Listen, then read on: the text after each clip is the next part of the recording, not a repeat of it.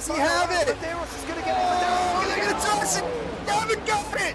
He's on the outside line though, going into the fastest corner on the circuit. Surely this can't work. Dominic Ligner has got a sensational run outside line now though for the heavy braking zone. Around the outside goes the Audi R8. Look how much Miller's come back into play. Exactly, Miller's still such up. He's not a second and change. All of a sudden, Miller's back in play. Can Barry do it? Big Barry's gonna do it! Big Barry!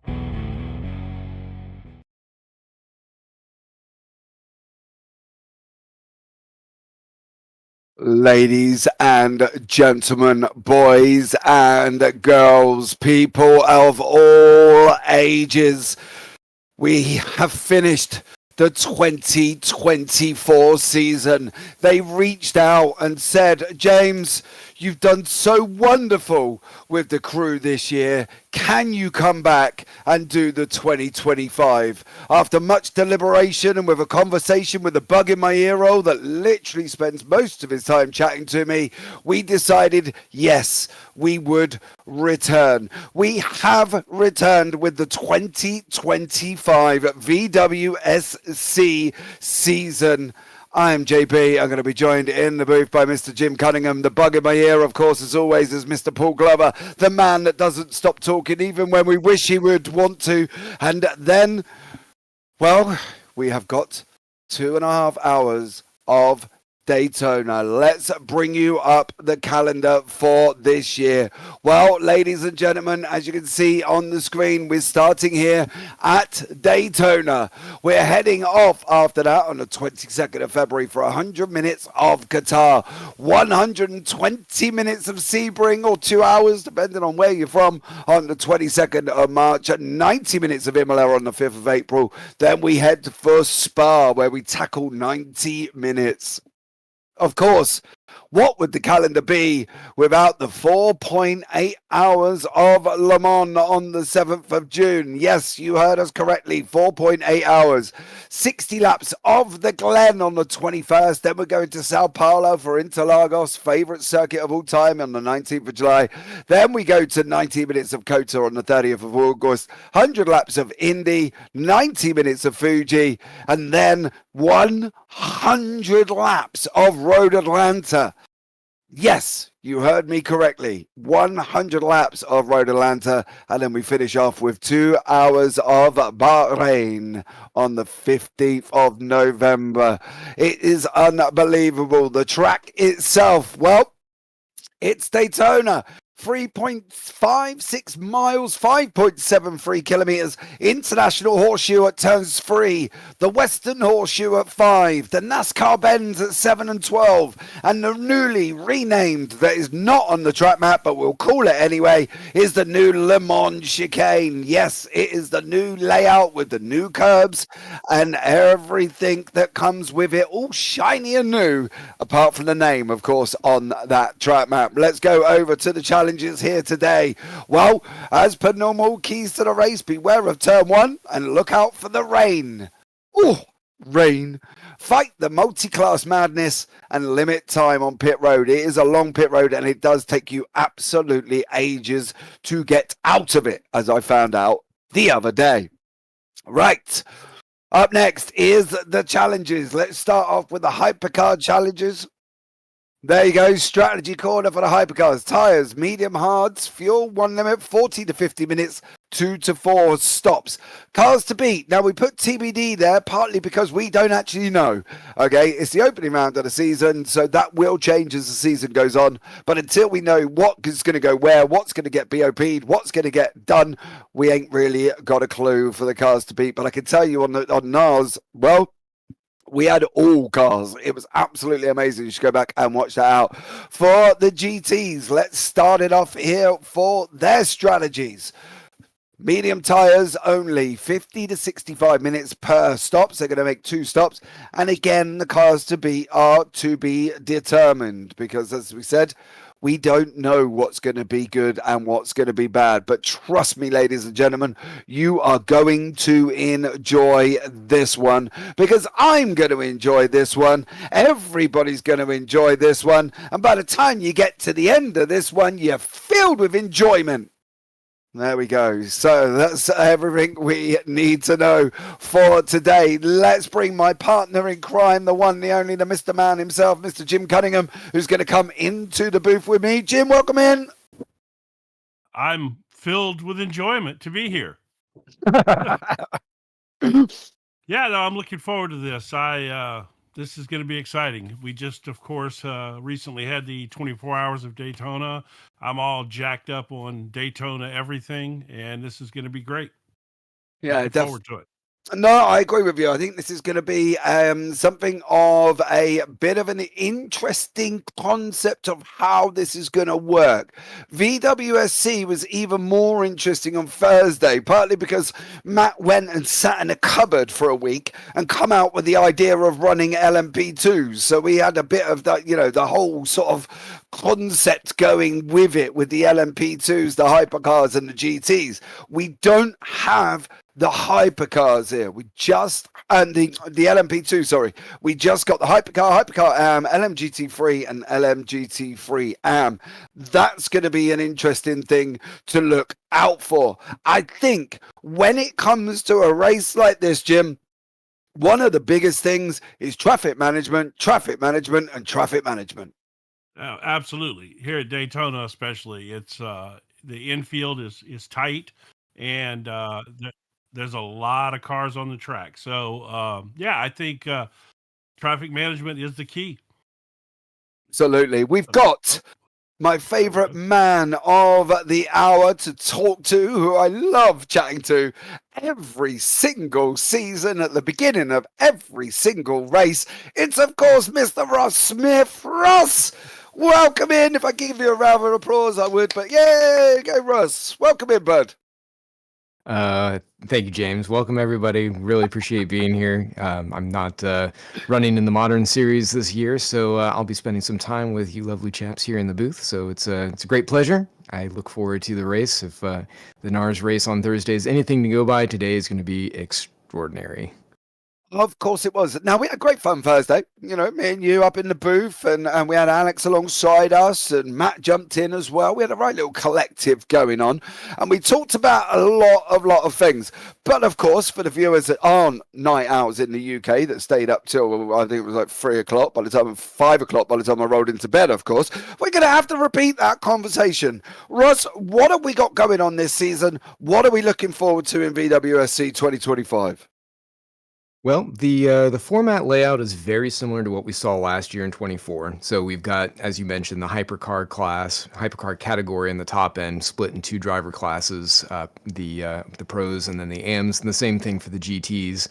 We've got the pros and AMs down there. One major change was basically how we did the licensing to determine which class we went into. There's a little bit of confusion around it last year, and so this is a lot of CMS server side that we look at in determining who would get it. But now it's set up very much like the actual WEC+MEC licensing system. So you have platinum drivers, gold, silver, copper, bronze, and then copper. So the way that our admins within CMS can do is they can look at that entire stratification sheet and use that to determine which drivers go into which class for their own series. So when we go into the historic series for VWSC, we're going to have all the same category of car. They're going to be using the Group C, C1 category.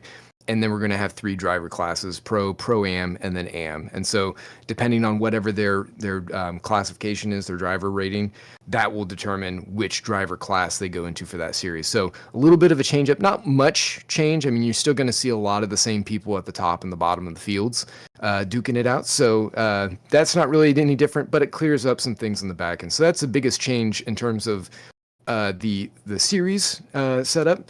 And then the biggest change as far as the cars go for this year is there are no more Studio 397 cars. These are all Storm Gang Simulation originals. Every single one of them stripped down to the studs and rebuilt using some of the tire mechanics from last year with a little bit of the tweaking to it.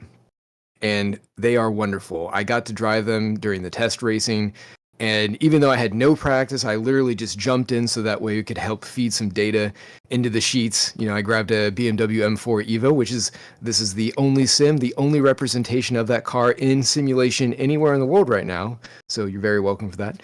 So it felt great. It felt so wonderful. The cars feel much more balanced as to where they should be. Last year, the reason for that was because we were working with Studio 397 content, which we had to make those cars quite heavy in order to make things competitive. So they just didn't quite feel like they should. They weren't as spry and lively. And this year it's totally changed. They definitely feel so much better. Every car feels so much more on level with one another. They have their quirks, their pros, their cons. So it's wonderful fun. You can jump in any one of these cars and just have a blast driving them. And it's the same thing with the hypercars. We did a lot of adjustments there, made a lot of tweaks, brought a lot of them into parity. So you're not going to see a lot of drivers just sticking to, you know, one specific car model throughout the year, like you saw kind of at the end of last year, where they felt that, hey, this car feels a lot more compliant to drive. And so there were a few diving up, we'll just say like into the 963, the Porsche. But it's definitely a lot more split, and you can see that in the way that the car selection has become this year. There's a lot more use of the Cadillac, which is really strong in the straights. The 963 is still a great car, still very compliant through the corners. The top end struggles just a tiny bit by comparison, but certainly it is no slouch. And then you see some of the others that haven't been able to be used before, like the GRO 10 Evo, which is completely brand new for this year. Got to bring that in for my good friend Benjamin Sportier-Heath. He's enjoying that car a lot, as you can see him very high up on the AMs.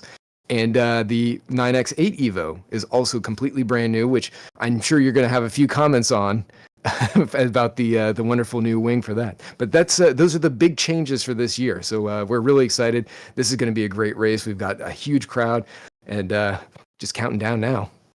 I'm not going to comment on a 968 because I feel I was commented out on Thursday because I made quite a lot of comments on the 9X8, and that's due to the fact that you know, I hate the fact that what they've done to it. They've taken away that lovely rear wing out the back and then stuck a meaty thing on it to please people. But you know, I think that's one of the things that we get to enjoy here. We've got such a mixture of cars in this season, you know, for the hypercars especially: Acura, Alpine, Aston Martin, Valkyrie, BMW, Cadillac, Ferrari, Lambo, Peugeot, Porsche, Toyota. They're all there. You know, why did we go so many? Did we want to bring them all in, or did we want to sit back and give everybody a choice? You know, we could have just got 4 and gone, there you go. Why the decision to bring everything in as much as possible? So it's a great question. George Angelides, who is our series admin for VWSC, is a devout sports car enthusiast. He actually is an engineer, and in fact, he's the lead strategist for HRC. So that's the Acura team that's running in IMSA right now for the top tier. And he wants to bring the most accurate representation of sports car, the spirit of what sports car racing is at the top level, into sim racing. So in order to do that, you have to have all the cars that are represented. And specifically for this year, going into 2025, we have every single car that is going to be there in its true form, in exactly the way that it looks, all the shapes. You look at that BMW M4 Evo, it has those updated headlights on it. You have the GRO 10 Evo. This is one of the few sims that has that, and the 9X8. I think LMU is the only other one that has an accurate representation of it. But this is the only place where you can get all of those cars balanced together in one spot. Now, obviously, the GR010, some of the other LMH spec cars are not running in IMSA, are not running at Daytona, but we feel that this is the purest embodiment of what those cars would be able to do. You know, they have convergence in IMSA and WEC. This is what it would look like if those cars actually were allowed to race here like this. Right. Okay. Now that's the hypercars all sorted out. We now move in to the wonderful world of the GT3s. Again, we're in that same boat. We brought kind of every manufacturer that we can think of. We decided that, you know, not to set yourselves enough of a challenge putting the series together. You might as well make all the cars as well. Aston Martin's Vantage, BMW M4, Chevrolet Corvette Z06, Ferraris are in there, Mustangs, Hurricanes, Lexus, McLaren, Mercedes, Porsche. Again, we're giving that selection, aren't we? We're not taking them to the supermarket and giving them one loaf of bread. We've decided that at the end of the day, we're going to give them 10 to choose from instead. Yeah, and it's beautiful. I mean, and it's great to see that the classes, that the categories are split relatively evenly, that drivers are enjoying those cars because they really are a ton of fun to drive. They have great aids on them, which you're going to see throughout the race. They have ABS and traction control, which makes them an absolute menace going into braking zones because they can stop so much faster than the hypercars going in there. So, I mean, look out for incidents as folks try and figure out where they can actually have their turn-in points and their braking points. So it's going to be a lot of fun. And there's a lot of credit due to all the people who've been working on these things to make them so balanced. The entire Storm Gang simulation team, all the testing, like lead tester Jerry Chen, he's been putting in enormous hours and data and getting things coordinated and feeding that back to George to balance things out. To Scar Pope, who's done quite a few liveries, and he's retuned the sound engine, which I know people are really going to enjoy. They're already talking about it as they're driving the cars. We're going to be able to hear it as we go through and watch some of the warm-up, and then obviously going into the race. And so many others, you know, Ben Borman and Don Fryman, they put the work in for this track for Daytona. This is the first place ever in anywhere that you can get this version of Daytona with the newly reformed Le Mans chicane, where it actually kinks out and has the curbs. I mean, they've spent a ton of time trying to make that accurate. And a big thanks to James Mabes, Virtua Tracks, because this is his version, which we have tweaked that from. So obviously he's done a lot of groundwork that we're able to modify this amazing track for. But yeah, I mean, there's a huge list. I'm going to make sure that I bring a few more of those guys up throughout the broadcast because they really do need a nod and credit to it. This has been a huge undertaking, and the proof is in the pudding. The results are going to be fantastic. And so far, I have not heard really any complaints from anybody where it's like, oh, this car is too loud or anything. All of it has been nothing but beaming smiles. So we're very excited about that. We're obviously going to be doing balance of performance updates throughout the season to make sure that, you know, any kind of fringe performance things that we see can be brought in or brought up, however they need to be adjusted. So that way we can have the purest, most balanced mod possible. I agree with you. I think that this season is going to be one of them seasons with everything in there that we're going to sit back and just think, wow. You know, it's great to see that a few people have gone up a level at the same time. Matthew Bice, Trash Panda Racing, Ross jumped into a hypercar from I think it was in a Lamborghini, if I'm not mistaken. It was like a Bice family outing, wasn't it, on the racetrack? But he's gone up into the Toyota, and if you're ever going to set yourself a challenge from a GT3 to a hypercar, you know, we had it on Thursday as well with a young man that's gone up, and why I rack my brain, I cannot physically think of his name. But for the likes of Matt, who's gone up into the hypercar as well, what challenges are they going to face from going from the GT3s to the hypercars?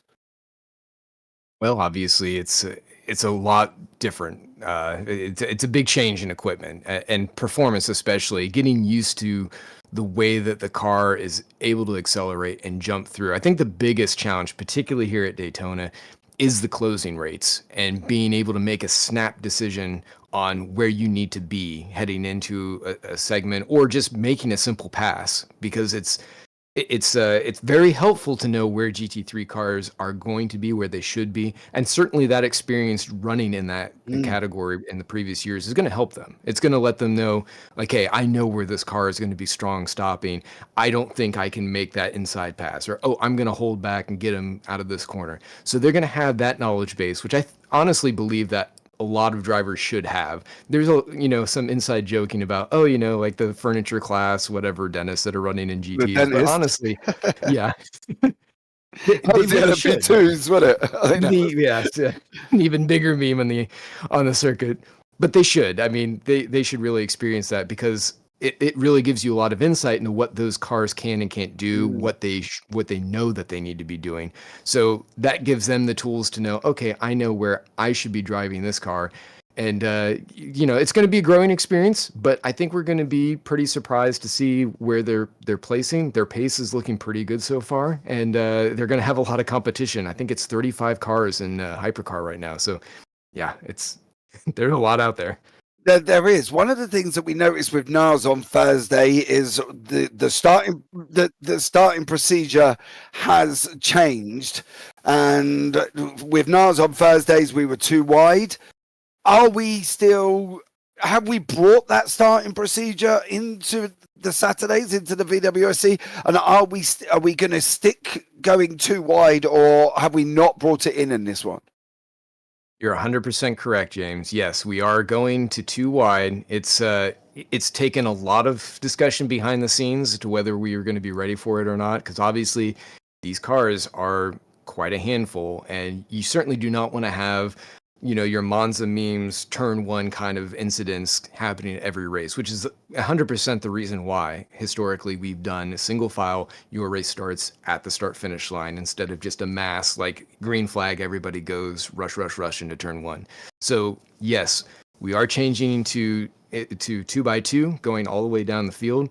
That's going to squeeze the field up. Obviously, it squeezes it front to back by half. So you have a lot higher density of cars. That's going to mean that there is a much higher chance of incident. We saw NARS did it okay, and certainly the procedure for your race starts when you cross the line versus you get a green flag and everybody goes. That's going to help things too. It's still compact though, so keep your eyes peeled. It's going to be exciting going into that orange zone. Yeah, it definitely will be, and I think that's one of the things that this is going to bring to it. Now that we've got 34 hypercars, Ross, we've got 58 in the session, so we're going to have another 24 GTs. What do we reckon for today? If you could give any one of these drivers some advice, not that some of them may need it and some might need it, what would you say about this when you're coming into your first race? Because we've got some new drivers, and the first race they're going to do, we're going to chuck 58 cars at them. Well, 57 with them. Yeah, patience pays.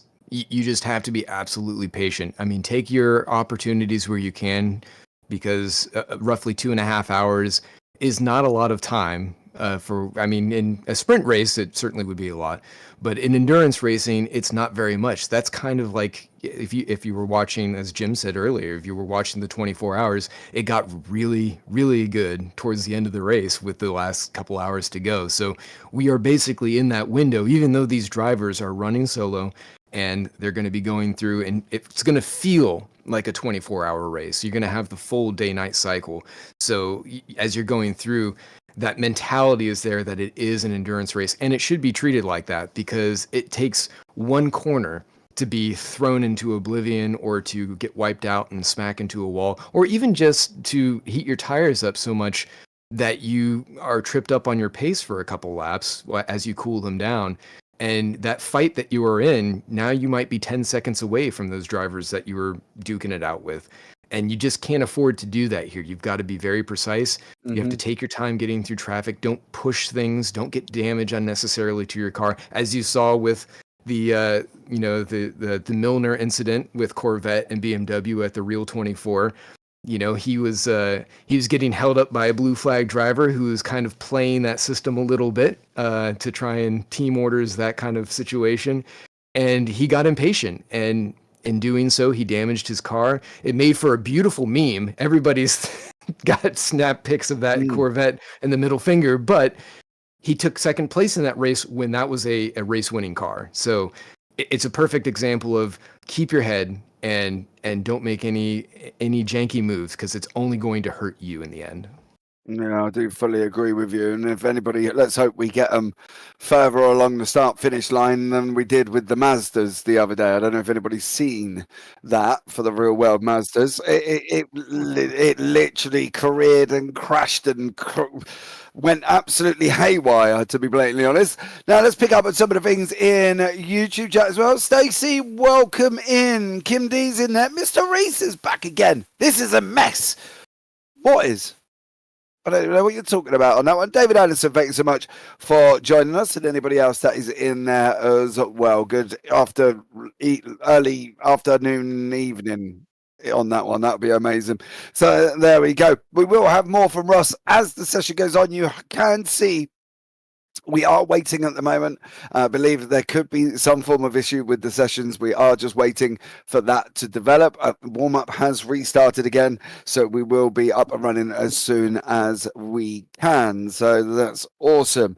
Let's bring Jim back in. He sat ever so patiently while me and Ross do the James and Ross chat order here today. Well, I'm sure we'll do that again before every other race as well.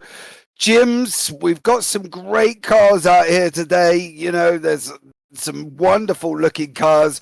The Toyota GR01 is out here, or GR010, or whatever you would like to call it. We've got the 9X8, the Valkyries being represented, the Cadillacs out there as well. There's even a Ferrari on the racetrack. So we've got a bit of everything when it comes to the hypercars. Well, first of all, Ross has got me so pumped up that I am going to sign up and start running some of these races, because I won't be broadcasting most of them. No, seriously. I've always been very intrigued by the vintage stuff that you guys have done, you know, and all these cars. I want to drive the Valkyrie, you know, and there's no other place to do that.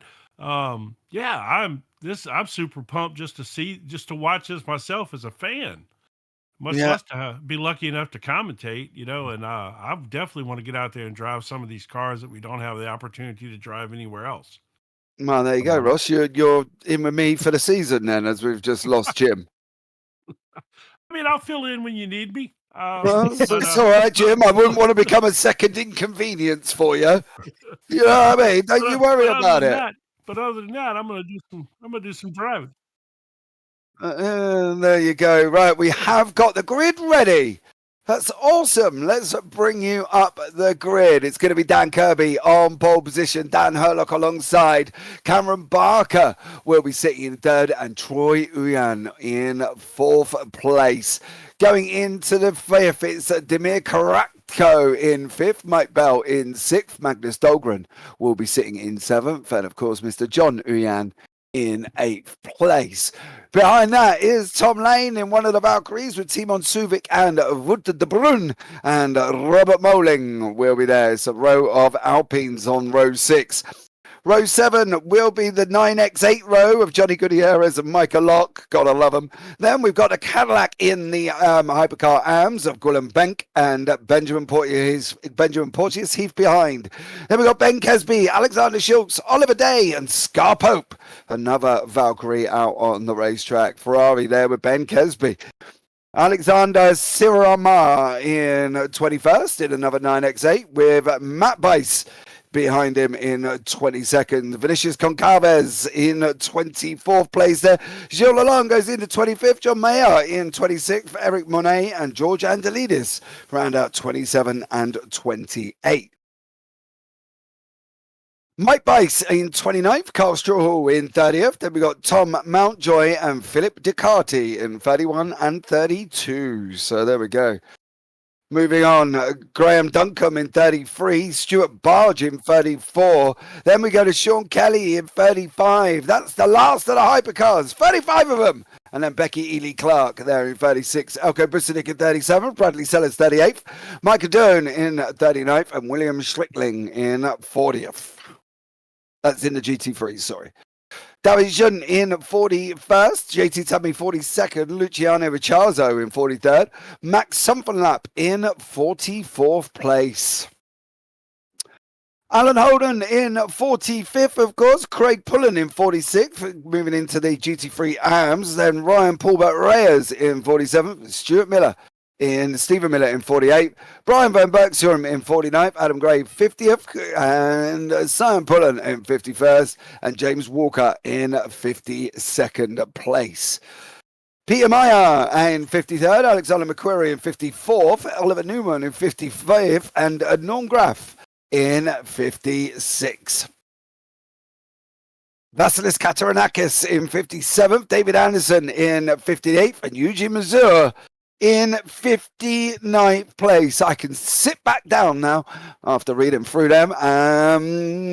Ross, can I just talk about the fact that there's 59 cars on this wonderful racetrack? You can. Typically, we'd cap the server at 55, but I think in the spirit of getting the most drivers in as possible, George has made an allowance to expand the field. So that's good to hear. Hopefully, the server is able to hold on to it. I mean, it should be able to, assuming that everyone has PCs that are going to be able to hold up. Then I think it's going to be great. It's going to be a little bit tight at the beginning, I'm sure, just because everyone's packed on top of each other. But once it spreads out, I think it'll be a lot smoother. So, yeah, it's going to be crowded out there for sure. It definitely has at the moment. I've got to try and get back in there for some reason. After the server reset, it's just unfortunately closed itself for me. So give us 2 seconds, guys. Whatever has just gone on has unfortunately removed us. So there you go. Bummer, there was room for me, says Stacey out there. They did get all those cars. They did get all those cars in there. Yes. On that one. Yeah, I know. I couldn't get my words out there. Ross, a little bit complicated, wasn't it? What was going on there? So what does Stacy drive? I'm not familiar with a lot of the drivers. What does she normally drive? She was in a pink machine last time, I believe. McLaren, yeah. She McLaren, wasn't she? She was in a bright pink McLaren, if I remember correctly. So there you go. But let's see what goes on and when we get up and running here as well. Ross did take the decision out of your hands to not run the VWFC. You know, we normally love seeing you driving around. And I love driving around, but after kind of going through last year and just the enormous amount of work that needs to be done with Storm Gang in order to get the mods released, updated, we still have a giant backlog. I just kind of looked at it going into this year and said, you know what? With as much as there needs to be done, I just need to step away, because all I'm going to do is be a hazard to people. I'm not going to have a good time. You know, there might be a couple times I'll have some good battles, but I'm like, you know, this isn't worth it. Let me give room to people who are going to be out there and really enjoying these things for this year on the moderns. And that will free me up. I can really invest, really tweak out a lot of the texture updates that are needed. There are a lot of interiors that still need to be completed on these cars and the historics, and get those done so people can really enjoy them to their fullest, and then get these cars out into the workshop. Same with the 1964s from last year. Just get them all completed, push them out of the workshop, so that way we can start getting that return on investment that we have from all the wonderful people who have contributed, who have invested in us either financially or through support by running the cars or by providing assets, you know, whatever they're able to give to us. And really give that back, so that way the entire community can really enjoy these everything that we've been able to produce. So that's the reason why, and I hope that once I get through all of that this year, that I'll be able to get back into the flow and kind of ease into all the different races and just really enjoy all the work that we've already put in. Yeah, you know, you say it's quite interesting as well, because you reel it off as if it's nothing, but to others, you know, I've just sat there and gone, Jesus, you know, it seems like you've done a lot and everything else. And I was glad to help the other day, Ross, when I gave you the feedback on the X8 and the Ferrari. You know, the X8 was really good. The Ferrari wanted to kill me. So there you go. That was my input into that. And I hope you took that on board and took it on board and really moved forward with it. You know, I think that really helped. Well, there's never been any criticism we haven't listened to, at least once. So, uh, so I'll say Are you saying you've ignored my input, Ross Smith? I will say that we have heard all of the input that has been given to us, and we've included it in our analysis. You see this, chat? This is what I have to deal with. I go out of my way, I give great feedback, and it just gets thrown in the bin like a cheap pack of KFC. It was unbelievable on that one. You know what I mean? It's terrible, Mr. Smith. But listen, I think this is going to be a wonderful season, Ross. You know, I'll be looking forward to the changes as it goes on, the BOPs that get happen as well. I think that kind of sums up where we are in conjunction with we don't really know what's going to be strong and what's going to be not. Well, that's true. I mean, there are certain hints as drivers are going out and turning laps. Certainly, as the cars were released and people were able to get onto the server initially, there were a lot of fast times, but it was updating so rapidly. In one instant, you'd have some people saying like, "Oh wow, the Cadillac, it looks really strong. You know, is it going to be OP?"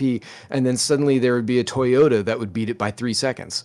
And then everyone would change their tune to that, and they'd be like, "Oh, you know, it's going." And then here comes the Porsche, and it's right with them. So it's one of those things where you're going to have a lot of people who are, they're looking around, they're looking what everyone else is doing, they're exploring the cars and finding different points where they can squeeze out tenths, maybe even whole seconds in their performance, just because it's like, oh wow, you know, I didn't do this with the third springs, I didn't even know I could do this, and now they're rapid. So it's all learning experience. We know that there are certain cars just from testing that might have a better showing here than other tracks over the season, and some of them might surprise us because, again, even though we've done probably just this last year alone over 10,000 hours in testing and development, there are still conditions that are out there during the race. Yeah. That we don't know, because when cars are sitting stuck in traffic or something, or people have driven them a certain way, they might see that cars have certain behaviors that they're able to exhibit or that they're able to overcome that might have been issues for some other drivers. And now all of a sudden it says, okay, we're seeing a different potential with, car X versus car Y. So without having that kind of battle-hardened information from the cars as they've been updated now, we can't say with 100% assurity that, like, yes, it is going to be kind of like this or not. There's just too much room for variability, which is why we continue to do that BOP process throughout the year. Yeah, I think Stacey's got a question, well, a statement. Last year's Aston Martin GT3 Studio 397 car was way overpowered. This year's, it's just as fast. Do you agree that the Aston is a little bit too quick for its own good? I know we said earlier on, and I know we're early into the season, but can you sit back and look at cars already and go, yeah, we might have to correct that one? I don't. I think it's too early to tell. Certainly, there are a lot of drivers who are taking the Aston Martin because it is a stable car. It's easy to work with, being that front engine design. It is still pretty balanced, but certainly at Daytona, it has a certain stability that's going to give it kind of a levity that makes it a strong candidate to be able to finish well. But I'm going to point you at the likes of Paul Ibbotson and Alan Holden from the last two races, or from the last race at NARS, where they were running the 992 and absolutely stomped the field.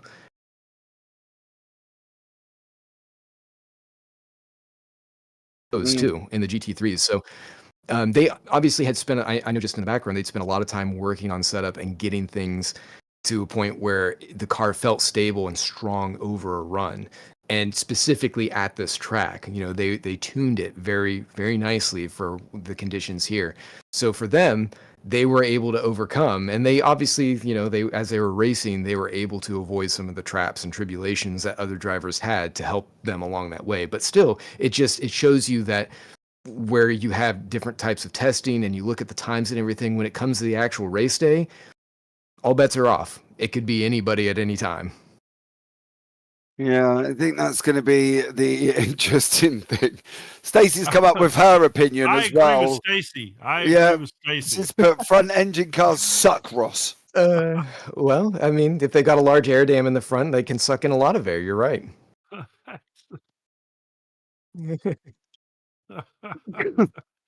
Okay. No, I tell you what. Look, I watched the roar practice that you guys did from last week to kind of bring myself up to speed on the new cars and everything, and it was quite impressive to see some of the cars leapfrog each other in time and stuff like that as these drivers figured out the physics of the car around this track.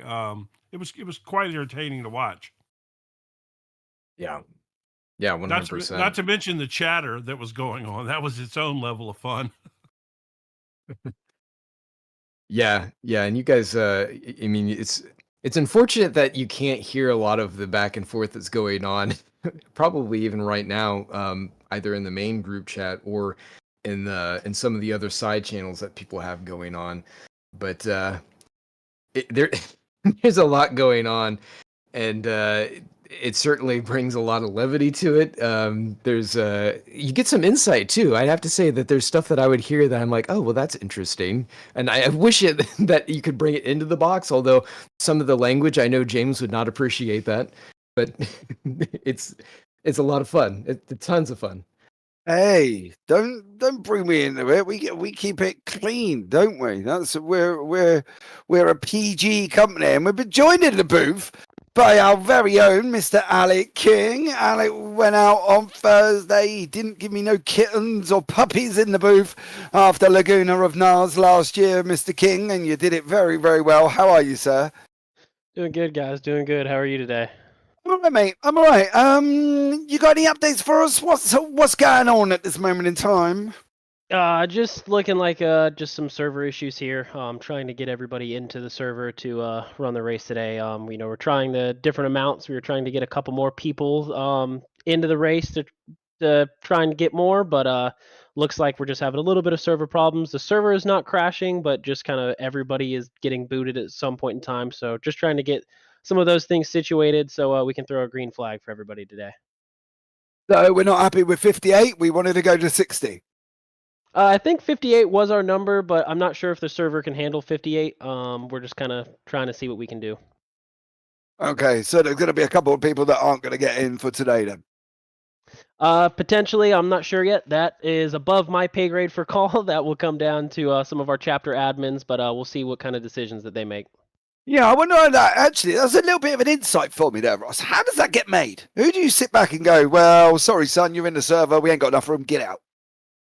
Well, it's on the main chapter admin ultimately who'd make the call, but in general, we do have a sign up procedure which it basically goes down order like A through Z where drivers sit.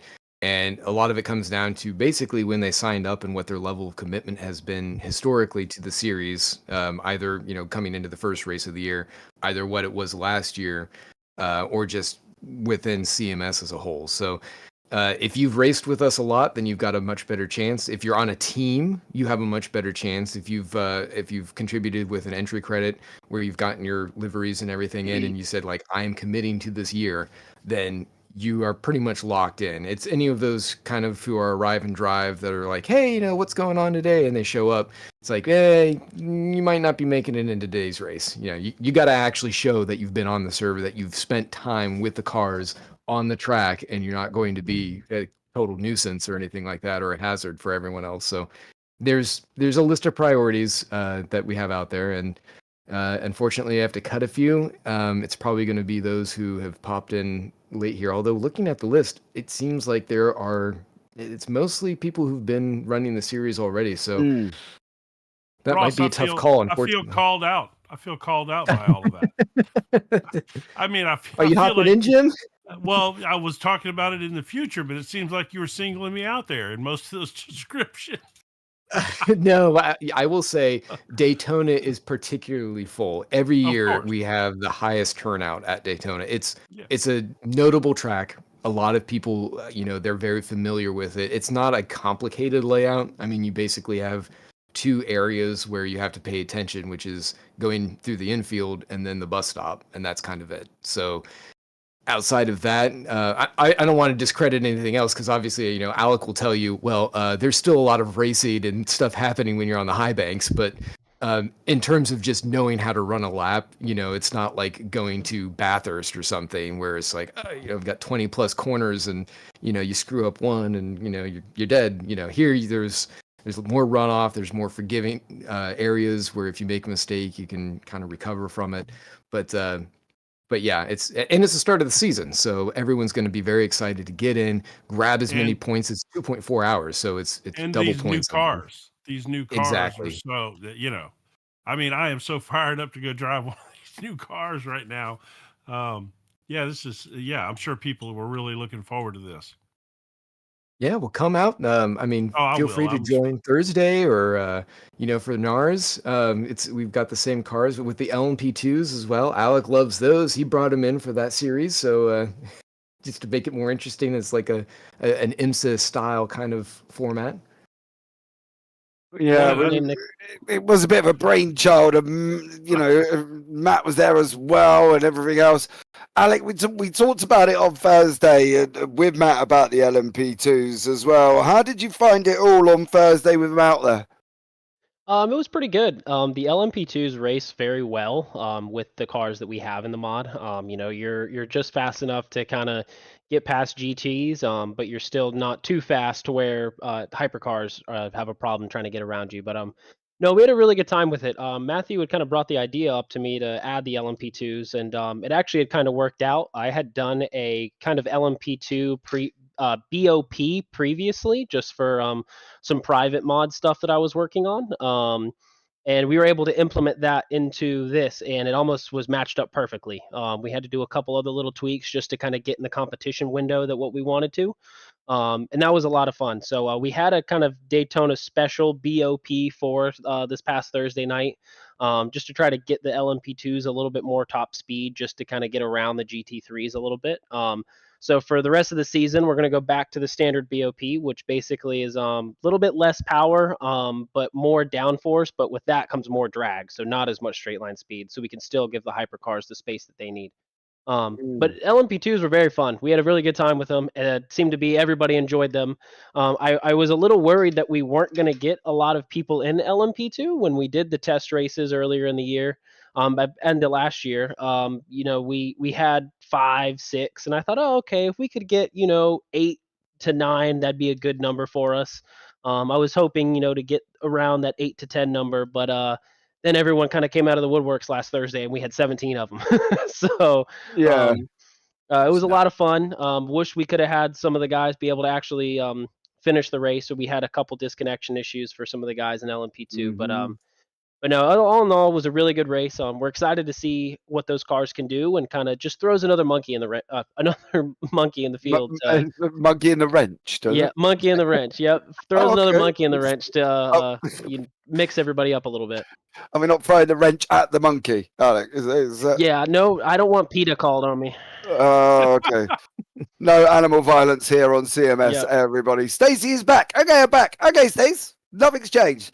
You've still got the Ross, the James, the Jim, and the Alec podcast taking place at the moment. While we resolve this issue is Paul. Nobody can hear Paul. He's almost here but not here. He's the only man I know that could be, you know, heard and never seen, which is always good for us on that one as well. Yeah, he's just called himself a ninja. I'm not really thinking that would be the right word, but yeah, no, I think if you could hear him, guys, you'd probably realise there's a few words that really don't associate. But there we go. We'll let him carry on and think that in our ear there as well, while we guys just fight out with the server at the same time. Russ, what are we going to be looking at changes-wise? You know, I noticed on Thursday there was still a couple of internals on the cars that weren't quite complete. Are we going to look at completing them? Right. So it's definitely something that, as I mentioned before, is one of the reasons why I'm not going to be running in the modern series is that I need to focus a lot of my time on getting that stuff updated. We have a lot of the 3D in place. It's taken a lot of time to be able to source. Most of it basically has been made from scratch. So we had to get that together, and then putting in some of the new 3D models, because some of the cars we had, like the 296, the 499, just weren't happy with, because they were a little bit out of proportion, out of spec. So we made them, as far as the actual technicalities for them, we got them in line with where they should be, but they just never felt right. Visually they're kind of off, and for me that's just not acceptable. So there's a lot of time getting rid of those and then bringing in the new ones. And like I said, our livery artists have been able to come in and really update very quickly. Alex has been one of them. He's been wonderful. Vasilis Katarinakis, who's running in this race today, he's done a ton of work too in getting a lot of those in there. Scar Pope, who I mentioned before, who's worked on the sounds, absolutely viciously going through and converting the sound engine over to the new JSON format. So it's going to be a lot more immersive and in-depth, and cleaning up the samples and whatnot. But getting all those cars ready, it's just taken a lot of time. So now that we actually have those models in place, they are ready to be worked on and really refined. I actually call it my refinement process. And so I'll even stream it as I'm going through and doing the work. I can stream it out to people. It's on our Storm Gang Simulation YouTube channel. And if people are interested in the modding process, at least from the perspective of getting a lot of the graphical stuff in there, then they can take a look. They can check out previous broadcasts and see how that works, see what it takes. Like, where are those thousands of hours going? It's like, well, this is it. It's moving little vertices around and making textures and typing in different bits of code and moving files around and all the boring stuff that you look at and say, wow, I might stick my head in the toilet after if I had to do any of that. But it's what needs to be done, and it does take a lot of time. But you're right. We'll be going into this season. I'm going to be focused solely on getting all of those updated historically and for the modern, so that way as we go through, everyone here on CMS or on JPB, they're going to see all the fruits of those labors really come to fruition, and you're going to have these really beautiful visuals. The drivers are going to love it. They're going to actually see all the feedback coming off of their displays and everything, and it's just going to add that extra little bit of realism to it and that extra bit of immersion. So it's going to be great. It's going to take a little bit of time, but I would say as we go through the next weeks and months, everything should be knocked out, and then we're going to have a very nice, complete mod on our hands, and y'all get to enjoy it. Okay, well, I'm looking forward to that one. Stacey, please don't encourage him. Paul Glover does not need any encouragement. Okay, let's just put that out there. So there we go. Ross, while we got a minute here well, okay, we got a couple of minutes, so you can go in depth on this. Now, as a sim racer, and somebody not deeply experienced in sim racing, only a little bit over a year now. For people that are watching, maybe that are a little, I don't want to say afraid, but just a little, nervous about getting into, something to get in and learn about modding and running these races that involve modded cars. Can you talk about it from a layman's perspective? Like what difference does a sim racer have to do to get involved in something when there's mods involved and things like that? Sure. And correct me if I'm wrong, Jim, but you've had a lot of background in iRacing, correct? Yes, most of my background is in iRacing and LMU since it came out, and but I don't know a lot about running the modded cars. And if I'm being completely honest, that's the reason I haven't went over and joined your historic series.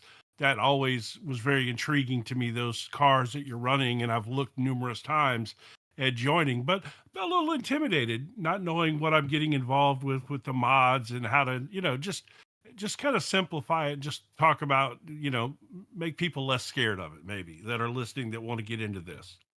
Sure. Well, the modding process is very simply just creating the content that you would use to run.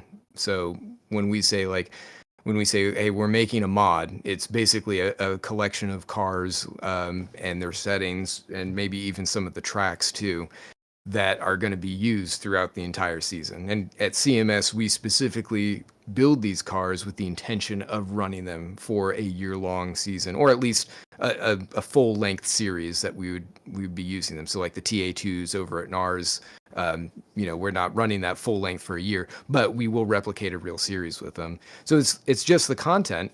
And then as far as actual like creating the mods, most people will stay away from that because it is a very complicated, very long process. And that, not to scare anyone off of it, anyone can do it. There's nothing there that is magic or anything like that. Although some days when you're banging your head against the wall trying to figure out why something isn't working, it might feel like magic when it finally does. But I mean, that's kind of the effects of programming in general. I mean, you just, you finally I definitely go want no part of that. And that's actually, it's one of the reasons why we work as a team. It's why we have guys out here like Alec who, they can work on specific things like, hey, can you like assembly line making all of these icons for us, so that way it just fills in that one section and then we can knock that out. And that way the Right. person like George, who's actually developing all the physics and the tire models, you don't have to focus on that. They don't have to think about all those small little details that are out there because somebody else has already taken care of them. Alec doesn't have to know, what the gear ratios are on like, XYZ car. He just needs to be able to work with Photoshop and the sim itself to be able to create those files. So it works great as a team to be able to do that, and that's why groups like Storm Gang are so great, because we have a huge talent pool that we can pull from to bring all of this stuff together and create this work. As far as running it, there isn't a ton to it. R Factor 2 has notably been, in the past at least, difficult to kind of break into, because back when it was first started, like 2010 or whatever it was, 2011, like when it really started to become its own thing. I think it was actually out even before that. But once it actually came out and people were using it, it still was pretty rough. But over the years, as Motorsports Games took it over and everything, and they started to make it more a cohesive package, a lot of the kind of trials and tribulations that most users went through, they don't have to go through that anymore. So when you come into CMS, you basically have a lot of step-by-step instruction, like, okay, here you go, here's a link to the Steam workshop file. You just hit subscribe here, and then you go on the server and you look up this name, and then you can jump right in. Everything else is basically, here are just the rules of the series and the code of conduct that you need, and that's kind of it. You don't have to really know the ins and outs until it comes to a point where there might be a little hiccup. Maybe Steam didn't update the mod properly, but we've got tons of great people here at CMS, at Champion Motorsport, that can help you through those, because we've all gone through those issues before, and we can very, very quickly get people back on track. If they say, hey, I got this error, it's saying this, what's going on?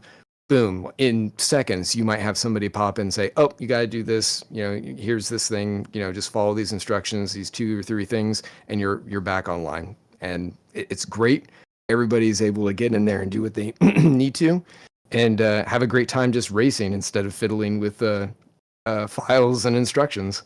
Right. Yeah. And that's, that was always my fear. Now I have been on your Discord for, I don't know, probably a year now, because of the historic stuff. I was, extremely attracted to that. And, so I got on there, and I do have to say that from all the stuff, I'm a lurker reading, and there's definitely, I'm not, yeah, I don't, well, I just, so I just wanted to see if, see what it was all about. And there are a lot of friendly people in there, and seems like a great bunch of people from everything that I've read, lurking around in there. So I just thought maybe clearing that up for people would, maybe people that are interested, especially with these new type of cars that you can't run anywhere else. That's super exciting. And the historic stuff you guys do is, like I said, what initially attracted me. There's no place to race that. There's no place to go back and race old Riverside. I think y'all have, if I'm not mistaken, you have the old Riverside track from California and stuff like that. Mm-hmm. Mm-hmm. That's, there's a lot of people out there that there's a lot of guys in their 50s, 40s, 50s, and 60s that grew up watching stuff out at Riverside, and they would love to race it. I know, like I said, that was one of the reasons that I got attracted to your Discord to start with. So, yeah, I just thought maybe getting explained would make it easier on some people that were interested in getting in. Yeah, yeah, and it's a great question. It's something that I think a lot of people, when they see these broadcasts and they think, man, that looks like a lot of fun. And, with the likes of James and Paul and you yourself, Jim, up here in the commentator's booth, talking about it and getting people excited as they watch the action on track, which hopefully we'll be able to get to here soon. I got a report that the server's just gone through a couple updates as George is in the background sorting some things out. Thought I'd just drop that in. They get excited and they want to be able to join this because they feel that excitement. They feel that community that's here, which is, by the way, very excellent. One of the best communities as far as driver integrity and camaraderie and everything. It's easy to get into. It's just the steps sometimes, might not be as clear. And we do understand, particularly like you mentioned, the Discord, if people aren't as familiar coming in, it can be intimidating to come in and see like all these different chapters and everything. And that's because, unfortunately, CMS has been very successful in bringing drivers in and creating that larger community. And then it basically just splits off into what we call chapters here, where we basically have different leagues within a league that are running on the different platforms. We have iRacing and AMS2, R Factor 2. We have World Rallycross, Assetto Corsa, ACC, and more coming on all the time. We even have an LMU one that's starting up that a few of our members, I think even Benjamin Porteous Heath is running that one, if I'm not mistaken. Yes. So all of them are here, and there's a lot of support here. And so coming in, I will say this: anybody who wants to race, just join the Discord. And if you have no idea where you are or what you're doing, but you know what you want to try and get to, just ask questions and we will immediately get you to where you need to go. Nobody's going to berate you. Everyone is very helpful, and they want to see you race with them. They want to see the community continue to grow and prosper and have people join and create great memories and have a great time racing. So come on out and join up. Enjoy the products that we've made here within R Factor 2, within this culture, and we're happy to have anybody who wants to do that. Yeah, that was a great explanation. I appreciate that, and like I said, I appreciate what you guys do. You're really covering a segment of the market that doesn't exist in a lot of situations. The historic stuff again, and even what we're doing here today. There's so many cars on here that are updated and new versions that aren't available, and it takes sometimes years for these cars to make it to some of the mainstream sim games. And here's a chance for people to come out and run this stuff right now, and that's really cool from a sim racer standpoint. I think that's awesome. It's you make a great point. It's something that we're very passionate about, being able to provide that experience. And we recognize that a lot of the mainstay sims, like iRacing, like ACC and LMU, they are limited by the amount of IP that they're allowed to have. What they do have, they do very well. I mean, they bring in the different content and they make a great experience around it. But if you're out there, if you're an AMS2, let's say, and you're like, man, I really like to have that 499 in my lineup, but Ferrari says, well, you haven't given us $100,000 for that privilege of having our car in your game, then they're not going to do it because they're a small team and they're kind of restricted that way because, as a publicly operating entity, they have to play by the rules. And not to say that we're loose and fast here, but we're less restricted by that kind of oversight. Certainly if Ferrari or any of these manufacturers came to us and said, I don't like that you have it in there, we would comply with that. But they also don't see this as interfering with anything that they're having to do. So that frees us up to bring wonderful historical content and modern content that you would not be able to have the opportunity to experience anywhere else just like this. So we're very happy about that.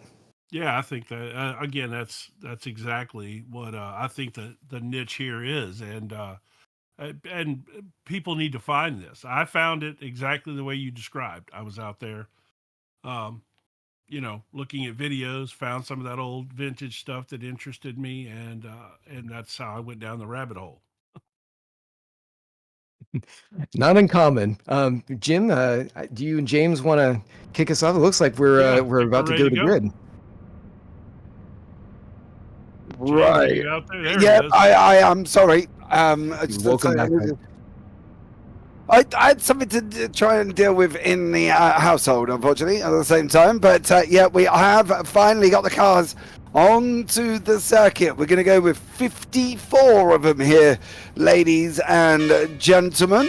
So get ready for this one, because there's going to be 54 of them hurtling around here, and led by Dan Kirby, none other, of course, they're out in front, looking strong as he always does Mr. Kirby in that hypercar class. So get ready, ladies and gentlemen, get your drinks, grab your popcorn, because we got a 2x2 start here, and then we're going to be roaring off at the same time. Jim, how do we think this is going to go? Well, with this many cars on the track, I'm sitting here just looking at how amazing it looks. These 2x2 with all these cars on the track. I think it's going to be exciting, but it's probably going to be intense in the beginning. Yeah, we got a couple of the hypercars that can't get off the line at the moment. There is some issues with Sean Kelly and Philip Dicardi. I think it's actually more Dicardi that can't move. Unfortunately, he is dropping down and he is just sat on that line. He can't go anywhere. Trying, he must have some form of problem, but he is trying as best as he can, but he cannot get that car off the line. So we'll keep an eye out. Dan Kirby going through the Western Horseshoe at the moment, the right-hander, through before they can go on to turn 7 and then enter into that banking. Not good, Ross, there for poor old Philip Dicardi. No, that's really unfortunate. I hope he's able to figure that out and at least join up on the back of the hypercar grid. And certainly we don't want to see a car stranded there. I know that he had some struggles on Thursday and getting disconnected, so that would just be heartbreak if he's not able to start today. He looks very strong. That car looks great with that Javelin entry. So hopefully he's able to get going, because you don't want to miss this race. This is going to be super exciting with all the different rivalries and everything we've got going on right in front of us. Yeah, Dan Kirby leading the way there. It looks like, unfortunately for Dicardi, he is back in pit lane. So that poor young man is back in pit lane. I think he's DNF'd here right at the beginning, which is never, unfortunately, good. But Kirby, Herlock, Barker, Troy Uyan all sat there. Troy has done rather well already this season, come on massively from last season. It's going to be something that we're going to keep an eye on. We have got Caddy with Dan Kirby on in first. We've got a Caddy of Herlock in second, Caddy in third, and guess what, ladies and gentlemen, what do we have in fourth? Another Caddy. How far do they go back? Mike Bell, he's in a Caddy. And then it's Magnus Dahlgren in the Toyota GR010 Evo, round breaking up the 6. But it is Caddy 1, 2, 3, 4, 5. Once again, through this Le Mans chicane we go, and it just looks like it is going to be unbelievably active, action-packed here, Ross. Quick thing there, 31 hypercars. It's all going to go right, turn 1, right? Yeah, well, with the CMS Pro and the Smile Power team at the front, I don't want to say anything because that rivalry is strong coming out of last year. They are all top-tier drivers at the front, and I don't want to curse anybody by saying anything, but I would keep an eye on this top 5 class of cars because it is going to be very exciting.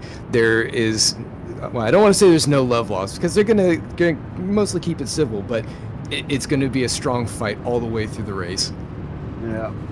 Well, they're not going to be moving very fast at all there. And here we go, ladies and gentlemen, on to this tri-oval we go. Kirby Horlock Herlock, Uyan, Barker, Bell.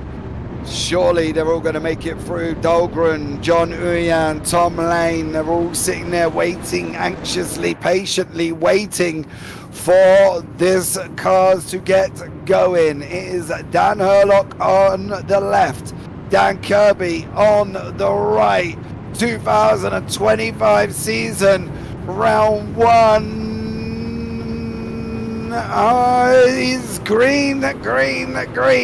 Just have to make sure Kirby gets the jump on Herlock going into turn number one. Herlock's going all the way around the outside.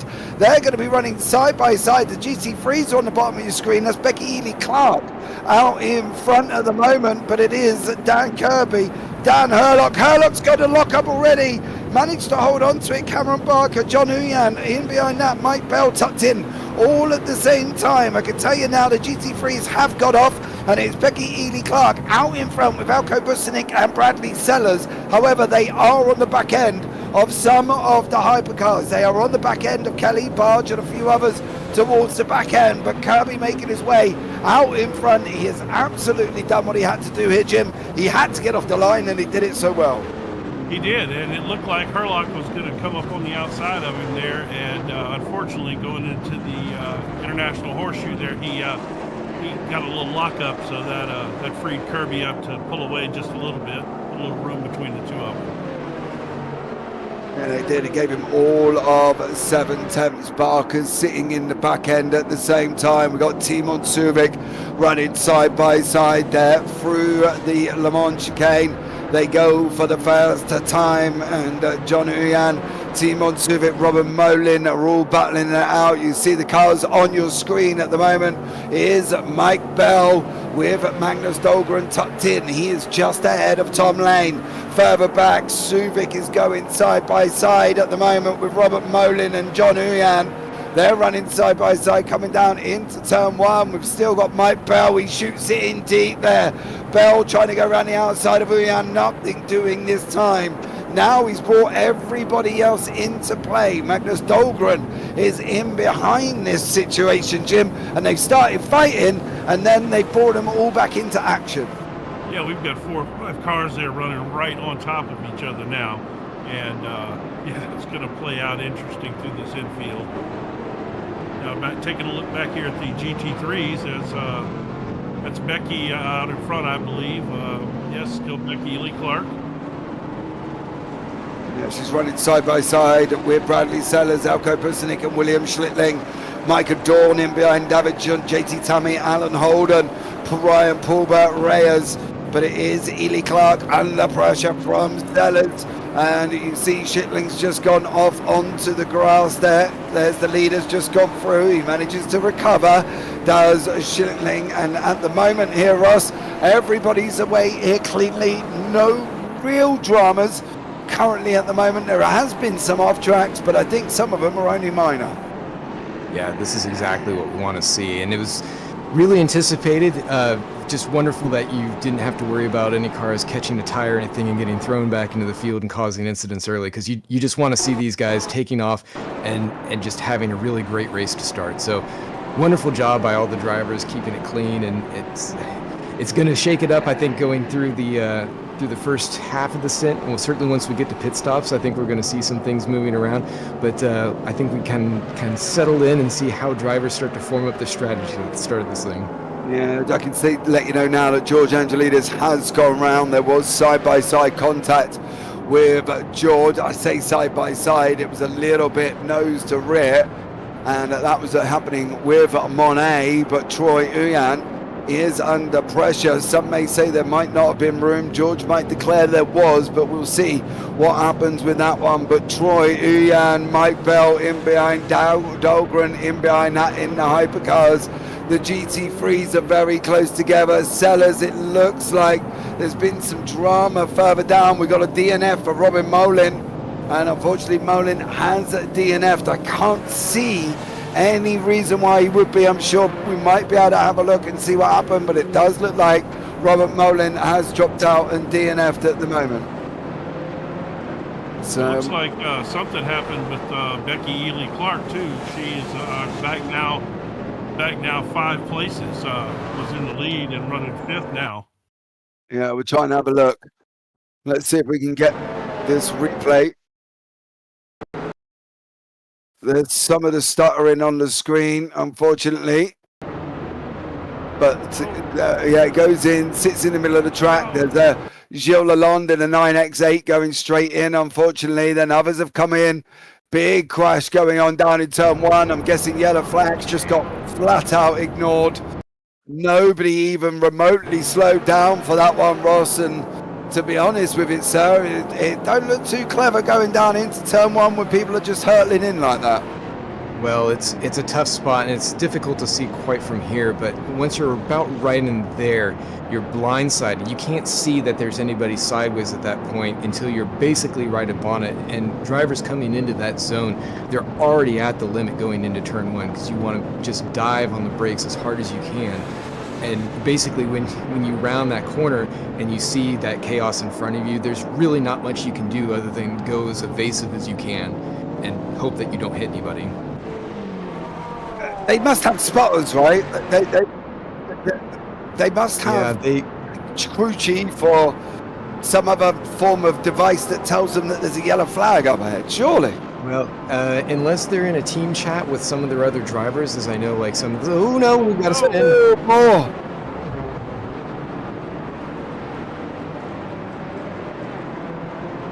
No, I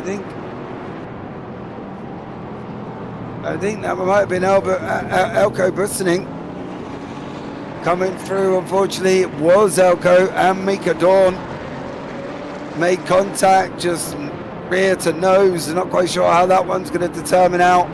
And unfortunately, already and off there. You can see at the moment there's some dramas happening already. Robert Bowling is out. Philip Ducati never recovered from his start line situation here, but very, very mixed up within. This Bernardo Concalves is having another go with Kelly, but there is Mike Bell on your screen chasing down Troy, trying to stay in front of Dahlgren.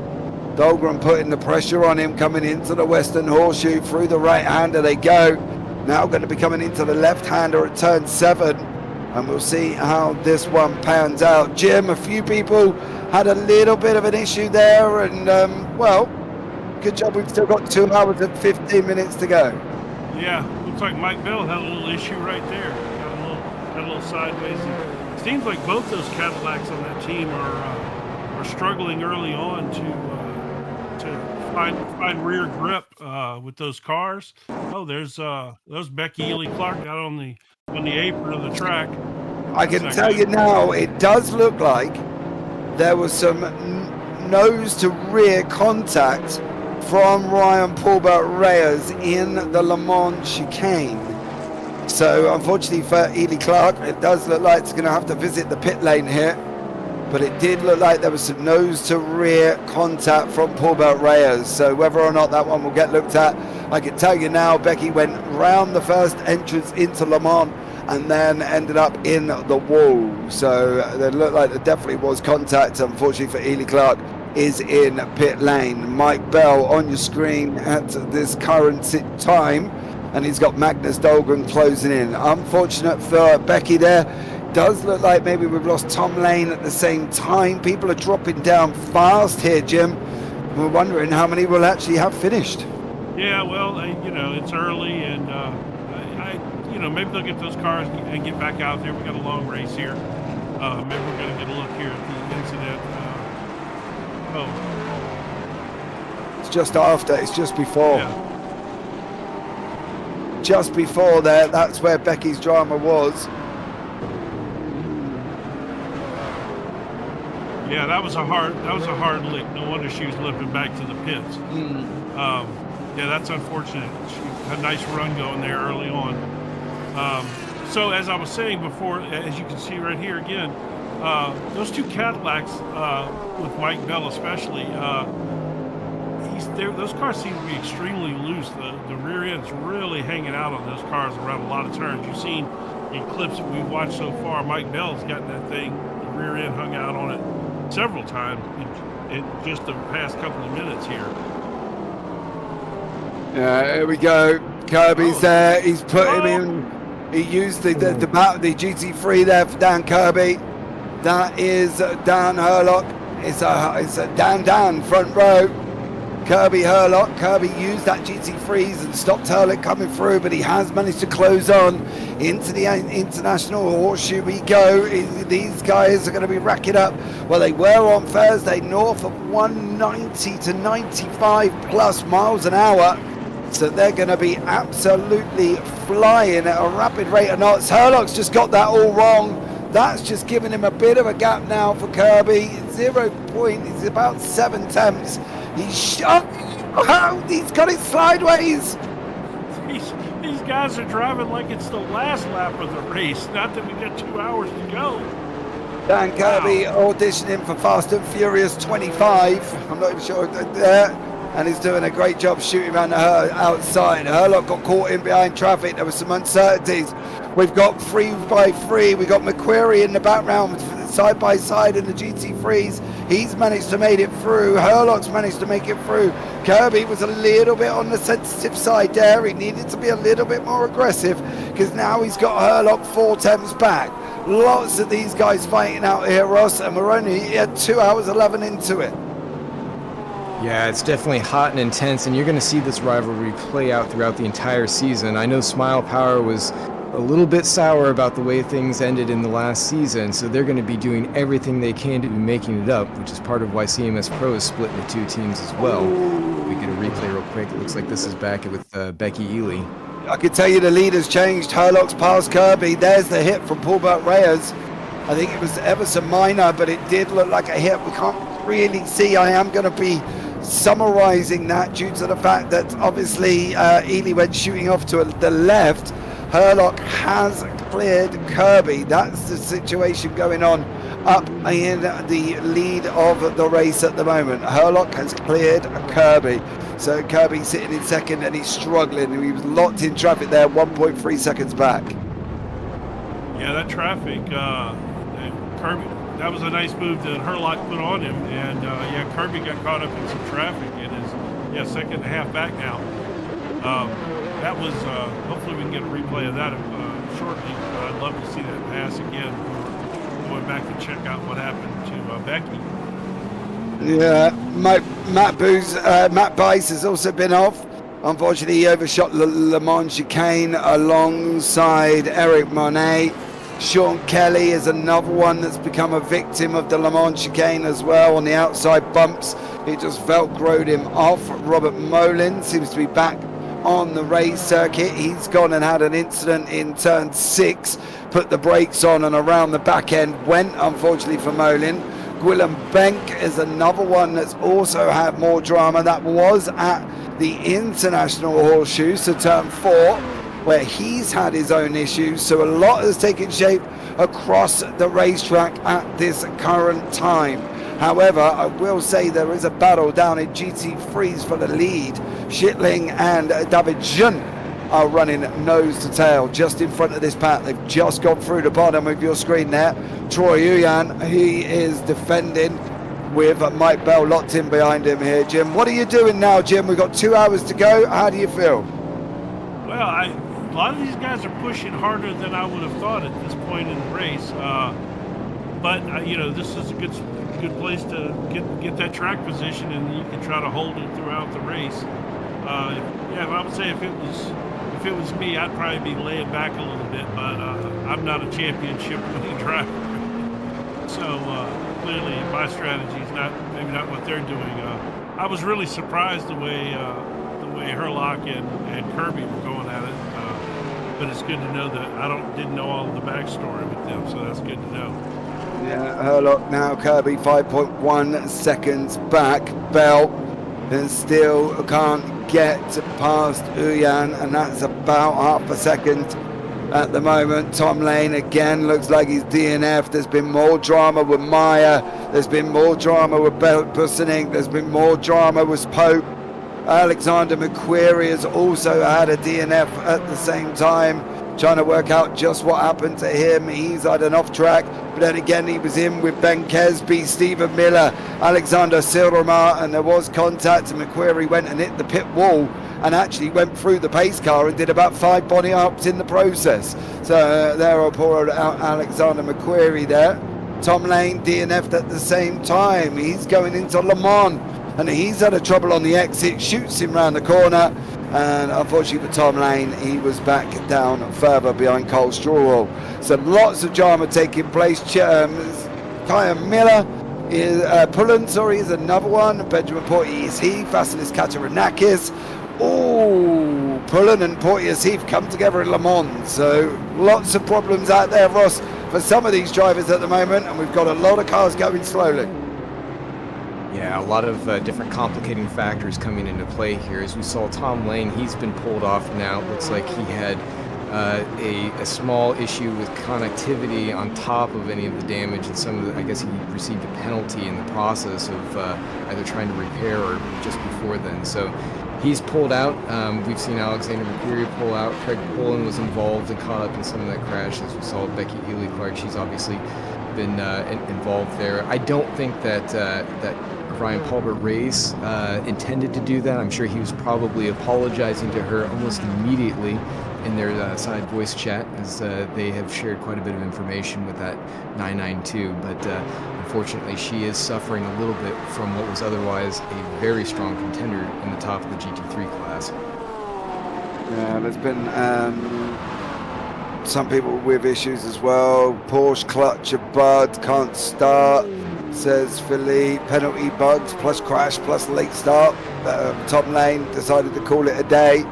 So lots have been going on with some of these people here. We have 3 cars down, I believe, out of the field. We've still got, if I'm not mistaken, 51 running. But Ben Kesby has gone into pit lane, and he's the first one to blink. And that GTP pit stop is for repairs. The GT3 pit stop is for repairs, excuse me. And same with Kyan Pullen. He's another one that's getting repairs done after coming to contact of Benjamin Porteous Heath on there. We've got Ollie Day for the Hypercar AMS. He's in 10th place at the moment. And yeah, we've got some issue taking shape at this current time. Yeah, we've got a little server issue, looks like. Yeah, we do have tech issues currently at the moment. Ross, it does look like everybody's been, disconnected. Yeah, I'm just checking the live timing scoring right now, and that appears to be the case. It does look like there was a session delay. So yes, servers apparently either dropped or been restarted. I'm trying to get that information right now, but unfortunately, it looks like we are in a red flag condition. Well, James, one of the things I noticed right before we lost our image there, when Herlock got by Kirby, they were nose to tail there, running really hard, and it did look like maybe Kirby was holding up Herlock just a little bit. But once Herlock got by him, he opened up a 5-second gap so fast. I mean, that's more than just traffic. Is he? You think he's just that much faster, or no, you think that? No. I think there was traffic played a massive part. If anybody who's watched CMS before, Dan Kirby is our little alien. He's the one that you can sit back and say to Dan, tell me how to drive this quick, and it'll be able to tell you any car on the grid. The guy is scarily quick. He is one of these individuals where you sit back and you just think, I hate you. Purely because of how quick he is. He could jump in any car, Jim. I can stick him in a JCB Digger and he still would be quicker than some of the GT3s. It is unbelievable. So, it's scary. Do you think that gap is just traffic, or do you think maybe something he torched his tires a little bit, or you think it's just traffic that got him there? Well, we saw him. But we did see him Tokyo drifting, doing a audition for the next Fast and Furious through the corners. Yeah, so it is possible there to say that he had fried his tyres up. We are waiting for final confirmation on what the situation is. I'm not sure if Ross is with us here and whether or not he knows any more of what's happening, Ross. But this situation, I think, is going to need to be some form of disgust at some point here, Bud, because there were some people out of the session can now rejoin the session. You know, the likes of Tom Lane, Philip Ducati can get back in as well. How are we going to deal with this restart? Are we going to do a warm-up and another start of the race? What are we thinking? So if it stays with historical standards, then what will probably happen is the server will be reset and drivers will be repositioned to their last positions, and the server time will be adjusted down to whatever was remaining or that close to there. As far as drivers who have DNF'd, they will probably be allowed to come back in. I'm not sure where they'll end up being positioned. That's up to the race director at this point, but likely it'll be whatever their previous position was within their category is probably where they'll be put back in, and they'll continue it from there. Although what I'm going to try and do is jump into the main voice channel and see if I can catch on to what the race director's telling everyone right now, and I'll report back shortly. Okay, well, there goes Mr. Smith there. Certainly So- on that one. Yes, Jim. What do you think this does to the drivers, James? I mean, is there a certain level of frustration that kind of builds up, and did you think this takes them out of their rhythm? How do you think this is going to affect some of these guys? Obviously, you got a big lead over somebody, and now if we're going to get back to a restarting position, they're going to be back up on you. What do you think? What's your opinion? Some might not come back. Some may sit back and go, no, I can't do it. I've had enough. We don't know every single body in this server, right? So you might have, say, for instance, a 12-year-old Stuart Bard whose mum's telling him that in about an hour's time he's got to go to bed. Or, Right. You don't know that Dan Kirby, although he sounds like a full-blown adult, he might be only 12. We don't know all of these things. We don't know their ages. I'm not saying the guys are 12, by the way. I'm just saying that it's something that we don't know about. So whether or not they'll come back, I know the server at the moment is offline, so we don't actually know when we're going to be able to get going. Kim, I think you can imagine that says 2.4 hours of Daytona rather than 24 on that one. But so we don't know what the situation is. We've really got to wait at the moment. As I say, the server's offline. It's not there. We'll see what comes back and see what the query is. I think you are right, Mr. Reese. I think we were 12 laps in. But for the likes of people that had them big leads like Herlock, and it's a lifesaver for others like Becky Ely-Clark who was down the back end, or Tom Lane who DNF'd, or whoever. So yeah, tough. Yeah, well, tough scenario.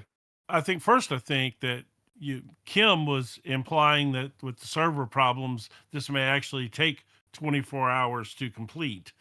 I think that was the joke that Kim made there. Stream these. Oh, sorry, Kim. I read that completely wrong. Oh, yeah.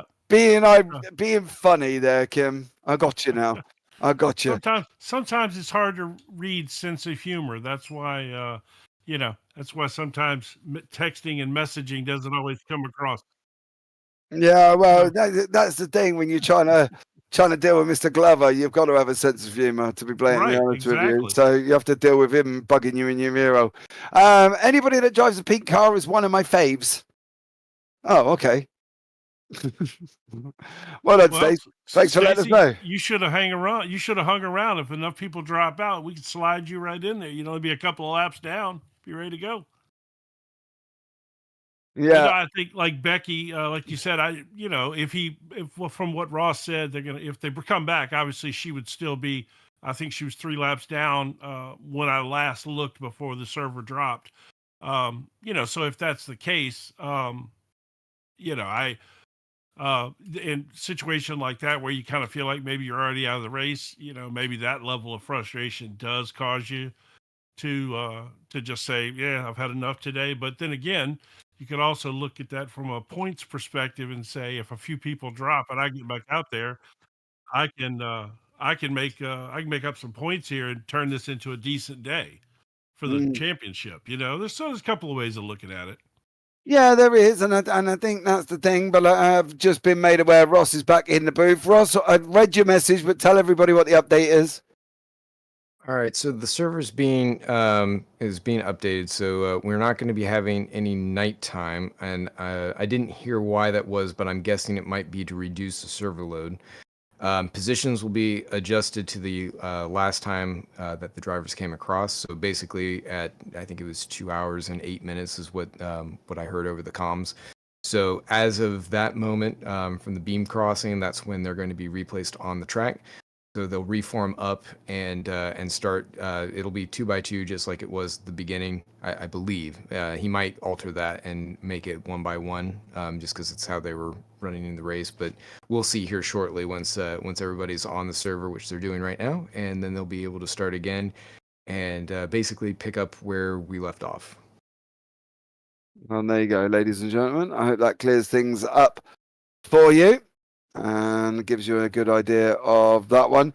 Where are the likes of this is really, I know I don't want to wish this on anybody here, Ross, but this has really benefited the people that had them dramas. Tom Lane, Becky Healy had her own mishaps.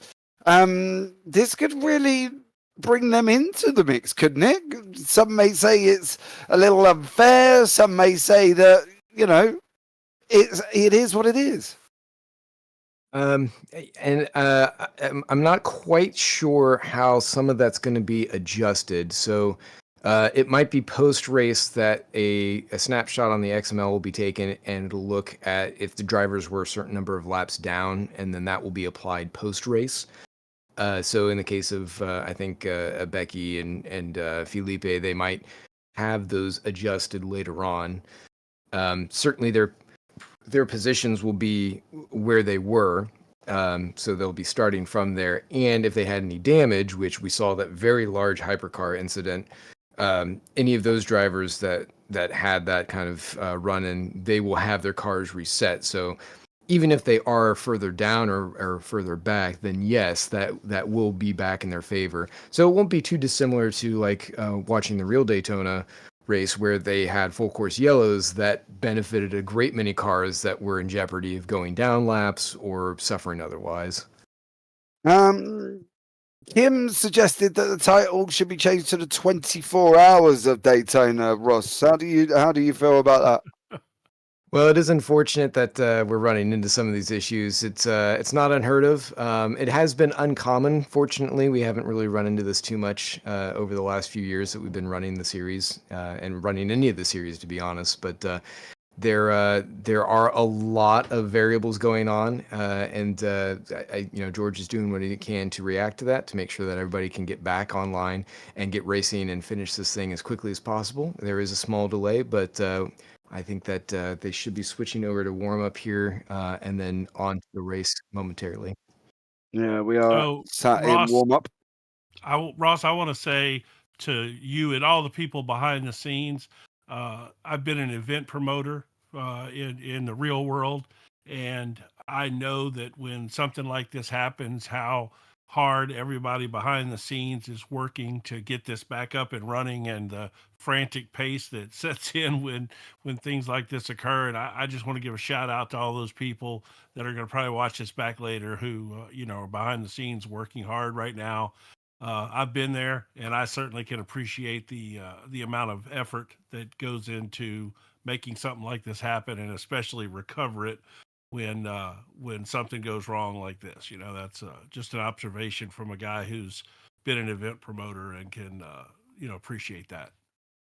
Yeah, thank you. Yeah, it's certainly nothing that anybody here wants. You want to have a nice, smooth, clean experience, so that way you can watch it start to finish. But fortunately, the guys here that are running on it, our own CMS league owner, David Anderson, he's in there. He was kind of talking to George about a couple things too, and kind of getting everybody calm down and focus so that way they can continue on. George is very professional when it comes to making sure that these events go off as clean as possible. So he made sure to indicate what this situation was going to be and what drivers are going to need to do. So he put that in place, and they're just going through the rigmarole of getting all the technical things kind of in place here. And as soon, I'm sure, as drivers are able to get on and confirm that they're there and ready, then we'll be flipping over right away.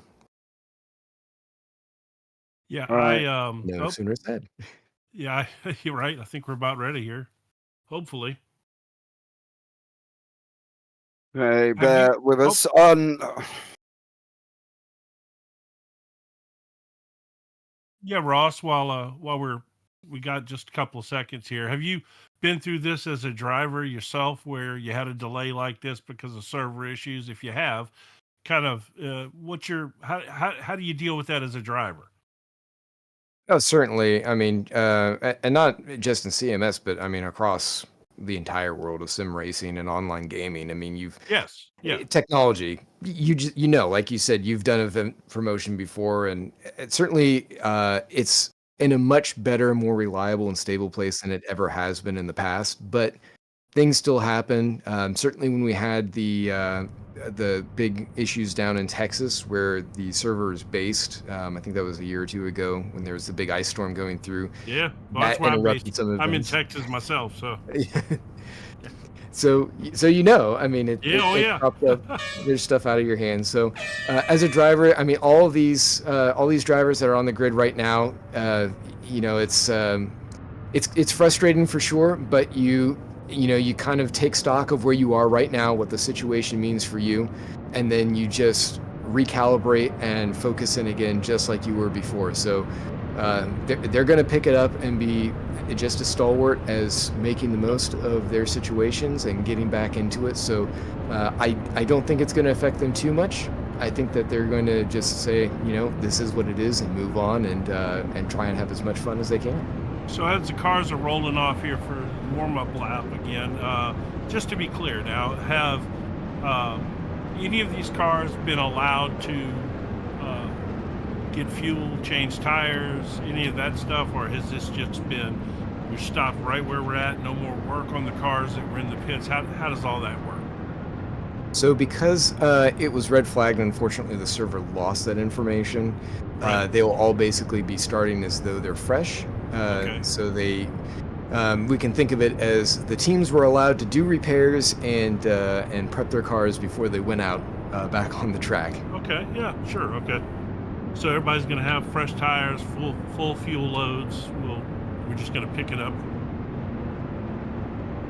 Yes. Yeah. They'll be set to go. This will have interesting effects on their fuel strategy, but they're getting lined up 2 and 2. They're going to stay focused in, reassess Yep. where they are, and go from there. Actually, they might not be 2x2. No, yeah, it looks like it's going to be single file, which is probably best. We got James back now, I believe. Yep. There he is. Ladies and gentlemen, get ready, because this restart is going to be going 2 hours, 6 minutes on the clock. We are single file. We have been told there will be no nighttime here tonight to try and reduce the server issues we've got. Dan Herlock, Dan Kirby, Barker are your 1, 2, 3 with Troy Uyan in 4th.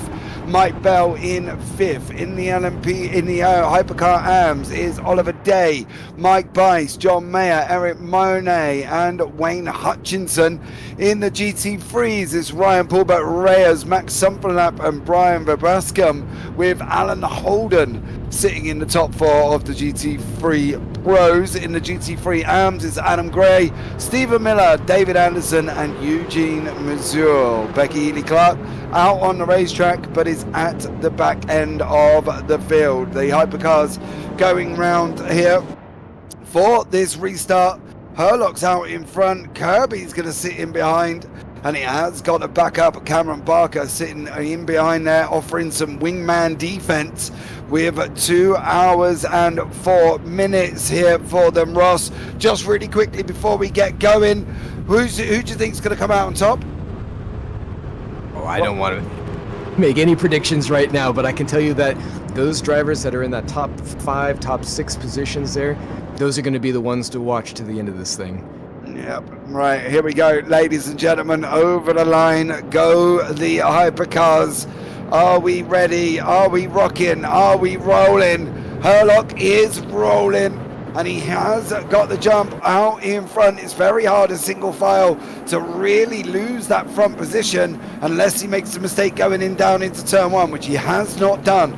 Herlock, Kirby in now in second place. Barker, Uyan sitting there pressurizing him. He's got Mike Bell, Magnus Dahlgren locked in behind him. The GT3s are coming over the line. Ryan Pulbert Reyes leads the way with Max Sunferlap in second and Burscombe in third as they go round turn 1 at the same time. No real dramas for anybody. Everybody got away cleanly there, Jim, and everybody is up and running. Well, I'll tell you what I can't wait to see right here. Now that Kirby and Herlock have fresh tires and a full fuel load again, let's see if Kirby puts some pressure on him hard now. If that was maybe he did scorch his tires up a little bit on that last run, and if the fresh tires are going to make a difference. And I'll also be curious to see if those Cadillacs of Herlock's team are still running as loose as they were on that first session, because they were running right on the edge of out of control there. So it'll be some interesting things here to watch in the next few laps to see how it shakes out. Yeah, Kirby goes in through Le Mans, absolutely nails it there. Great job from Dan. He is going to be chasing that man in front. Herlock in the yellow and red. It's the 2 Dans out in front, and they are the ones leading the way. But here comes Kirby. He looks to the outside line. He's in the red and black. They're going to go down into turn 1. Kirby backs out. He allows Herlock to take that position, and he lives to fight another day. I think for Dan Kirby here, Ross, he had a spite of the cherry and decided better of it. Yeah, I'm kind of curious to see how this is going to play out now, because I have a feeling maybe Dan Kirby on the outset might have been going with a fuel strategy, and that's why Herlock was able to get such an aggressive run on him early on. Dan might have just tried to hold him up, delay him a little bit early on, but now that it's been reset, we might see a different side of Kirby. We might go Jekyll and Hyde here, and he may try and push to try and get around ahead of him in case we might have another red flag, or because the whole strategy is thrown out the window, and now it's just time to push. Yeah, mate, climb all over it now. That's it. I think, to be blatantly honest with you, the strategy has evaporated, being that you planned for 2.5, and now you've only got 2:01 on the clock. It's surely got to be a go, go, go situation for Dan Kirby. He's nestled in once more. This is the run down into Le Mans. Nope, he's hard on the brakes. He's thinking about it. Herlock nails the in-road. He doesn't get a great exit out the second part. Kirby gets through and absolutely motors on now, and is going to be closing up with this gap. This is the situation, Jim, with this draft. It doesn't matter if he's 6 tenths back, 3 tenths back, 2 tenths back. He's going to be having a sniff by the time they get into turn 1. Yeah, he's going to get a look if he wants to make a run here on the outside. That's a tough pass to make, especially when on tires that are still relatively, they're not up to temperature probably quite yet. Yeah, see, he had a little lock up there. He thought better of that. It looked like he had a little front lock up there. He may have his brake bias a little too far forward. Yeah, I'm sure Dan, who is on the testing team at CMS, will figure out what he's got to do. Barker's nestled in here once more, and is Barker going to be looking to make that move? Well, we will live to find out very, very shortly, because I'll tell you what, he's nestled right in, and he's looking a little bit feisty for Cameron Barker. Mike Bell, Troy Uyan. Bell did manage to get past Uyan. Uyan is now down into 5th place. He is, of course, the son of John Uyan, who is sitting in 7th. behind Timon, or in front, I should say, of Timon Suvic, but behind Magnus Dahlgren. And still down in the GT3s, Paulbert Reyes still leads over JT Tammy, Alan Holden there at the same time, and Dan Kirby, nearly loses it going into Le Mans.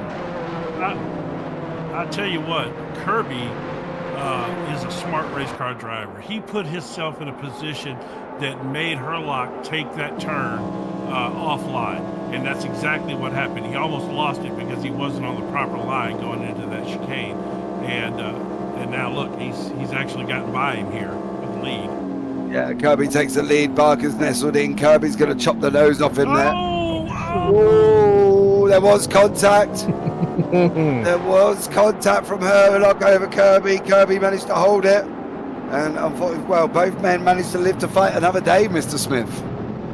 That, I mean, props to both of them. I know that they're pushing to the absolute limit right now. They're both very competent drivers, and I would say amongst their teams, they're probably going to give each other the most respect they can. They certainly don't want to come out of this race with any penalties going forward, because that's just going to hurt the team chances. But you can see that you've just got a big old Smile Power CMS Pro sandwich going here in the top 5. Yeah, we have the guys there down in the GT3. Adam Gray leading the way. Stephen Miller is sitting in second place. This is the GT3 AMS. Micah Dawn is locked in behind these guys. He's the black and white at the back. Miller is in the famous orange and green once again, and he's doing a great job. Gray in the front. 911 GT3 there. Is he going to be able to sweep round Adam Gray? Micah Dawn gets close. The in front is Norm Graff, Stephen Miller sitting in, Bursted Inc is in the mix at the same time. And then we've got Walker in behind that. This group of little GT3s here, Jim, having a nice little ding-dong. This is some good racing right here. There's 10 cars here within a second and a half of each other. They are putting on a fight. Is that Becky back in the mix there?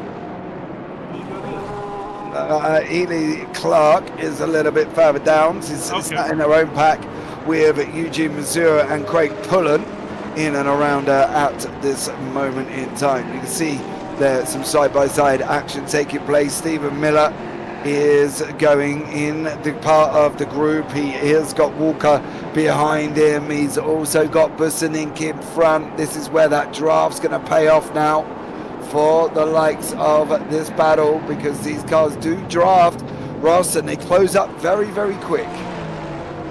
Yeah, the slipstream here is so important to the way that these the driving behavior and the fuel economy of the cars, and we saw that especially on Thursday with NARS. It was one of the ways that Dan Kirby was able to take huge advantage of what was going on in the race, because he could just slipstream basically the entire first stint and get an extra 2 laps on a competition, which was a huge payoff for him by the end. And you're going to see the same thing going down through the GT3s, because anytime you can stay off of pit road, it's going to be huge. Boy, look at that, Alan Holt right up to the back of these.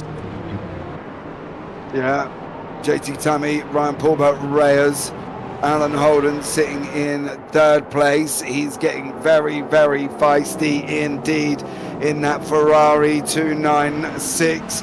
Behind, we've got Mike Bell, Troy Uyan on the right-hand side. Onto that wicked nose we go with that Cadillac. He's got Bell in front of us. Just haven't quite got the top pace there.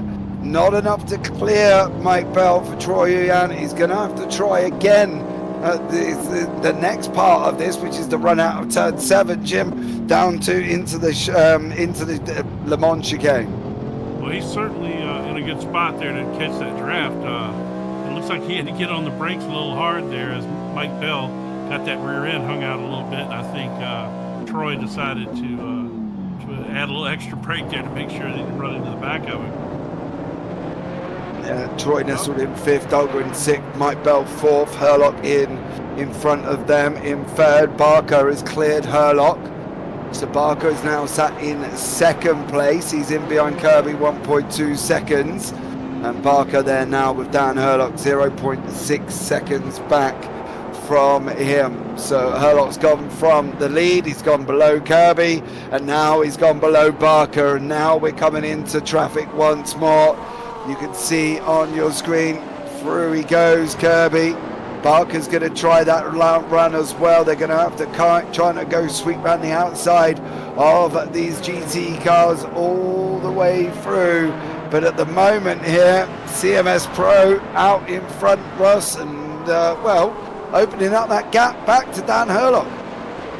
Yeah, this is going to be a total team play. Dan and Cameron are going to do everything they can to optimize that car's performance and do the old tandem slipstream, kind of like you saw in the NASCAR days some years ago when they would do that to just blitz away.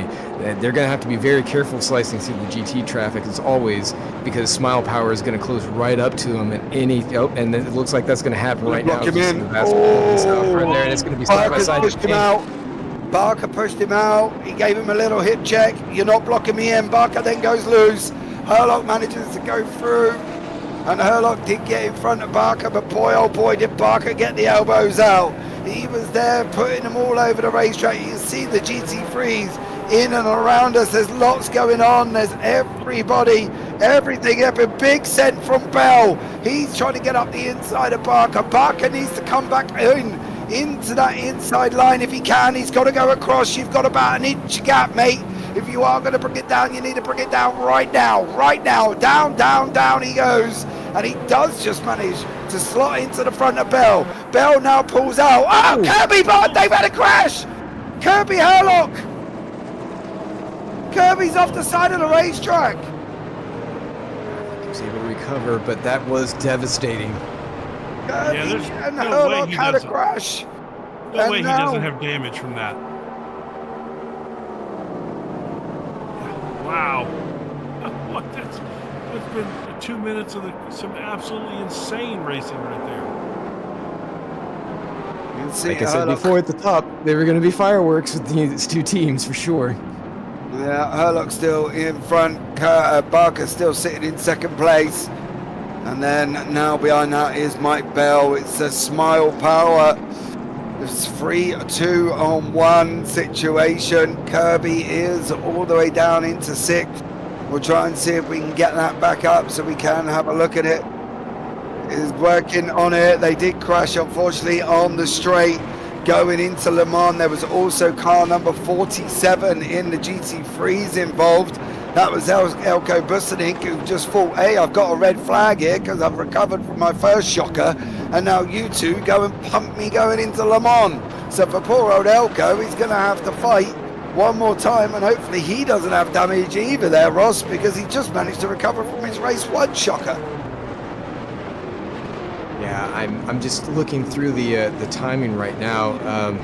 That was really unfortunate that he got caught up and that he had nothing to do with it from what I could see, at least from that initial angle. It was pretty quick though, and I think it was just the two hypercars pushing to the absolute limit. But you know, hopefully we'll be able to get a little bit more eyes on it to go back and see. But I'm just looking at it right now, and Dan Kirby, who by the way has the fastest lap at a 1:33.753.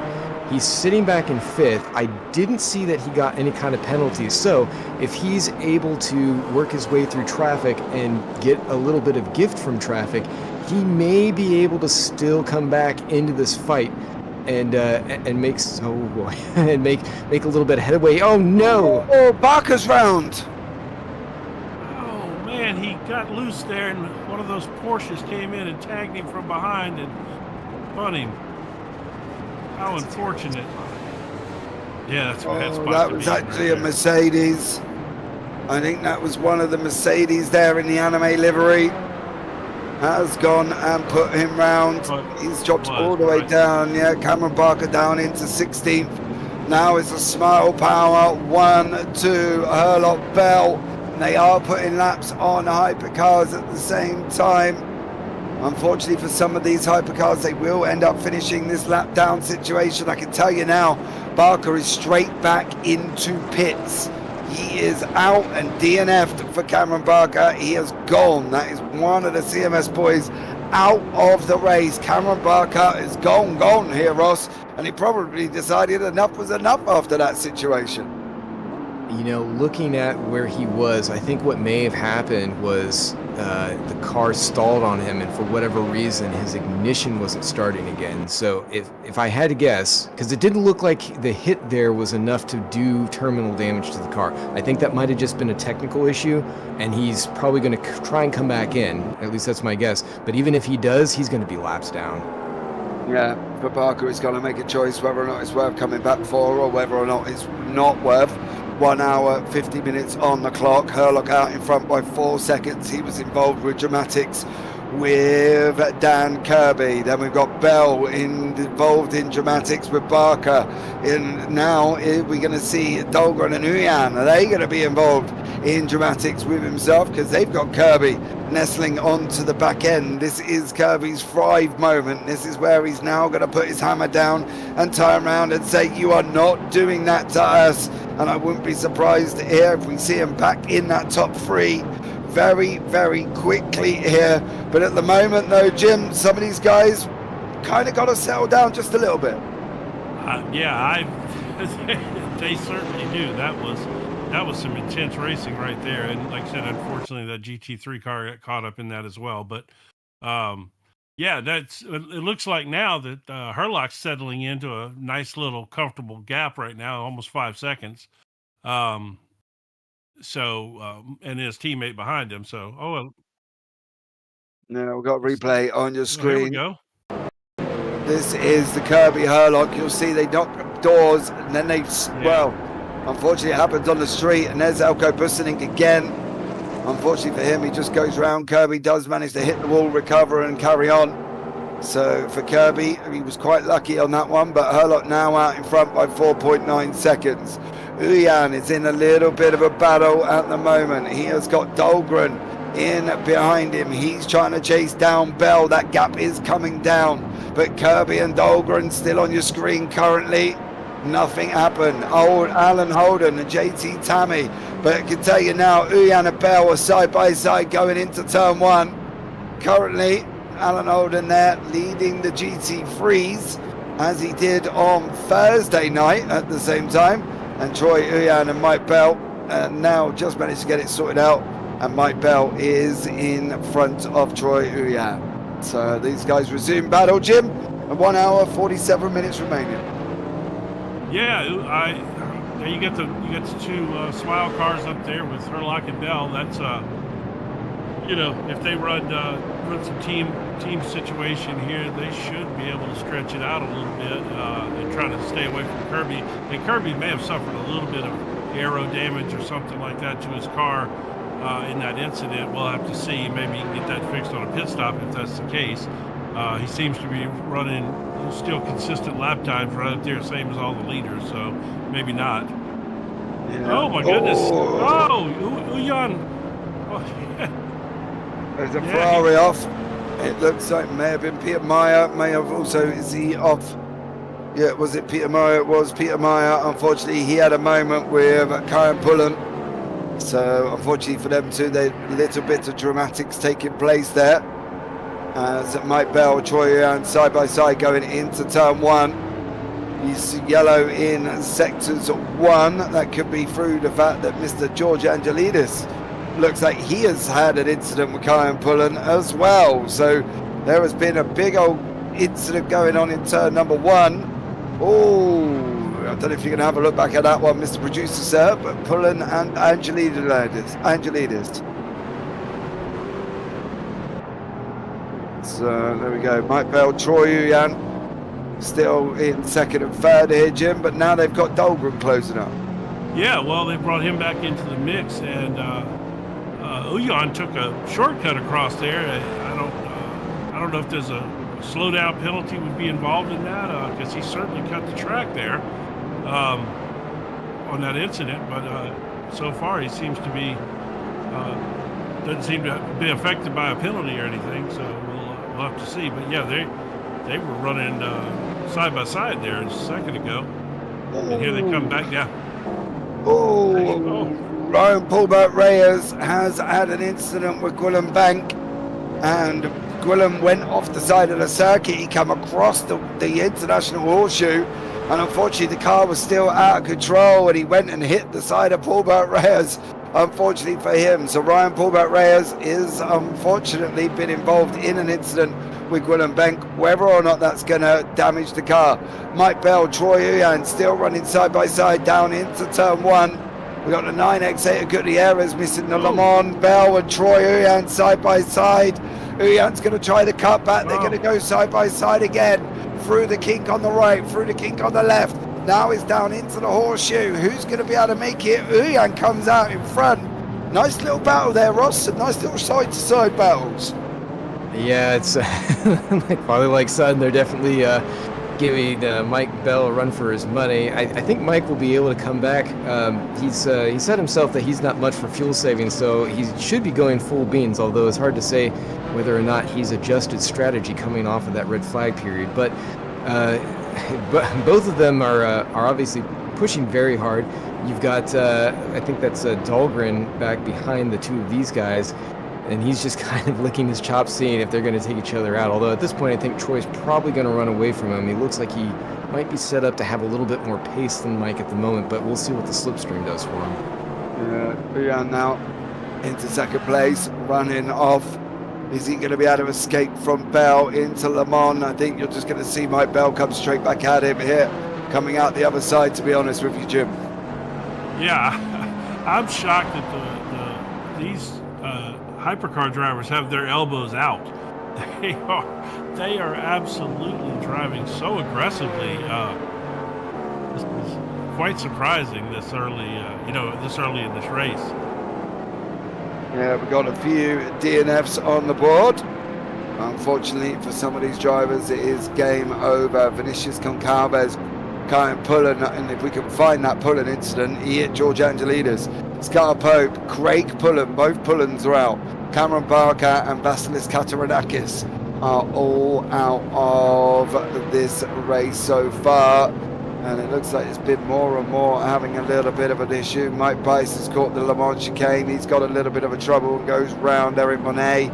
All of these drivers, Mike and Eric, both come up from GT3s. Ross, it looks like they're on a steep learning curve, and they're on a steep learning curve very, very quickly. Well, yeah, this is going to be for everybody, as we see one of the Vassar Sullivan label cars here. Looks like it might have been just self-induced there. Over on the side, was that it's either Pullen or Meyer? Pullen, yeah. Unfortunately, I'm not sure what happened there. He might have just over-rotated coming off of the corner. But yeah, as to your point, it's a learning curve for everyone going in this year. All the cars are going to feel different, particularly the GT3s. Everything is going to be new and shiny for all the drivers involved. So coming into this one, it's trying to figure out not only how to make yourself fast for a single lap, but how does the car balance perform over the entire stint.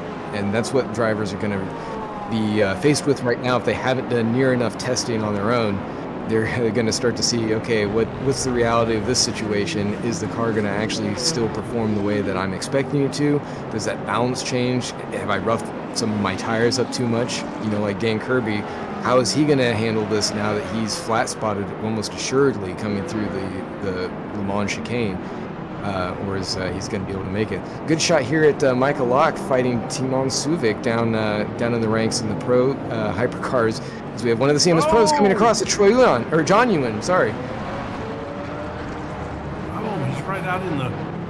Facing the other way. Ooh. Spin it back round, John.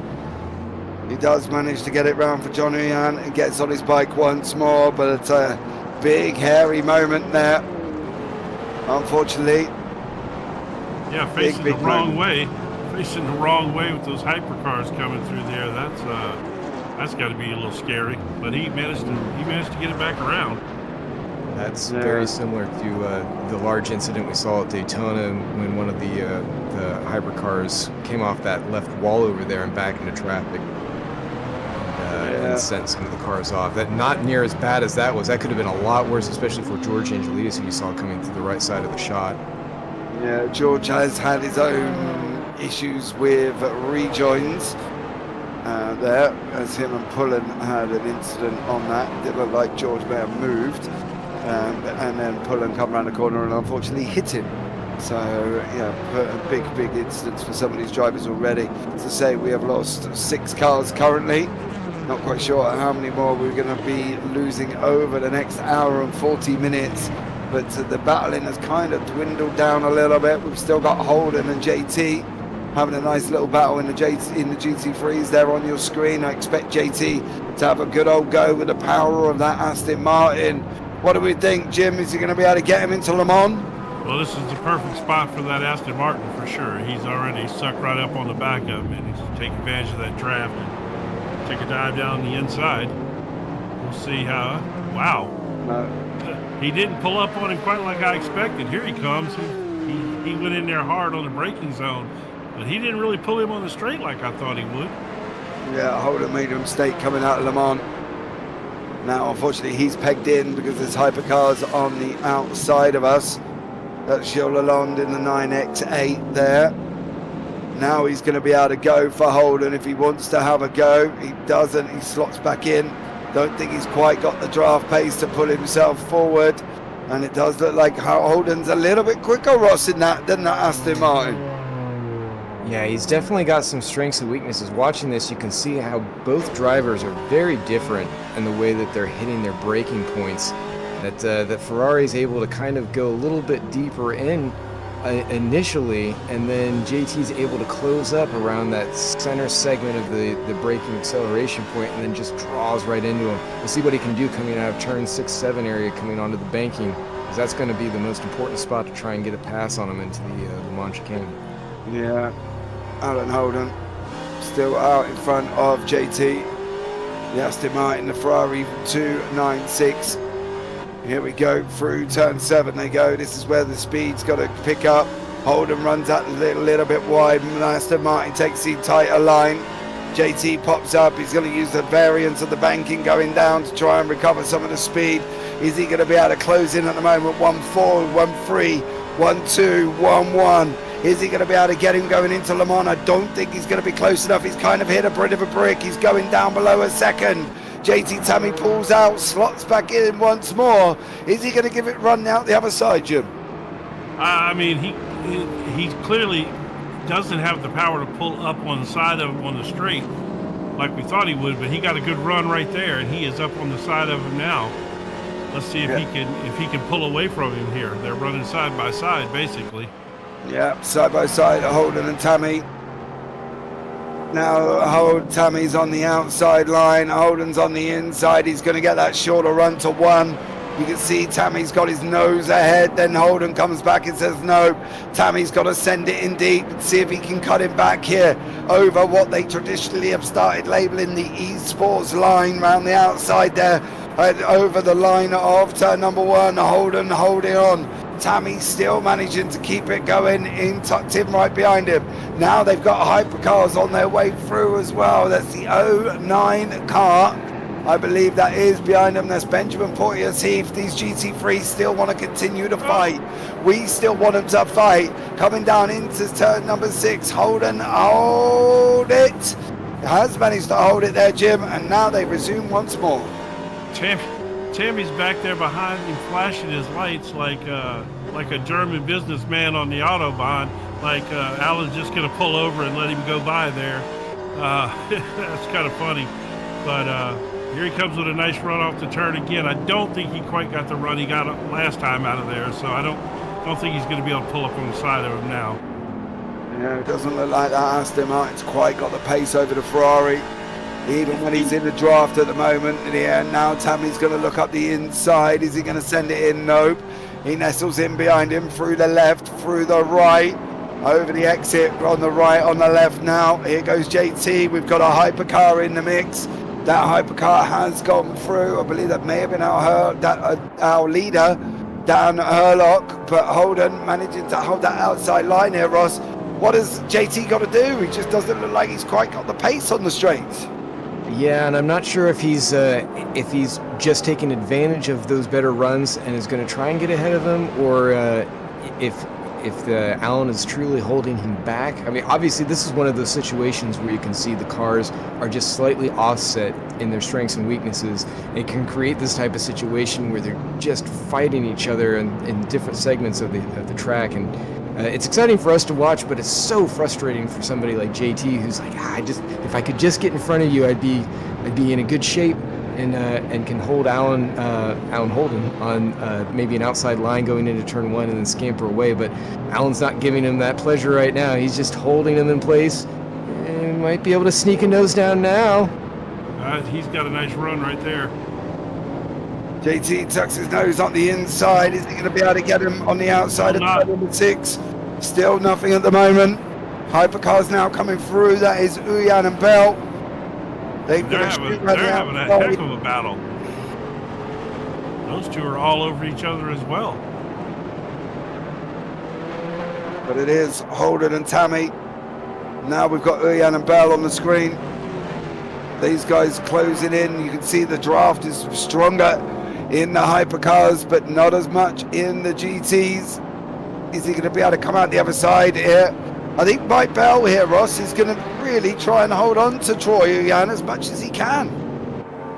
Yeah, and I don't know how much either one of those drivers has sustained damage from some of the earlier scuff-ups. Mike Bell has been able to just close back in and stick with Troy, who we saw earlier was able to charge up pretty rapidly, but it looks like he's been able to maybe equalize some of that discrepancy now, either changing strategy or he might have just come into a more comfortable part of the segment for the car. But he's definitely sticking with him and utilizing that slipstream as much as possible. And we'll see, maybe even Troy's backed off a little bit for fuel saving. It's hard to say. Fuel saving, I have to point out, is going to be critical here wherever you can get it. Any driver who can avoid an extra stop going down pit road is going to benefit massively, because pit road speed, I believe, is 60 kilometers per hour, which feels like you're absolutely crawling like a snail on that long straight line down through the infield there. So if you can avoid that extra stop for a splash and dash, you might be able to come through as a hero in the end. Yeah, unfortunately, let's see how these guys are going to get on. I don't think there's been much fuel saving, to be honest, up to this moment in time. Porteous Heath on your screen with Wayne Hutchinson just dropping off about a second below. That's Paulbert Reyes there on the inside. He's been in a couple of little scuffles and scriffles this evening. Let's see if he can hopefully now not have them problems. You see Oliver Day 1.3 seconds up the road from these guys. Down into the horseshoe we go. The inside line, still nothing doing with Uyan and Bell. Still nothing doing with Tammy and Holden. They are literally all the same. They're side by side through the left-hander. Nope, they've settled back in behind each other. And Benjamin Porteous Heath here with Wayne Hutchinson through the right-hander. Is he going to be able to get this done, Jim? Another pockets of battle starting to materialise. Everywhere, all over the track, up and down. It was good to see that Toyota running up there. I don't think he had enough for him. Now we're back to this Holden Tam battle. It seems like everybody talked about how much speed the Aston had on the straightaways and stuff, but we don't see it here in the draft. I wonder if JT has his car set up more with a little more downforce package to handle the infield. A lot of people, the way they raced Daytona, they were doing that. They either had their car set up for the long straights, or they had it set up for the infield. And he seems to have his set up for the infield, because he is all over Holden through this entire infield, and then he can't pass him on the straight. So I wonder if the roles were reversed, if Holden would get right back by him on the straightaway. Yeah, you see, it does look like he does manage to close in, but can Tammy have that pace coming out the other side? Again, he's got that tighter line. Again, Holden's gone up high, and now Tammy's on the inside. This could really mix it up. This hypercar, you got to go, son. You got to go 3 wide. Take it up the hill. You got speed for days unless you're really, really struggling. Your uncertainty is causing a problem, young man. You've got pace for days in that car over the GT3. Go around the outside. Now you're just going to cause drama. There was almost contact. That uncertainty in that purple LMP or GTB has literally caused the drama. So much uncertainty going out. I don't know why he was flashing them. He's got pace for days. What is he expecting them to do on a bank in there, Ross? When they're already side by side, you can go 3 wide here. Yeah, you can. I think Carl maybe coming into that, he wasn't exactly sure what Alan was doing there, because he was a little bit further up the embankment, and he may not have thought that he was going to be able to sneak through. So he just, took discretion as a better part of valor. But unfortunately, it did cause a bit of a stack up, and now JT is out in front. So we'll see if Alan's able to hold onto the back of that the Aston Martin. But as we were talking about that, look at the background. Those two AMGs, those two teammates there of Schlichting and Junt, they have closed back up, and now they're going to be in this fight. Yeah. Yeah, that traffic really kind of caused a little trouble there for these GT3 cars. And JT, as I predicted, is pulling away from him on the infield now. It'll be interesting to see when they get out in the straights if that Ferrari can suck back up on him with the draft. If my theory was correct about the way they had these cars set up. But you're right. Now we got those two AMG Mercedes. They are right there in the fight as well. And we know they're going to draft well together because they're teammates. Here we go. Well, we're going to find out what Alan Holden's going to be able to do in that Ferrari. Has he got that car set up purely for the oval situation? 8 temps, 8.7. You can see it coming down at a rapid rate of knots. Stuart barges off the side of the circuit in sectors 2, 7 temps. Is he going to be able to pull it in going into the next part? Through Le Mans he goes with the yellow and blue curbs, comes out the other side. Big buddy hop from Holden. Back out to 8 temps. Got that all a little bit wrong. Now coming into the long left-hander again. And at the moment you can see Mike Bell, Troy Oyan fighting it out. Holden's not closing in here, Jim. If anything, he's losing time. Yeah, and it looks like, Uyan's going to get back around him because of this lap car, it looks like. But it looked like Mike Bell had gotten by Uyan there for a minute, and but that lap car certainly came into play there, and Mike Bell got stuck behind it and lost that position back to Uyan again. Yeah, 1 hour 28 on the clock. Let's bring you up some updates. Herlock is out in front with Uyan after incidents involving Cameron and Barker and Bell. That's one of the incidents. Herlock is not completely innocent, mind you. He was involved in his own incident with Kirby on the straight leading into Le Mans, that very chicane.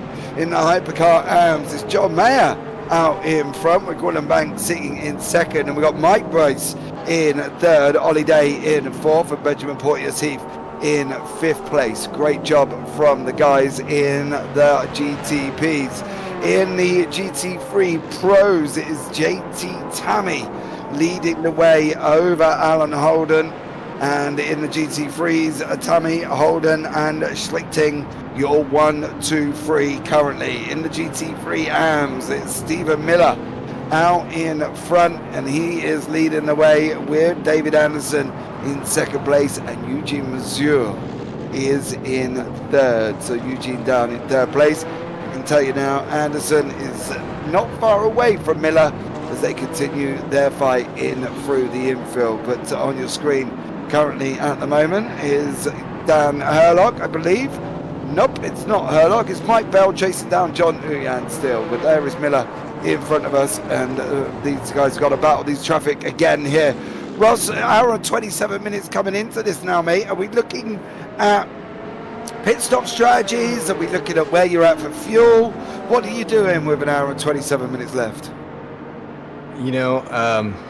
It's really difficult to say, because going into this, I can say particularly for the GTs, they were contemplating maybe being able to do a one-stopper. Those cars can go about 60 minutes or so, and you can lengthen that out if you're able to fuel save. It didn't look like it was going to work, but now that they've chopped off the first 20 minutes or so of the race, that makes it a stronger possibility. It might be something that JT Tammy was holding on to. Perhaps he was fuel saving quite a bit, even though it looked like he was certainly battling. Alan holding a little bit of slip there by the Toyota. It looked like he might have been able to possibly pull back some of that fuel strategy. So if we see him only stop once and then jump the rest of the field, that'll certainly be an indicator there. For the hypercars, it's anybody's guess. We've seen so many of these guys and girls going around and making the most of what their car can give them, and whether or not they're burning the fuel as fast as the car will drink it, or if you know, they're being a little bit more sly and coy with the way that they're using that fuel. It's tough to say, but we'll see that pretty soon here, because I believe we are going to be coming up on some pit stop cycles fairly soon. Yeah, Mike Bice battling it out with Ollie Day. This is another one of a DNF. Ben Kesby, unfortunately for him, just DNF'd. Well, I can tell you, he had a blaring off track going into Le Mans.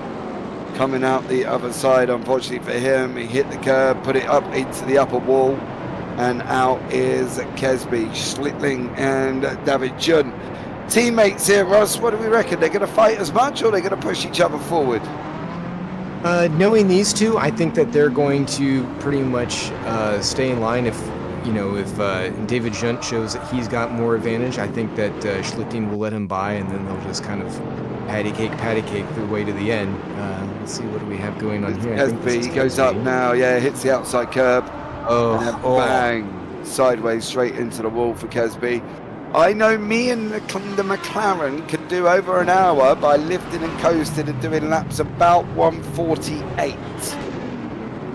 Ooh, that's about 4 or 5 seconds off the best laps of the leaders in GT3.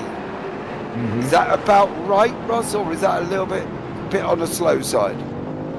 That might be further. I mean, you might see those from the AM side. I think maybe some of the top drivers could bring that down a little bit, but it is tough to say because it all comes down to how much the drivers have used their car, how much they're set up to be able to drive it in that fuel save mode, and how much traffic they're getting into or help they're able to get on track. Because for instance, David Junt here, he might pull up and just lock position right behind his teammate Schlichting, and they could get a massive fuel savings. They may even leapfrog each other and trade off, so that way the other one can get some fuel saving before they end up having to go in and pit. But it could be done. I think that they're definitely going to be in a window where some drivers are going to have to think long and hard as to whether or not they're going to want to try and do that. For the hypercars, though, it's again, it'll come down to what each individual driver has for their situation, I think. And we're not going to know that until they start coming in here. Yeah, the first hypercar AM has just gone in. Gwilym Benk, he was having a nice little battle with John Mayer, and Gwilym then peeled off and went into pit lane. Barger's got a penalty there. Benk's in, Uyan's in pit lane. We've got David Junt mixing it up here in the GT3s with William Schlichting there. These guys continue to be in the same team, following each other through. Unfortunately, we've got the hypercar AMs, Ollie Day and Benjamin Portier-Seif there. That Mercedes did take a little bit of a trip off, but he's lucky that the only person he's got behind him is his teammate. Doesn't result in a loss of position for him, but I can tell you one thing there though, Ross, he hung on and was quite lucky in the process. Yeah, it was definitely a pucker moment, and it's brought him back in. Hopefully he didn't cop much damage from that, although I can tell you, if I'm Schlichting, I would be pretty cross about whichever vice brother that was that came by and knocked off the front of my nose, because now his tires are probably going to be pretty warm from that incident, particularly at the rear. Hopefully he's able to keep it steady going into turn one. We'll see if he loses too much time. Yeah, I think that might have been Mike, because Mike's in the lead with Mike is already sitting in second. Portier-Seif riding behind him now, side by side, going in to turn number one. Portier-Seif in the black and red, Mike in the bright orange and yellow. Continue to fight round through turn one. That looks a very precarious, cautious corner by a lot of them. Herlock is in pit lane. Dan Herlock in pit lane. Mike Bell's also in pit lane at the same time. This is where the pit stop cycles now, Jim, are going to be very, very important, and they've got to bury everyone. Yeah, you got to get on and off pit road as quick as you can without getting a penalty. Penalties can be a huge factor. You've been going fast and you hit pit road, and it's so easy to speed right there. But then, yeah, it's all going to be about strategy here. Clearly, these guys weren't fuel saving, or at this point, I think. But that was pretty obvious by the way they were racing. Yeah, definitely are, but they're not going to stop racing. They're going to keep going here. Poitier, see if it's going to close in. He's making a decision on where he's going to go. Is he going to go high over Mike? Is he going to go low over Mike? Mike's gone back out high. He let it drift up. Heath coming on the inside. Is he going to take the line? He does. Bice is offline a little bit, but Heath's going to come through the other side. He's going to have the better exit. Now it's going to be nose to tail here. Mike Bice in front in the green and yellow. Benjamin Poitier Heath in that Toyota GR01 against, well, funny enough, they're both in Toyota GR01s, and Benjamin is going into pit lane, and that is the end of that. Nothing more frustrating there, Jim, than seeing a battle and then all of a sudden it just stops. Well, it's that time of the race, you know. At least for the hypercars, we shouldn't see that from the GT3s yet. So maybe not yet. Hour and 20 on the clock. Maybe they can get some of these only down in one stop. Kirby's coming in. Oh my goodness! Goldberg there. You see Bell and Uyan still continuing to fight at the same time. Is that Anderson? Is that Corvette? Back marker there in behind? No, not Anderson. They've been either Norm Graff. I think it was Norm Graff actually sliding across there. Yeah, he. That was certainly an inopportune time to lose it there and slide across the track. He got really lucky, as did Bell, who was, I believe, who he slid across in front of. Yeah, very, very close there on your screen. But Mike Bell, Troy and sitting in 7th and 8th place respectively. Now get to resume the battle once more. Uyan's now gone into the pits. So the battle dwindles out once more. That's a little bit worrying for Uyan, especially if Bell's further up here. I wouldn't say, you know, they're on their own strategy. You know, it's hard to tell right now. I think we'll probably see Bell pit in the next lap or two, and they'll be presumably right back together again, assuming they both have equally decent pit stops. These two seem to be no damage, not too much damage from that incident earlier. They still seem to be running very fast times together, and here they come. Oh no, they're going. I thought they were diving in the pits there. No, they're not at the moment, but I can tell you now, Alexander is sitting in second place. He does have Mike Bell from Smile Power in behind him. And there they are on your screen, that beautiful 9X8. Looks absolutely amazing. They're on their run down into Le Mans. Bell has just gone through. That was very, very easy there, Jim. No real dramas for Mike Bell at that moment in time. Well, his car's so fast. You know, he's obviously been one of the class of the field guys so far today. And yeah, he made quick work of that. That was a Peugeot, wasn't it? Yeah, it's one of the Peugeots.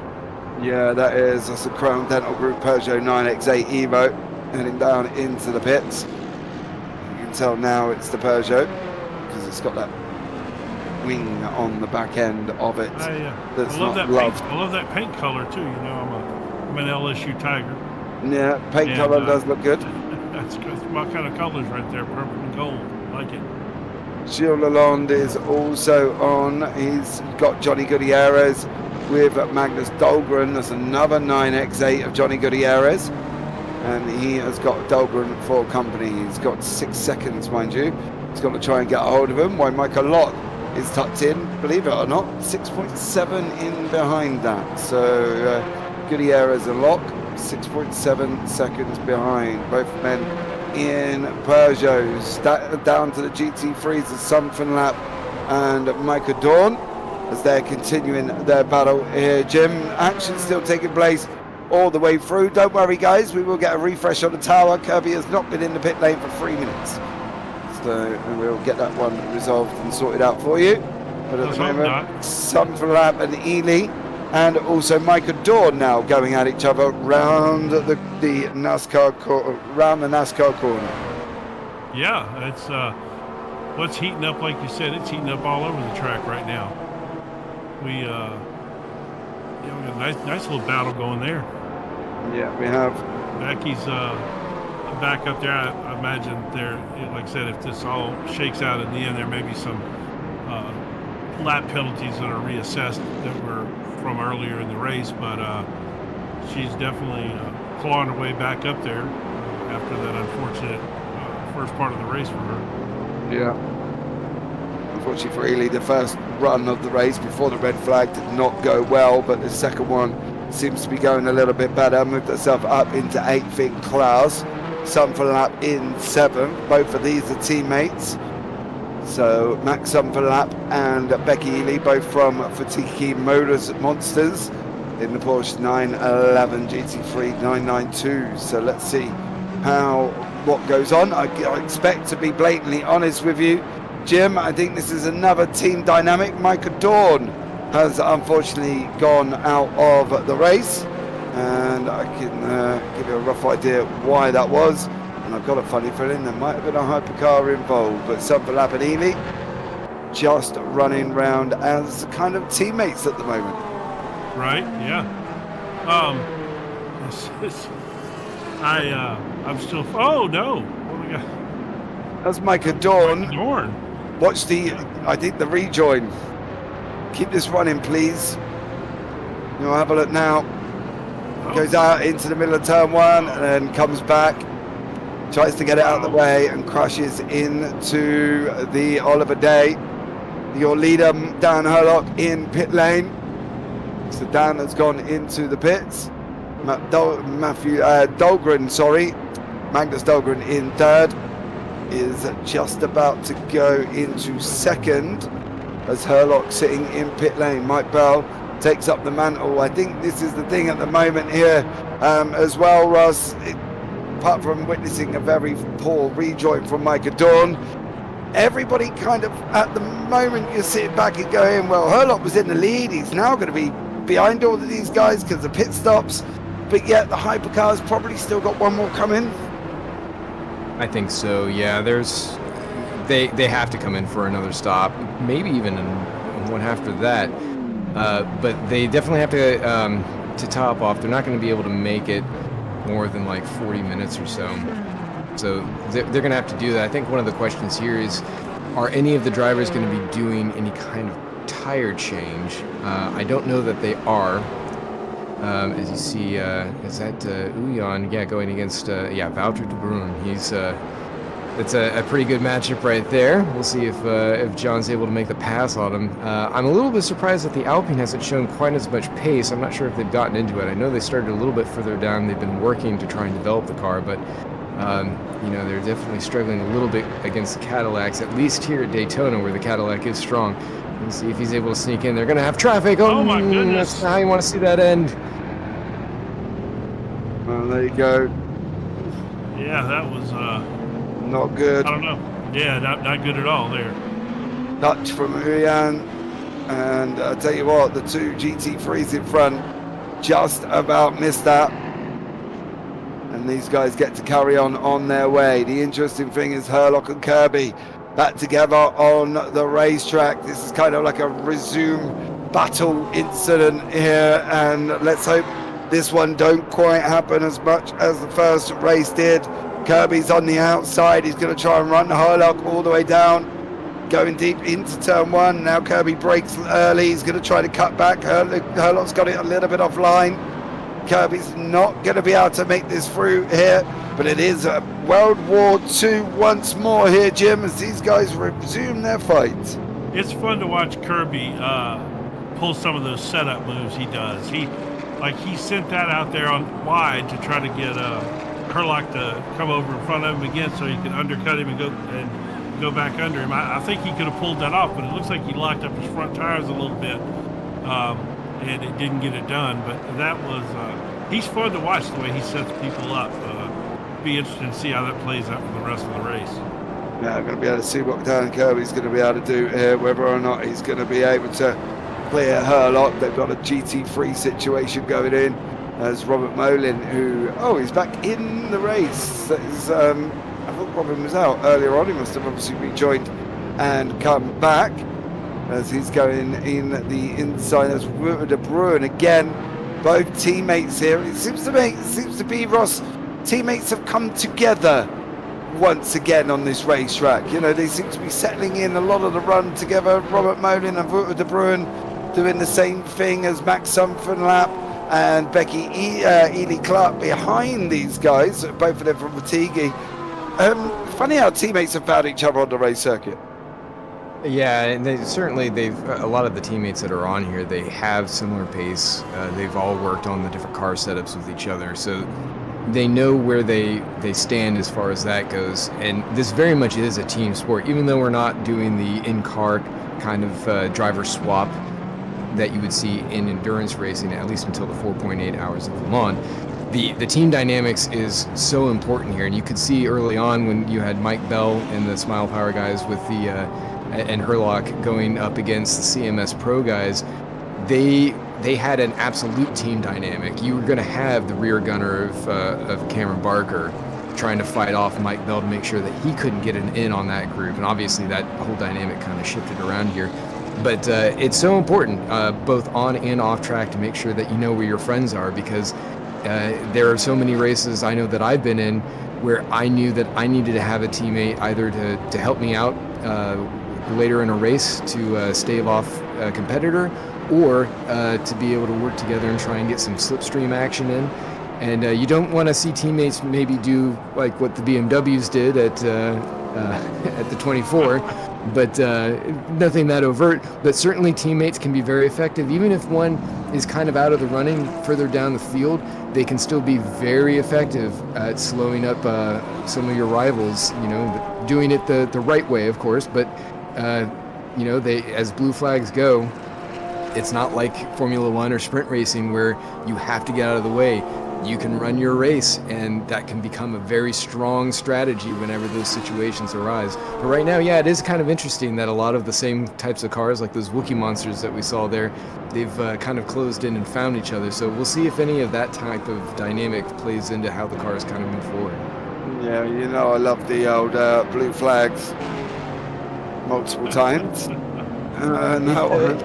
It's a fun kind of conversation because, like you said yourself, you know, it's very different between different disciplines of motorsport, and certainly with endurance racing, it takes on a very different air because of the way the drivers can use it.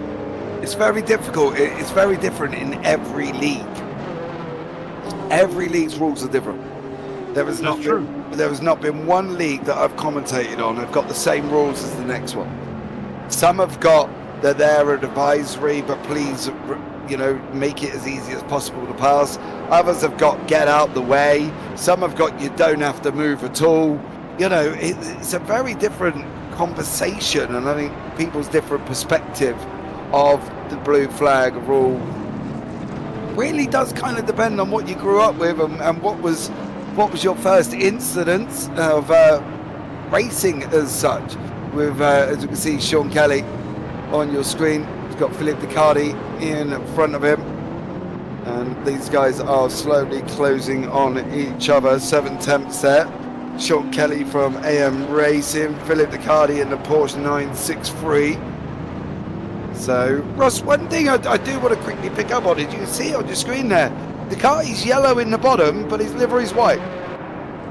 Yeah, so for this season, as drivers were going in here, they had the option of submitting their car liveries, and some of them, unfortunately, they didn't make the cutoff to do so, so they weren't able to have their thumbnail icons generated. So what they've done is used a loose skin schematic where you take one of the existing default cars, in this case with Philippe Ducardi, it's that, I think it's the JDC, the yellow 963 car, and then just overlaid on top of it. And as you can see with these two, as they're back at it, they've managed to get theirs in, and they have those icons in place. As you see John Uyon going around the outside of Alexander there into turn 1, and does he make it stick? He's going to have GT traffic in the way.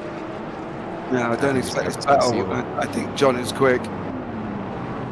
No offense to Sarima there, but I think John has been a little bit quicker throughout the race, to be fair, Ross, isn't he? And you know, he's I don't know. I think he might have the bit for John. Let's see now. Hopefully, he don't prove me wrong here, and ends up spinning it in there at the same time. So we have now lost Alexander McQuarrie and Michael Dawn. So John, who ran last time round, was on a 1:34.3. Alexander 34.91. So John was over a second quicker than Alexander, so they should start opening it up here.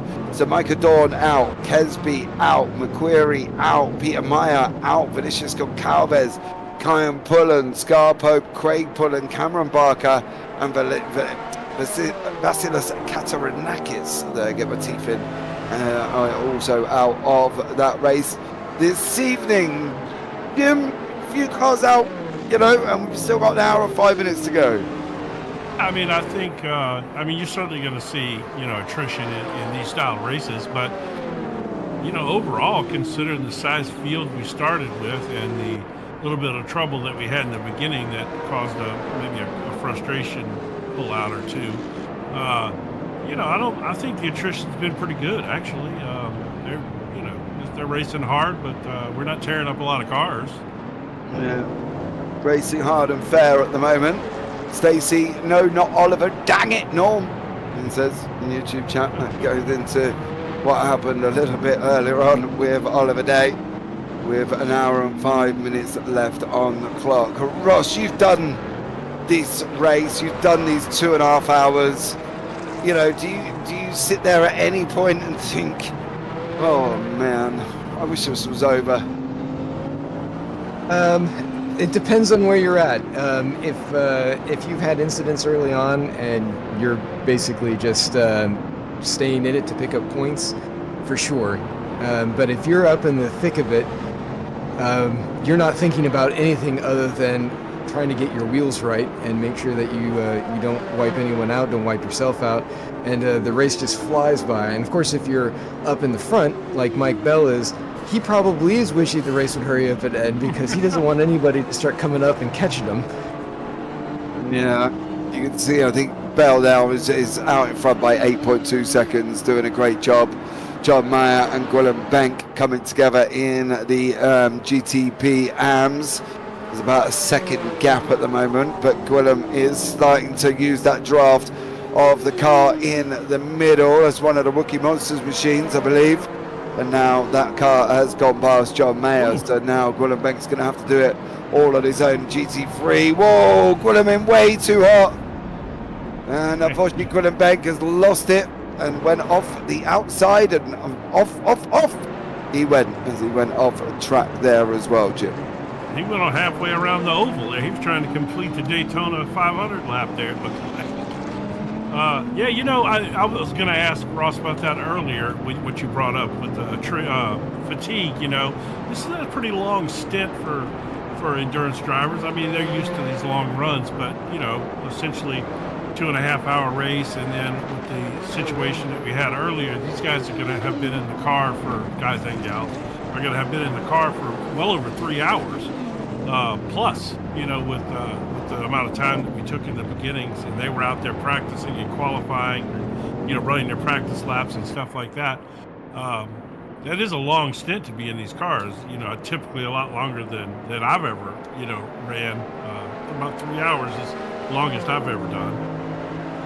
Yeah, you're absolutely right, Jim. At the beginning of the segment, we kind of talked a little bit about how this is what I like to call a compressed endurance format. So it has all the elements of endurance racing, but in a much shorter time stamp. So you're kind of fitting all that stuff in there, with the daytime changes and stuff. Well, we've kind of X'd some of that out there, but it still has a lot of that same feel, and so it makes you equally as tired. And these guys are pushing everything to the limit when they're going through, even when it looks like it might be sort of like a cruise lap or something where you're fuel saving. They are on it the whole time, and you get out of the sim rig at the end of these and you're just absolutely exhausted. You're just covered in sweat and totally tired, and hopefully you had a good race. But yeah, it is exhausting, and you're going to see fatigue start to come into it, whether it's just some of those microsecond decisions that drivers are making, and maybe they miscalculate it, and you know, it costs them a few tenths, or it could be something more where they don't realize they're kind of in the middle of the track as hypercars are coming around, and then they get whacked from behind, and it's a much bigger issue than just losing a little bit of time.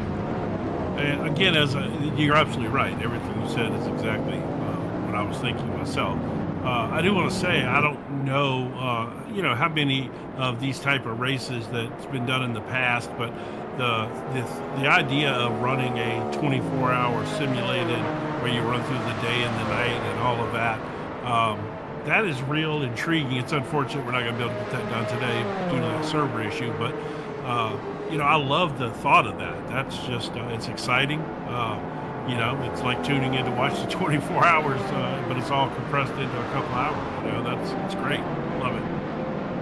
Yeah, not to toot our own horn again, but CMS has been wonderful, and particularly with VWSC and NARS, and just really making this format something that is unique in the world of endurance racing. Like we don't see as much of this type of format. It's usually something where it'd be your typical, you know, multi-hour with driver swap kind of things where you're replicating real life as much as you can, and those are great races. I love going to the different communities and seeing that, like, you know, P1 and ERC of the past. And we're planning to get some of that here too.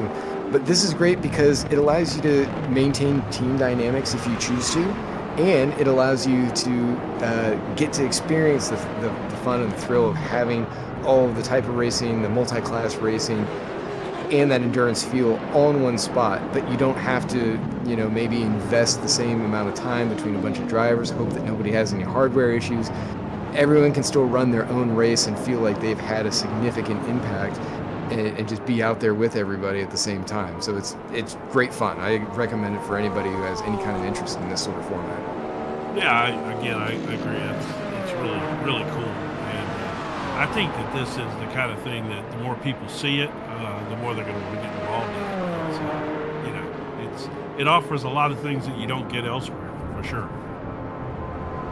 Yeah, for sure. And as we're talking, it looks like we're getting some PTs coming into the pits. JT Tammy and Schlichting are in, as is Brian von Bosekum, who, by the way, has done some of the 3D work on some of these cars, especially like the ARX and BMW interiors for the hypercars. So that team is starting to make some stops. I'm wondering if David Junt, who's currently leading the GT3s, is going to plan to come in here pretty soon, maybe on the next lap. We'll see if he's had any good fuel saving there. But that's going to shake it up a little bit there. If JT's able to jump back out, he might be able to clear those guys and get a run back at the top. Yeah, that's it's been you know, at this point, it seems like those GT stops may be a wee bit early, huh? Or am I off on my calculations? I thought we could go a little bit longer. They should be just about right if the cars are going to make it to the end. 57 minutes. It's a little bit tight. I may not want to have it that close, especially if I'm trying to do push laps, but you're absolutely right. It's it could be a little bit early. Maybe they just don't have a choice and they got to get in there and fill it up. We'll see. Yeah, or you know, or maybe they've got a plan to fuel save a little bit in the early part of this next run and then push and try to go for the one stop. Yeah, I thought they would have, based on the calculations I did when we made all the adjustments at the beginning, I figured they would go another 2, 3, 4 laps if they could before they decided to stop and then try to get to the end, you know. We're going to find out soon enough, as these guys will have taken the pit stops in the GTs. Going to see how they get on and whether or not they're going to be able to get to the end. Bice is still having a battle with Hutchinson, now 9 tenths back.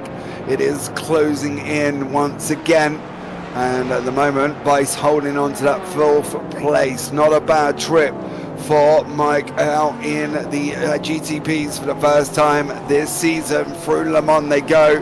GT3's coming out the other side here, and at the same time they have managed to close in. Hutchinson got a lot better run. Is he going to be able to make it through with them GTs? So Ross, that's the problem. It's all about reading the road ahead of you. Absolutely, and that's been problem number one, I think, for like that. That yeah, you don't want to see that there. I think Mike Bice just completely misread that situation as he had his eyes locked on Wayne Hutchison there before one of those GTs. I missed who that was going into the pits. This is for position.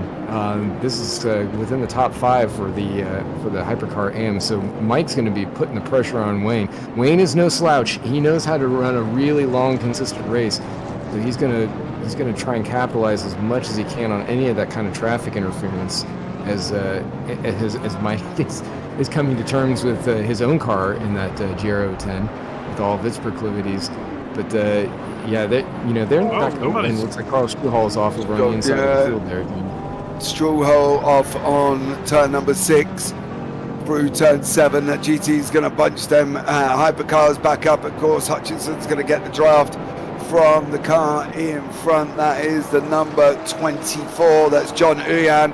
He puts it up against the wall, hits the wall in the process.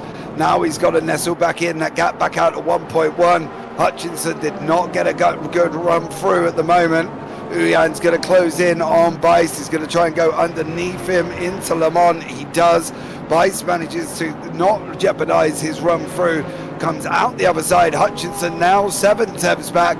Got a better run, Jim. Is he going to be able to ever go down into turn 1? He's still pretty far back there. We'll see how quick he closes that up. It's coming up quick. Yeah, I don't think he's going to get there though. Half a second. We'll have to see how quickly Hutchinson's going to close that gap. Yeah, in fact, it went the other way at one point, extended out on that part, which was quite a surprise. I think Bice was getting a pull off Uyan though, and that helped him stay ahead there. He was close enough to maybe get a little draft off Uyan in front of him up there. Ooh, that's JT in the Aston, almost getting involved with Mike. But Mike does make it through, and they manage to keep going once more. Hutchinson sweeps around the outside. No such dramatics for him. Over it wasn't JT. It was the other Aston Martin actually in front that had that incident. James Walker, right? Yeah. So it wasn't JT. But I can tell you what, it's benefited Hutchinson immensely here. He's literally on the back end. Is he going to be able to get? He's got half a second this time. Mike gets a little bit squirrely. GT's in the middle of the road, doesn't really know where to go. These guys do go low. Now Hutchinson, is he going to pull up high going into Le Mans? Is he going to get this job done going into Le Mans? Hold on to your hats, ladies and gentlemen. It's just about to get a little bit spicy. Hutchinson manages to keep in behind. He holds on to the line, comes out the exit with such precision that he hasn't lost any time. In fact, he's actually gained time. Now it's all about this run again, Jim. You said he weren't going to make it through that time round about 6 tenths back, but he's now only literally barely 2. He may get there. I like that. That's good. Yeah, he may get there, but I don't think he's going to be able to get it done around the outside here unless he really drives it in there deep. Well, over the line he goes. He's going to look to carry speed on the exit. Bice managing to hold on. Hutchinson not making it. Again, unfortunately for Hutchinson, is it going to be a frustration situation for Wayne Ross because he's been in there and stuck there for a couple of times?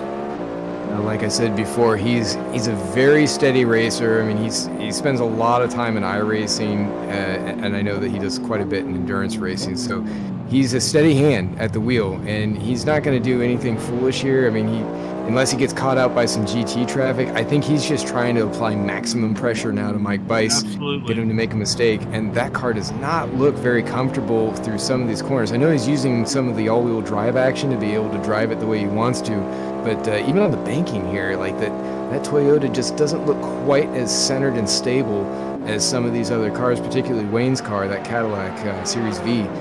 But we'll see what he's able to do. He's obviously still fast. They're both very competent right with each other. So I think this is going to come down to Wayne just waiting for a mistake to come his way. Is that experience in the car, do we think? Wayne's driven these cars before. He was here last season. Mike in the GT3s moves himself up into the Toyota. Is that just experience that Wayne's got over Mike with setup, Ross? You know, it might tip it in his favor a little bit. You know, the Bice brothers certainly are no slouches when it comes to being able to set up and drive their cars. But like you say, Wayne has spent quite a bit more time, particularly in the Cadillac. So I think that you're probably right. It's going to help him a lot in the end here. And, you know, they're both steady hands. They're both longtime members of CMS, so it's great to see them having this really nice cat and mouse game going throughout the rest of this stint here. They should be coming in for fuel, I want to say, maybe in the next 10 laps or so. So we'll see how that splits them up. Yeah, we'll see whether or not they're coming together, or Hutchinson's got a different strategy. Has he managed to save fuel? John Mayer has been off. The Brun's been off, unfortunately. A lot of people been in and out of the pits. Elko Bussenings's been in. Ducati's been in. He's been out. Graf has also been in. Miller's been in. Walker's been in. Anderson's been in. So a lot of people in and out of pit lane over the last 5 to 10 minutes here. But this battle seems to be looming on. It does look like it will continue. Not a lot else happening up and down the hypercar field. We've got Gilles Lalonde. He's trying to get onto the back of Wouter de Bruin, but that's gap pretty much the same as these two. That Toyota again not looking comfortable through Le Mans there, Jim, and unfortunately for Mike Bice, it does look like he's going to keep having Hutchinson coming at him constantly. Yeah, I think Ross hit it right on the head there. I think that Wayne is applying pressure. He's not really trying to complete a pass. I think he's just trying to see if he can cause Mike to make a mistake at this point and overdrive the car, which can easily happen, especially if you've got a driver maybe that's behind you, you know's fast, or you know's got a lot of experience, maybe a little intimidation factor. And you know, I think Wayne at this point is just taking care of his car and applying pressure and see what happens. You know, I think if you force Mike to make a mistake, then you know it benefits him, and if not, he's at least making Mike drive his car hard. Yeah, we've had a request from Ben in YouTube chat. Can we see car number 7?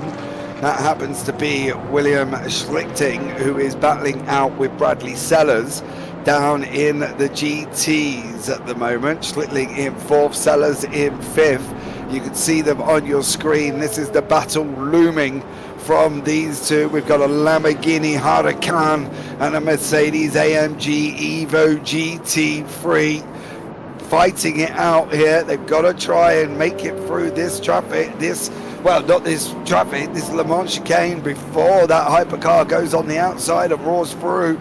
Doesn't interrupt their battle. They are resuming once more. Ross, this is great to see the fact that we've not got a spread out field. There's groups of battles happening across the racetrack. Yeah, and this is pretty characteristic of this championship. I mean, the battles are always very strong. These teams have, particularly right now, it's kind of wild to see this. Bradley Sellers usually doesn't run in the GT traffic, but he's decided to step into the slower category and really put a good show on here. He was probably about a second or so back before we ended up switching this over and kind of holding station there. So I'm wondering if Schlichting he's going to hit him! Oh! Ran into some traffic or got run into. And that just brought Bradley right to him, because now it is on right now. Yeah, it's on, as they say, like Donkey Kong here as these guys. Oh my goodness, he got in the back of that slower car. Yeah, he managed to hold it. I don't know what happened to the slower car, but he managed to hold it. That slower car ended up off the side of the circuit there. And I do wonder if that was Norm Graf. It was Norm Graf. Yeah. In the Corvette. Oh, just got loose in front, and then unfortunately, but the AMG did manage to hold it there and keep it in front. So a great move. But yeah, not good. You can see coming here, these guys just got loose coming through the corner. There's the Corvette's back end getting a little bit squirrely, and then unfortunately that Mercedes had nowhere to go, and off he goes off the race circuit. So that poor Norm Graf in that Corvette Z06 is now 38 seconds back from Elko Bussing here at the same time. So yeah, he's going to have to keep going. Matt Bice and Eric Monet, the Bice brothers, getting involved in a little bit of everything here, Jim, today. They are. And again, I wasn't here last year. So both these guys moved up apparently from the GT cars, the GT3s to the hypercars. They sure seem to be holding their own. Yeah, they definitely do. Don't seem to be having any issues at the moment fighting it out, but they are still, again, as we said, fighting it out once more. You can see Monet in 7th. That is the hypercar there coming through. That's one of the Yuyans, I believe, as he goes through. As the gap now filters out to 1.2 seconds. Unfortunately for Eric Monet. Ross, that's the problem, isn't it, with traffic? You get locked into a battle and then you have a car coming at you. That you just described endurance racing pretty much to its core. That's what every one of them has to deal with, and you just hope that it goes your way. And sometimes, traffic giveth and traffic taketh away. But I was kind of watching that, and as I'm watching Eric Moynier back there, I noticed Jerry Chen isn't here today. So the battle we saw last year between the HRC team with George Angelidis and Jason Whited looks like it's a little bit on hold because George is way back, Jerry's gone, and now he's basically, I think maybe Stuart Barge might be coming on board with him. I'm not 100% sure, but yeah, you've got Moynier and the usual suspects are kind of out of it, and instead you've got Benjamin Porteous Heath and the Bice brothers are sort of taking up where they let off, and they got a lot of action going on here as we see Johnny Gutierrez I think we're on board with you're right. Yeah, Johnny Gutierrez. Yeah, and he's trying to make his way out of the infield. Yeah, he is battling with Dahlgren here. These guys are 2nd and 3rd. So a great job from these. Bell out in front now by 17 seconds. Dahlgren in behind that 9X8 is a Toyota Evo X8 Evo. Who's going to be the better Evo at the moment? The X8 has stayed there as well, and it is a beautiful car to drive. But Gutierrez handling this one well, Jim. Very well. That was, I'll tell you what, they went through there side by side through that Le Mans chicane, and it looked like the Toyota got a little wheel hop there off the curbing and caused him to drop back a little bit. And he's coming quick, though, isn't he? Golly, look at this. He is Dahlgren in that Toyota. Boy, he got a pull right there. That's insane. The only good thing about the X8 is it's the straight line of the X8 isn't bad. It's not awful, but it's not bad, and that's the thing. I think, Ross, if we was to sit here and say to you, which hypercar would you pick? What is the most balanced for you? Which one would you go with? Of these two or the whole field? Because that's... Well, let's go with the whole. Let's go out of these two first, and then we'll go with the whole field after. That's a tough call because both of them have received such major updates to the way that they perform that I wouldn't really know. Like I think I'd want to try the Toyota. I feel like I might be a little bit more comfortable in the 9X8. But they're so different from what they were before, particularly the 9X8, which just like the way that the Evo's evolved, like the center of pressure, the way that it has changed from about the midpoint of the car back to the rear with that wing, it's a totally different animal, and it's you see the exact same thing in real life. And how great is this to see these LMH cars that would normally never be here because they have not participated in IMSA are duking it out as though it was just like another day as part of the package running here on the high banks of Daytona. So now you've just sat on the fence for that question. Out of all the cars, yeah, you did. You didn't give me a set answer. Out of all of the hypercars, then, which one would you pick? It probably wouldn't do me too good, but I still do love the Acura. I had a great time with it when I did run it. I had fun running with George a couple seasons back, so I'd probably go there. And I'd love to run with them, but so many of them have been updated. I'd have to try them all in depth and really squeak the most out of it, probably on a team, before I could come back to you with like a real solid, this is the one. So many splinters. So many splinters. So many. That's what I was going to say. So many splinters, Mr. Smith. It is unbelievable. You got a bum like a porcupine at the moment. There's gone and sat on the fence so much. Dahlgren still coming. He's like he's like a kid at Tom Sawyer book or something, you know, just sitting on the fence. Yeah. Pin cushion galore there for Mr. Ross Smith, and we couldn't even call him a dartboard. He's had that many. But you know, Ross, what you said though, that's exactly the appeal of this, though, where you talked about earlier about these hypercars that aren't racing in IMSA wouldn't be here, and you can come do this. That's what makes this series so great. 100%, Jim. Yeah, this is what we want to see. This is what the entire idea of convergence gives you, is you have these two different worlds of racing that should be able to play together, and unfortunately, because of the way that manufacturer spending has to be and you know, the complications of the real world, we don't get to see that, even though it's right there. It's tantalizingly close. They just aren't there. Toyota was at Daytona, but it was sitting, you know, behind some velvet ropes just for people to look at. Here, it can be on the track, actually banging doors with the rest of these cars like it should. As it should be. Right. So, can you tell us then, not which one you would get in, though, Ross, then, if you're not going to do it that way? Can you tell us which one is the strongest, do you think? That's too tough to call. More splinters. Here we go, splinters again. way too tough to call. You know, let's look at this battle between Max Thumpkin. Oh, Jesus Christ! Sonny Walker's closed back up on him. Yeah, let's call it here Ross Smith for Prime Minister or anything there. For to tell you what, he avoided the question so much. He's like Switzerland. He has no opinion. He's not involved. I like them all. You did get out, Mr. Ross Smith. However, question for Stacey Scott's game in YouTube. Oi, Ross, have you driven the McLaren yet? It's a good car. I haven't given it probably the proper shakedown it deserves, but it is a good car. It feels nice for the type of balance that it has. It's a fairly even split. It's probably one that I wouldn't mind trying to take for a season. There you go. Straight answer. Ross 2028 just put in YouTube chat as well.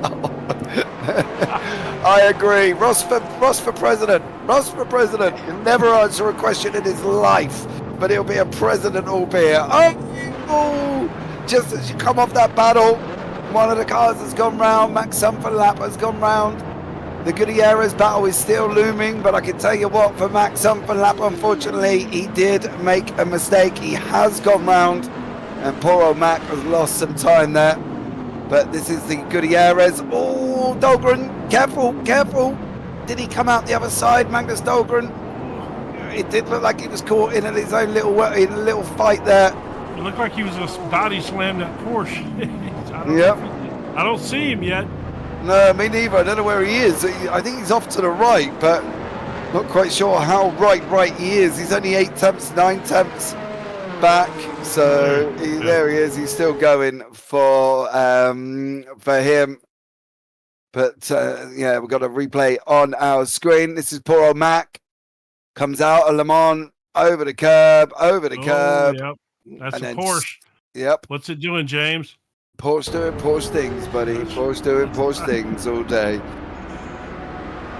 Yeah, it's almost trying to get a kiss on the bum. So there we go from the Porsche. Dahlgren and Gutierrez still continuing on. This is the battle for first and second. I'm just trying to see what else is close. Herlock's in. Gwilym Banks in. Busenik's in.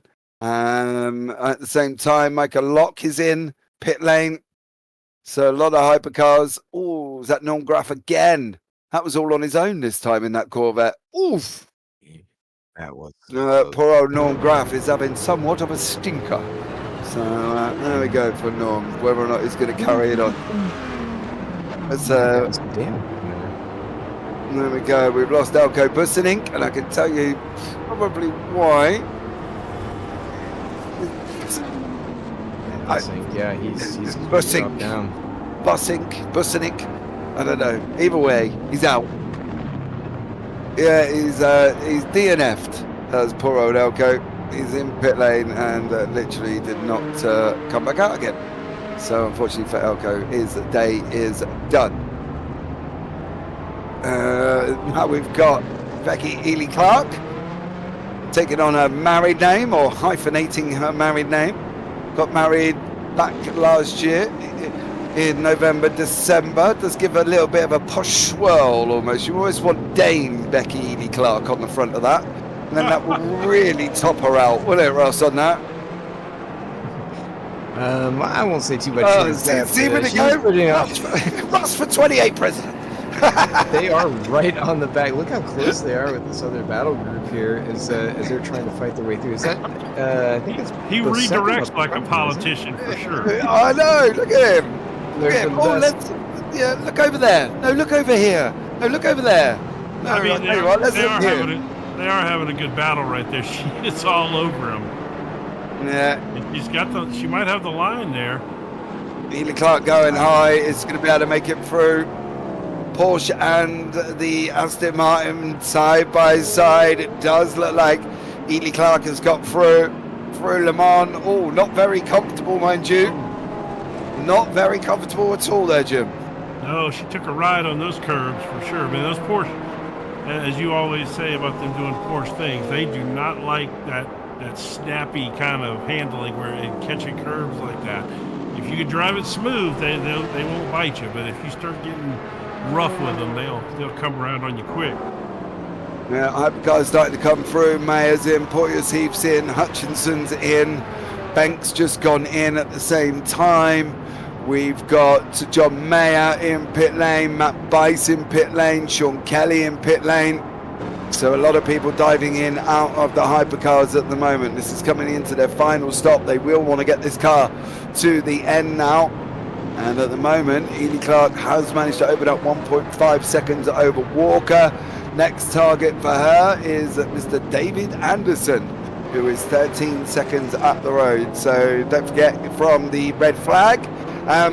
That's a question for you though, Ross. You might be able to answer, preferably with an answer. 2 laps down for Ely-Clark going into red flag. How's she going to stand at the end? Are you going to put her 2 laps back? If she was down, that's a great question for the race admin. I imagine that he probably would, in the interest of fairness, would adjust for that. Swap there. Usually they take the low side, but yeah, I think that she'll probably end up getting those removed. But I can't say that with 100% sure that's going to be the case. But regardless, it's obviously had an impact on her race anyway. She started further in the back. Normally, like as we saw at the beginning, she basically was right up there in the front, and now she's floating back in 7th, a lap down, and she should be much further up. So it's unfortunate to see that. But here's a great shot back in the back of these two ARXs going at it with George Angelides. It looks like he's losing out to Stuart Barge. George has not been comfortable in that Acura throughout this race, and it's really shown as he's now at the bottom of the list. Yeah, he's unfortunately for Mr. Angelides, he's had somewhat of as a bad one for George. There was an analogy I used the other day, to be fair, that the poor drivers had that bad of a race. It was worse than a fart bomb going off in a train cabin. So it was an absolute stinker. And I think George Angelides has had the same thing here, Ross. Well, I don't want to take too much out of George on this one, because he did work the entire 24 hours of Daytona, the actual race. He was on the pit wall running for the 93 car, the exact car that he's running right now. He was serving as the head strategist, and then working with the Meyer-Shank team also back and forth to make sure that they were doing what they could. Did a fantastic job. It was the first official race where he served in that role.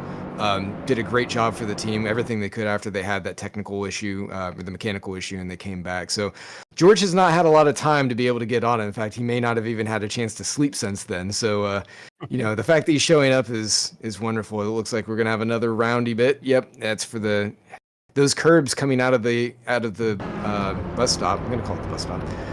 They're nothing to take lightly, and like you said, with the Porsche getting kind of loaded on one side, it's so easy to lose the back end. Magnus Dahlgren Yeah, Magnus has got a penalty there. Oh, So poor old Magnus Dahlgren, but it's 11th. This 11th and 12th battle is nearly in last in class, bar Sean Kelly, who has just come out of pit road. So George not going to be best impressed with the way his race has gone here. Unfortunately, Acura ARX over Angelidis, Acura ARX of Mr. Barge, both of them not having great races whatsoever. So unfortunately, what did George drive last year, Austin? well, he is the purest of pure when it comes to racing spirit. So he will always run for his favorite team or whichever team he's working for at the time. So if he didn't have a job at Acura or HRC, then he would be running in the Ferrari 499P because he is a tifosi in heart. But because he has to stay true to his work, Well, that's awesome. he will not leave that Acura until they pull out of racing altogether. So there you go. Well, so he's a race engineer then by trade. Oh yes, George runs us for Storm Gang. You can see our logos there up at the window banner and down on the right hand side. He runs all of the physics. He sets the cars in sim. He works with John Uyan, who's also out on track. He's a master mechanic. John has been for like the last 20 years, I want to say. Actually, I'm sorry, 40 years of his career. So they both have great insight into mechanical engineering and the way that cars should behave, how their innards work and everything, and brings that into the mod. So it's wonderful to have them on board just setting these things up. So we're watching here Magnus serving his penalty for, I guess, speeding in the than he is. That's a shame. Oh yeah, he's just falling back. He's down into sixth at the moment. He was chasing down with Johnny Gutierrez in third place. He's now behind Herlock, Kirby and Michael Locke. And he's got Troy Uyan 12 seconds, 15 seconds in fact, behind him. And that is the problem when you speed in the pit lane. Just must have taken off his pit lane limiter a little bit early for a poor old Dahlgren. And he's got to go once more here to try and get some of these positions back. And the first one from Magnus up the road, Michael Locke, but he's 12.5 seconds up the road in that Crown Dental Group Peugeot 9X8. Going to be a tough overhaul there, Ross, with 28 minutes to go. Yeah, Crown Dental, though, I mean, they're a strong team. Gutierrez is actually coming into Hypercar from GT himself, and he's having just as good of a run as the Bice brothers were, as you see him up there in second place. We'll see if he has anything to give Mike Bell and Daniel Herlock there, who are also right around him, sandwiching him in with the Smile Power Motorsport guys. Well, we'll see what happens here with Dahlgren, see whether or not how far he's actually going to get. Bell out the front, you see it there with Gutierrez and Dan Herlock. Hypercar it's John Mayer, Eric Monet, and also Benjamin Porteous Heath, the Curie Mistral team, 1 and 2 at the moment, which is great to see. George Angelidis down there. Look at Carl Shaw, Sean Kelly not having a good one whatsoever. They've ended up dropping back in the GT Freeze, which is where it will go next when Paul beats the guinea pig. There we go. JT Tammy out in front with David Shun in second place. Alan Holden, Bradley Sellers, William Schlichting in fifth. That's your top five. Busicom, not really seen much of him, with Becky Healy-Clark in seventh. Walker, Sumberlap and Norgraf round out the top 10. There's Ryan Paulbert Reyes was leading a little bit earlier on, has had a little bit of drama. Busick, DNF, Dawn, Maya, Pullen and Kalaranakis out in the GT Freeze. In the AMS, David Anderson out in front with Stephen Miller sitting in second and Eugene Missouri in third. Then you've got Adam Gray fourth. We've already lost Alexander McQuarrie and Craig Pullen. So unfortunately, only 4 people fighting it out in that GT3 AM field currently at the moment. But look, we've still got 26 minutes of racing to go here, Jim. What are we expecting to happen? Well, at this point, obviously Mike Bell's got a pretty comfortable lead out there. If Gutierrez is going to probably have to look for him to make a mistake to catch him, and he's got his own troubles behind him. With Herlock is not that far behind him, And so, it's gonna be interesting to see in that class. And obviously in the AMs, you got the front two cars and the hypercar AMs that are kind of out there on their own. Oh my goodness, we got around here. Gilles along there, unfortunately for him, having his own little moment there, and has gone round for Gilles. So not good there at all as we get on board with Mike Belt going through Le Mans, doing a great job. No real dramas whatsoever. The battles seem to have settled down here. This is the Écurie Mistral team of Mayer and Monet. To be honest, though, Ross, is an idea of teammates. You're not going to really want to worry about that one, as the Écurie Mistral team are not going to be looking to have a fight here, Jim. And I think at the end of the day, they just want to open up the gap. Yeah, I mean, I don't know if team orders are, that they get to fight it out, or they have some set routine as to what would happen in this situation. They certainly got a big enough gap that if they want to battle each other, they can, and probably not any danger of getting caught. But certainly don't want to make a mistake there. I think that's the thing as teammates, isn't it? You need to be careful. You're free to fight, but then if you're free to fight and take each other out, that gap they have got could go completely out the window for John Mayer and Eric Monet. They're 18 seconds nearly in front of people, and the last thing they really want to do is end up taking each other away. I can tell you now, Sarah Eimer and Gilles Lalonde are not too far apart. It's a battle of the X8s further up in the pros. That's 13th and 14th going side by side. But for Mayer and Monet, I don't think a lot's going to change, and they're going to stay as they are. I'd be very, very surprised until the last couple of laps here, I think, for them to actually start fighting it out, because that's where I think most of the battles are going to happen. I don't think teammates should be fighting with 26 minutes to go, Jim. No, absolutely. But that'll be fun to watch it when it comes to the last lap if we let them go. That'll be really fun to watch. Yeah, we've just lost Toy Uyan. Stamina to see if we can find what happened to him. Yeah, I think that was just a disconnect, because he literally stopped in the middle of the straight down into the chicane. And then unfortunately, it's just unfortunately for Troy, back into pit lane. Gutierrez running in second, 2.9 seconds ahead of Herlock, who's trying to come at him. There is Dan Herlock. Still got Mayer and Monet from the Écurie Mistrals, who's not really going to be battling away here, Ross. We were just talking about the Écurie Mistral boys. Are they going to really be fighting with 23 minutes to go, or are they going to save it for the final lap? Well, it looks like Eric just tucked in, so they probably will be separated now. But knowing how this team played it last year, I think that they're going to give each other room if they do end up together coming to the end. So it's not going to be quite the slugfest that you saw with the Porsches at the real 24, just heading into the last little bit before Meyer Shank was able to kind of sneak in there and break that two up. But certainly if they find themselves just like they were a moment ago, it's going to be a little up the road there. That was a little bit tricky with the dog leg. They're going to give each other some room, and maybe it's a little bit trickier. Oh no, God, that looked like it was going to get really dicey there with the AMG. I got to point out that livery there. I'm not sure that's Boseckham that's in that car. Can't see the number from here, but he's. I know you said there wasn't too much coming from him, but he's been able to hold on and certainly help out the team. That was getting a little bit dicey there with the hypercar traffic. John Mayer there, Benjamin Poitiers now in second place. So something I want to point out real quick. I've been sitting here watching the timing tower where y'all were going over that, and Johnny Gutierrez has cut almost 3 seconds off Mike Bell's lead just in the short time since I talked about them, a couple of minutes ago.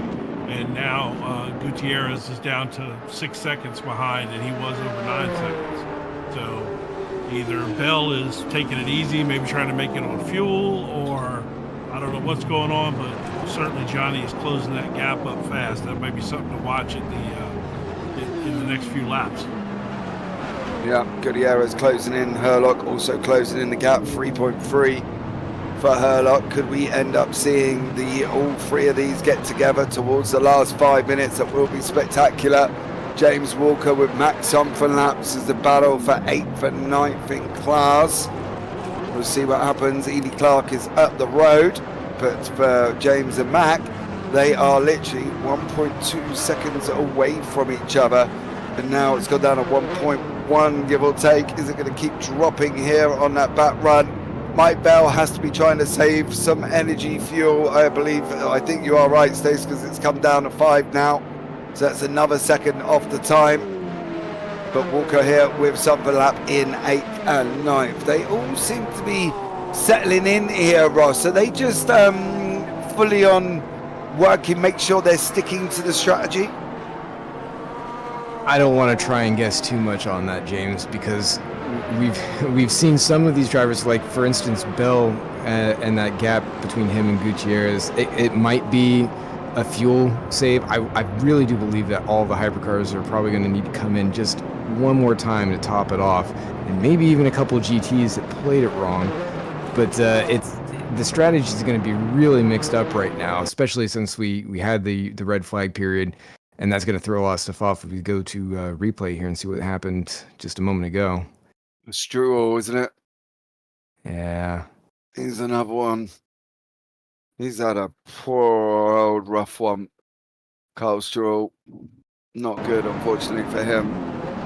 But back to Walker and Sunderlap. Walker's now closed in right in behind. Sunderlap in the 9 machine.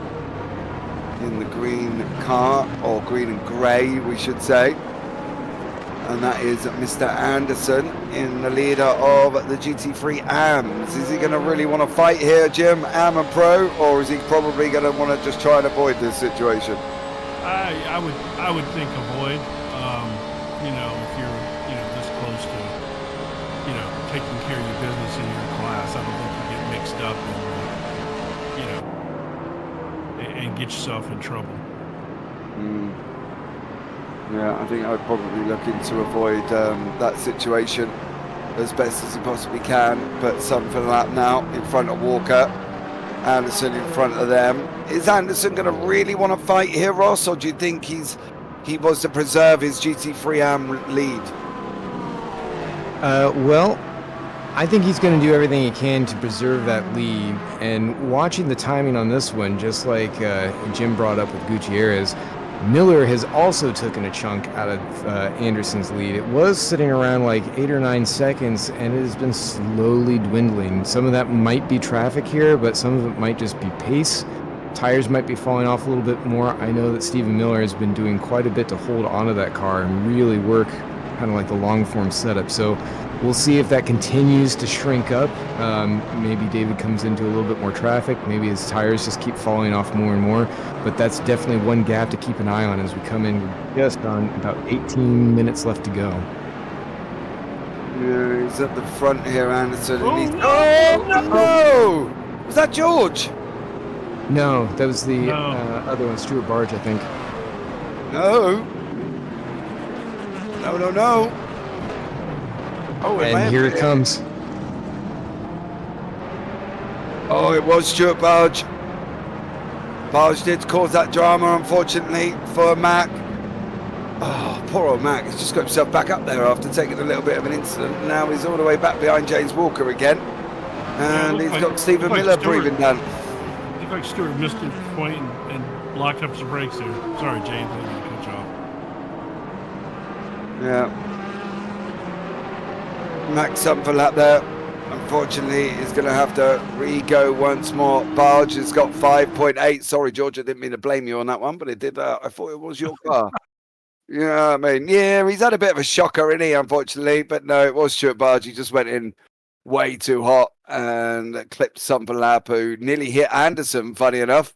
And around he go. Anderson just managed to stay out of that one, Ross. And we were just talking about that lead from Anderson. Now he wants to try and stay out of trouble. And Stuart Barge, he copped him in it.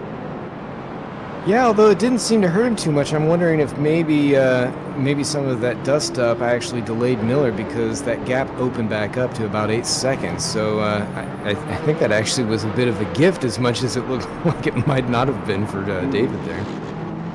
Yeah, he did manage to open up that gap back to Stephen Miller by about 8 seconds, 16 minutes on the clock. And at the moment, everything seems to be a little bit settled down in class. No real battles taking shape. Anderson still leading the Hypercar, the LMGT3 AMS. Tammy leading the GT3 Pros. Meyer in the Hypercar AMS, and Bell still out in front by 4.3. The gap to Gutierrez has come down. I think one of the things we will have to look out for is that Herlock Gutierrez has got for 3.3 here, Jim, down at 1.9. Yeah, that one's kind of fluctuated back and forth. And it's, it's never gotten closer than about 1.5 during this whole stretch here. But Gutierrez had pulled away from him at one point. But Gutierrez is down to 4 seconds behind Bell now. So he's definitely closing that gap up, whether that's Bell saving or not. I'll tell you what, if there's going to be another pit stop here for a splash and go, this is going to get real interesting. Yeah, Gutierrez 3.6, 3.7, Herlock 1.9. That's probably going to be where the closest action's going to be over the next 15 minutes. I expect that one to keep coming down. 3.4, 2.2 is jiggling around a little bit at the moment. And unfortunately, it's not staying in one direction, Mr. Smith. It seems to be up and down, up and down, up and down. Yeah, I think everyone's kind of struggling with their cars right now. A lot of drivers double stinting tires, and you're seeing a lot of that start to take place here at the end where they have to deal with balance shifting cars and those tires just being excessively hot. They're going to be coming into the pits here probably within the next few laps. It depends on strategy, but you're going to see those hypercars. They're going to start doing those splash and dashes here any moment. Yeah, I can tell you now, Sean Kelly is absolutely just put himself in the wall at Le Mans. Oliver Day has just put himself round at turn number 6. Gilles Lalonde and Serema are in 12th and 13th. They're continuing to have an X8 Evil battle. Now down to 2.4, 2.6, 2.7. And unfortunately, it does look like Serema's got a little bit caught up. Watch this. He goes round, nearly takes out I think that's one of the Euyans, and then bang, straight into the wall sideways. And that first Sean Kelly into the wall. Nice little slow-mo action. But yeah, Gilles Lalonde still fighting it out there. And unfortunately, well, he's lost a little bit. Oh, he's gained a little bit of time, sorry, over Alexander. His time's now out at 3 seconds. Olive Day still running up front. Mike Bell 2.93, teaming on 3 seconds. What do we think, Jim? We've got 30 minutes to go. Are we going to get this end battle? Yes, I don't see us not having it. He is closing the gap unless Mike Bell's just holding back. And it's going to be a 3-car battle here. This is yeah, we're gonna see. I always wondered watching these races why all of a sudden the commentators would just start laughing for no reason. I think I've learned now why that happens. It's unfortunate that people can't listen to the behind the scenes because it's quite humorous sometimes. Yeah, that's exactly why we call him the bug in our ear hole who does start affecting what is going on. But great action here. Russ, what do we think? Is it going to come together all of a sudden? Well, it has come together. Herlock is there. He's closed that gap down. I think Johnny might have lost some speed going in through traffic, but Herlock has closed right up, and he's looking ravenous to try and make this a 1-2 for Smile Power. Gutierrez is going to do everything he can to hold him back, but Herlock looks very strong coming in this last segment. I don't know if he's going to be able to do it. I'll tell you what he did. He got into the back of Gutierrez just the slightest little bit, and the gap back to Bell opened up to over 4 seconds. I'm not saying that was a teammate move or anything, but it certainly took Gutierrez off the prowl. Now he's watching what's going on behind him as much as he is trying to catch Bell at this point. Look of BMW. I mean, I'm not going to say that that's what happened, but, you know, because there was some traffic there. I mean, he could have legitimately just bumped into him there. But either way, it certainly served Mike Bell well to the tune of about 2 seconds. 11 minutes to go. Yep, they're fighting for it now. Yeah, this is. I think it's going to turn into a 2-car battle for second here, more than I think. You know, first place is not going to maybe be as much of a challenge if Herlock can stay on Gutierrez like this. Suddenly, we've got fights all up and down. It looks like, as we saw there a moment ago, George Angelidis getting attacked by Oliver Day, who is now just taking the position away from him. That was for, I believe, it was 9th in Hypercar AM. And then further up here, we've got Johnny Gutierrez still holding up. We saw some dirt kick up in the foreground. Some of those leading cars that they're about to come up on, I believe some GT traffic. Herlock has backed off that gap just slightly, but I think he's going to close it back down here. I really do believe we're going to run into a situation where we're going to get some splash and dash coming up on the 10-minute mark right at the end of this. As it's very close racing between one of the Smile Power cars. It looks like, yep, that's a lot of scattering here. Not sure what's going on, but a lot of cars bailing out right at the last minute and having to slow down to avoid this is calamity here as we're going through the Le Mans chicane. Yeah, Gutierrez is literally climbing on Herlock. Herlock, is literally climbing on Gutierrez, and I do mean literally on him. There they are in the background. You can see them high on the banking, almost making contact. Through they go. Now going to go through the middle of the GTs. They are literally going to filter in. Herlock coming into turn number 1. He's on the outside. Gutierrez on the inside. X8. Is it going to be the X8? Is it going to be the Cadillac? At the moment, the X8 looks like it's just managed to do it from Gutierrez, but that, Jim, was very, very close. Yes, well, I have to say, I think that Herlock let him slide in on that straightaway with that GT3 car there, because he backed off just enough to let him in so that there wouldn't be a big one there. I really believe that. If we were to go back and look at that, which I know we can't, but I believe he did. But yeah, he's all over. But the funny thing is, they're still closing in on Mike Bell, both of them. 2.7 now for Bell's lead. Herlock and Gutierrez need to really kind of stop. They could probably end up getting Bell. Last time out, Bell did a 35.9. These guys did a 35.2 for Gutierrez, 34.9 for Herlock. So it was almost 1 second quicker than Bell. Do we think Bell's fuel saving, Mr. Smith? Do we think that's the issue? I think he is, at least to some degree. And unless he's really tortured his tires, man, look at this replay here as we're coming around. See, that was a squeeze. So close. Yeah, I don't know. That was tight, but that was exciting. I tell you, that was really exciting right there. Yeah, and then they switched a little bit up. It's all got a little bit wrong there at the moment. And we will get back to live pictures. They're still going at each other. Gutierrez and Herlock still running down side by side into turn 1. Herlock's going to persist. That was almost an X8 in the wall. An X8 contact with Herlock coming out. Now running down into the International Horseshoe. He's going to have a go here. Herlock tries to stay with him. They've got back markers in front. How much of this is going to pay? But it's the 9X8 of Johnny Gutierrez. Smile Power Racing Cadillac and Dan Herlock.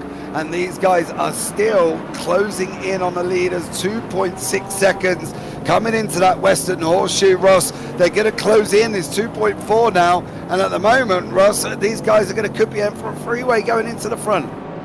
Yeah, you're seeing him come into frame now. So the Johnny Gutierrez is licking his chops. He's fighting on 2 fronts basically because he's trying to close Bell down. He can see him right there. I don't know where Johnny's going to have to make his way into the pits if he even has to. I think he should, but I mean we're up on 7 minutes, and we don't see any of them going in yet. That surprises me. But we're going to see if it comes down to maybe the final lap where drivers just said like, oh, I didn't quite save enough to make it to the end, and they're going to have to dive down pit road. You really hate it for that because you want to see these battles play out right to the end. But now we're coming up on 2.2 seconds, it looks like, a little bit more. They're just going to keep closing this down. They're going to keep crossing swords with one another. Look, here we go again. Side by side, Herlock once more going down into turn one. He looks like he's ahead. Oh, he got him. He did it. He drops his nose straight off, closed the door on the exit. Oh, yeah. Is he going to be able to make it through here for Dan Herlock? He manages to hold on. Gutierrez is now going to go. Gutierrez going to use this GT3 traffic. Herlock's dived up the inside. The GT3 just got pushed out of the way. I believe that's Alan Holden in there in third place.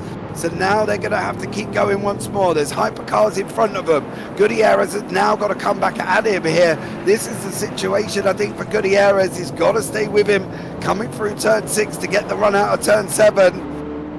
And at the moment, is he going to be able to make it through? There's a penalty, I believe, for David Anderson leading the hypercar in the GT3 AMS. The X8 now off the banking. Looks like he's going to try and pull it back down. Get a run under draft down into Le Mans, and I think at the moment, free temps, 3-3-3-2. It is coming down, Jim, but is it coming down fast enough? Yeah, I think it's coming down fast enough. I think that they're going to... just the thought that there could be splash and dashes in here with 5 minutes to go like this, at this point, I hope that you saved enough and you stay in there. At this point, I think your window's about to close on whether or not you can pit here or not. I mean, at this point, you gotta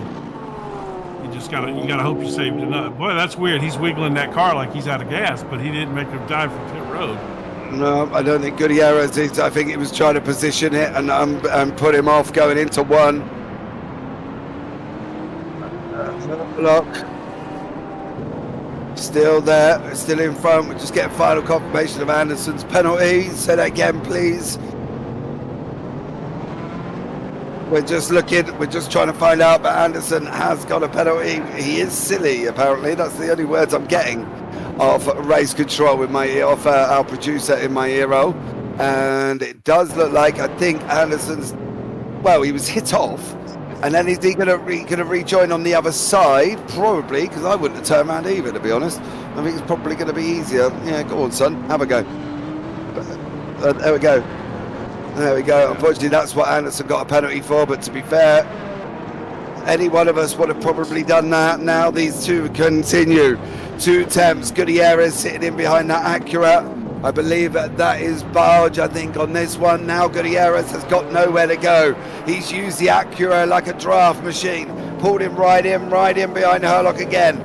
3 seconds, 3.1 out in front. I think Bell's going to have the Hypercar Pro class here.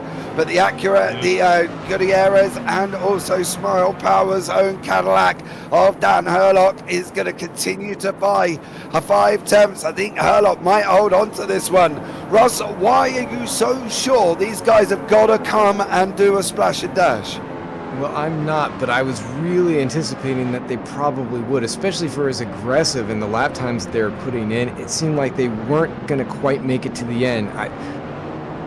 And we often have races like this where drivers will set up and they'll push extra hard, and then they find, oh, I'm just going to be short by maybe 1/10 of a liter coming into it. So, oh boy, and this traffic is going to make it very exciting. I think Gutierrez is going to look right back to try and get by him. I don't think he's going to be able to catch Bell at this rate, but if he can get back at Herlock and just sneak by him at the line, that's going to be a great finish for him. Yeah, I think you're right. They're within 1.5 seconds of Bell right now. We're going to find out whether or not they're going to close the gap up. Gutierrez getting a slide on coming through 7. Herlock also having an issue at the same time here. Here we go. It looks like Dahlgren's gone and DNF'd. Magnus Dahlgren has DNF'd. He has gone off, and unfortunately it might just be a straight disconnect. I can't see anything why he's had a problem. Gutierrez now with Herlock. Herlock's going in. He's got to go in. There's a Hypercars that's going to pull him here. You can see that's Bell in front of them. That's it. That is Bell is front. This 1 second is coming down. There's Bell just up the road. You can see on your screen, Bell is just literally in front of this hypercar that we're going past now. Has Gutierrez got to miss out because he is not close enough to Herlock? Herlock's used that hypercar, the X8 trying to get there, but I don't think he is. I think it's going to be between Bell and Herlock. I think they're going to be one-on-one more. They're just about to make this. But this looks like a Smile Power 1-2 with a 9X8 of Gutierrez sitting in third. And at the moment, that gap at the moment here, Jim, has plummeted down to the leader. Bell now there.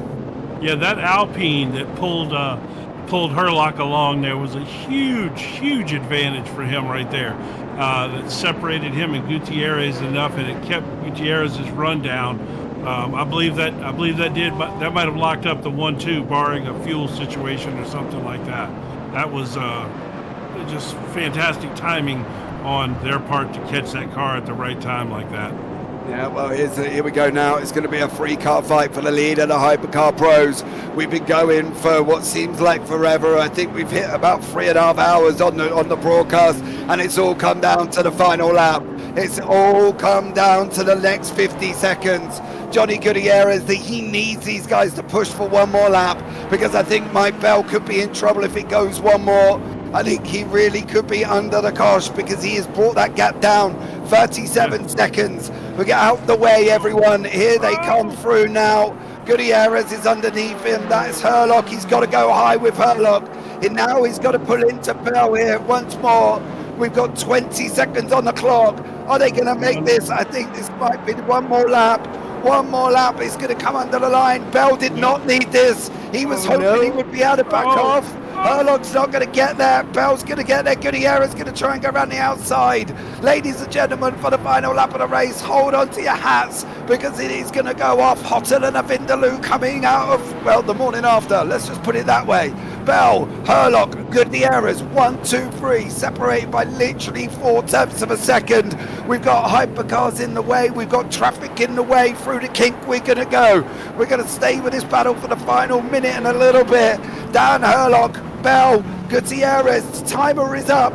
This is it. They're all going to now have this one opportunity. Bells can't jump in. Herlock almost made the move. It's going to be the run onto the NASCAR cars through 7. Gutierrez has got it wrong. It's now should be between Herlock, unless Gutierrez can close up rather quickly in that X8. He's flashing frantically. Bell's going to be under the cosh, but I do wonder whether or not that little bit of traffic that just might have saved him coming into the bus stop for the final time. Bell's in front. Herlock's in second. There's traffic there as well. I think that's Angelidis or Barge. One of them. I'm being polite. Please remove yourself, because you're going to give it to the leader, who's going to sit there and thank you all day. He will come round your house. He will wrap your Christmas presents and decorate it all at the same time if you keep giving him that. In fact, he's gone off. Oh, he's gone off. It's going to be a run down to the line. Bell's going to be in front. Herlock's going to be alongside. He's holding on. It's going to be Herlock. Naked it. Wow. Oh my goodness. I know we still got races going on back behind us, but holy cow, that was amazing. Herlock got it by 0.19, I think, of a second. Oh. Bell was holding on literally there, Jim. That was great. Oh my goodness. Yeah, that the Acura got down on the bottom there, and I think scared Gutierrez out of the picture, but holy cow. Yeah, I think that Acura, I think we can agree that Acura did put the frighteners up Gutierrez there, Ross, because that's where he lost the most time, when that Acura was hanging around on the inside. Yeah, I didn't see exactly why that happened the way it was. It looked like George thought that he was going to cut him off more than was going to be reasonable, and just kind of pull down a little bit. Man, what a finish! Like less than 0.2 of a second between. Not even. I think it might have been 0.02 of a second coming to the line. But great job by those guys. That's a great win for Smile Power. Certainly taking advantage of CMS Pros. We see John Mayer coming across the line for the Mistrals, and his teammate Moynier, and we're going to have JT Tammy here, who's going to take the win for GT3. There he is, John Mayer winning the Hypercar AMS, JT Tammy taking the GT3s, and then behind that it was Stephen Miller in the end over Brad Anderson, because Anderson had that penalty, taking the win in the GT3 AMS. I have got JT Tammy finished. It's just Max Somfenlap who apparently has not finished this race, and he's on his way through Le Mans. So great win for JT Tammy in class. Great win for Stephen Miller. Brad Anderson had that one wrapped up there, but unfortunately, Jim, due to making, as Paul put it, a silly mistake, he ended up losing the win in the GT3 AMS. I mean, I get that was a penalty. The way that happened, though, I don't know. I'd be upset if I was Anderson the way that went down. But you can raise a complaint, later. But I don't know. That was a bad situation. But I tell you what, that finish. Results are on your screen. Dan Herlock in first place, Mike Bell in second, Johnny Gutierrez in third. It's a shame we can't get the times, because that was literally barely a tenth between them all. Dan Kirby in fourth, Michael Locke in fifth, with Timon Suvic in sixth, John Uyan in seventh, Robert Molin in eighth, Alexander Schultz in ninth, and Wouter de Bruyne in 10th place. Gilles Lalonde in 11th, and Alexander Sarima in 12th place. Dahlgren DNF'd at the end. Troy Uyan, well, he only completed 75 laps. He disconnected to come back. Kesby DNF'd, Scar Pope DNF'd, and Cameron Barker DNF'd there as well. In the Hypercar AMS, John Mayer takes the victory over Benjamin Porteous-Heath, with Gullen Benk in third, Mike Boos and Matthew Bice in fourth and fifth, Wayne Hutchinson, Eric Monet, Oliver Day, George Angelidis, Philip Ducati, 9th and 10th. I think George had a big panic on at the end. Stu Barge in 11th, Carl Struhl, Sean Kelly, both of them had rotter races, with Vinicius Concalves, the DNF, in there. Going into the GT3s, it's JT Tammy, your winner, over David Jean, with Alan Holden in third, Bradley Sellers in fourth, then William Schlittling finds himself down in fifth. Brian Van Buscum in sixth, Becky Ely Clark in seventh, recovered. We'll have to see what the stewards make of the situation with the 2 laps down.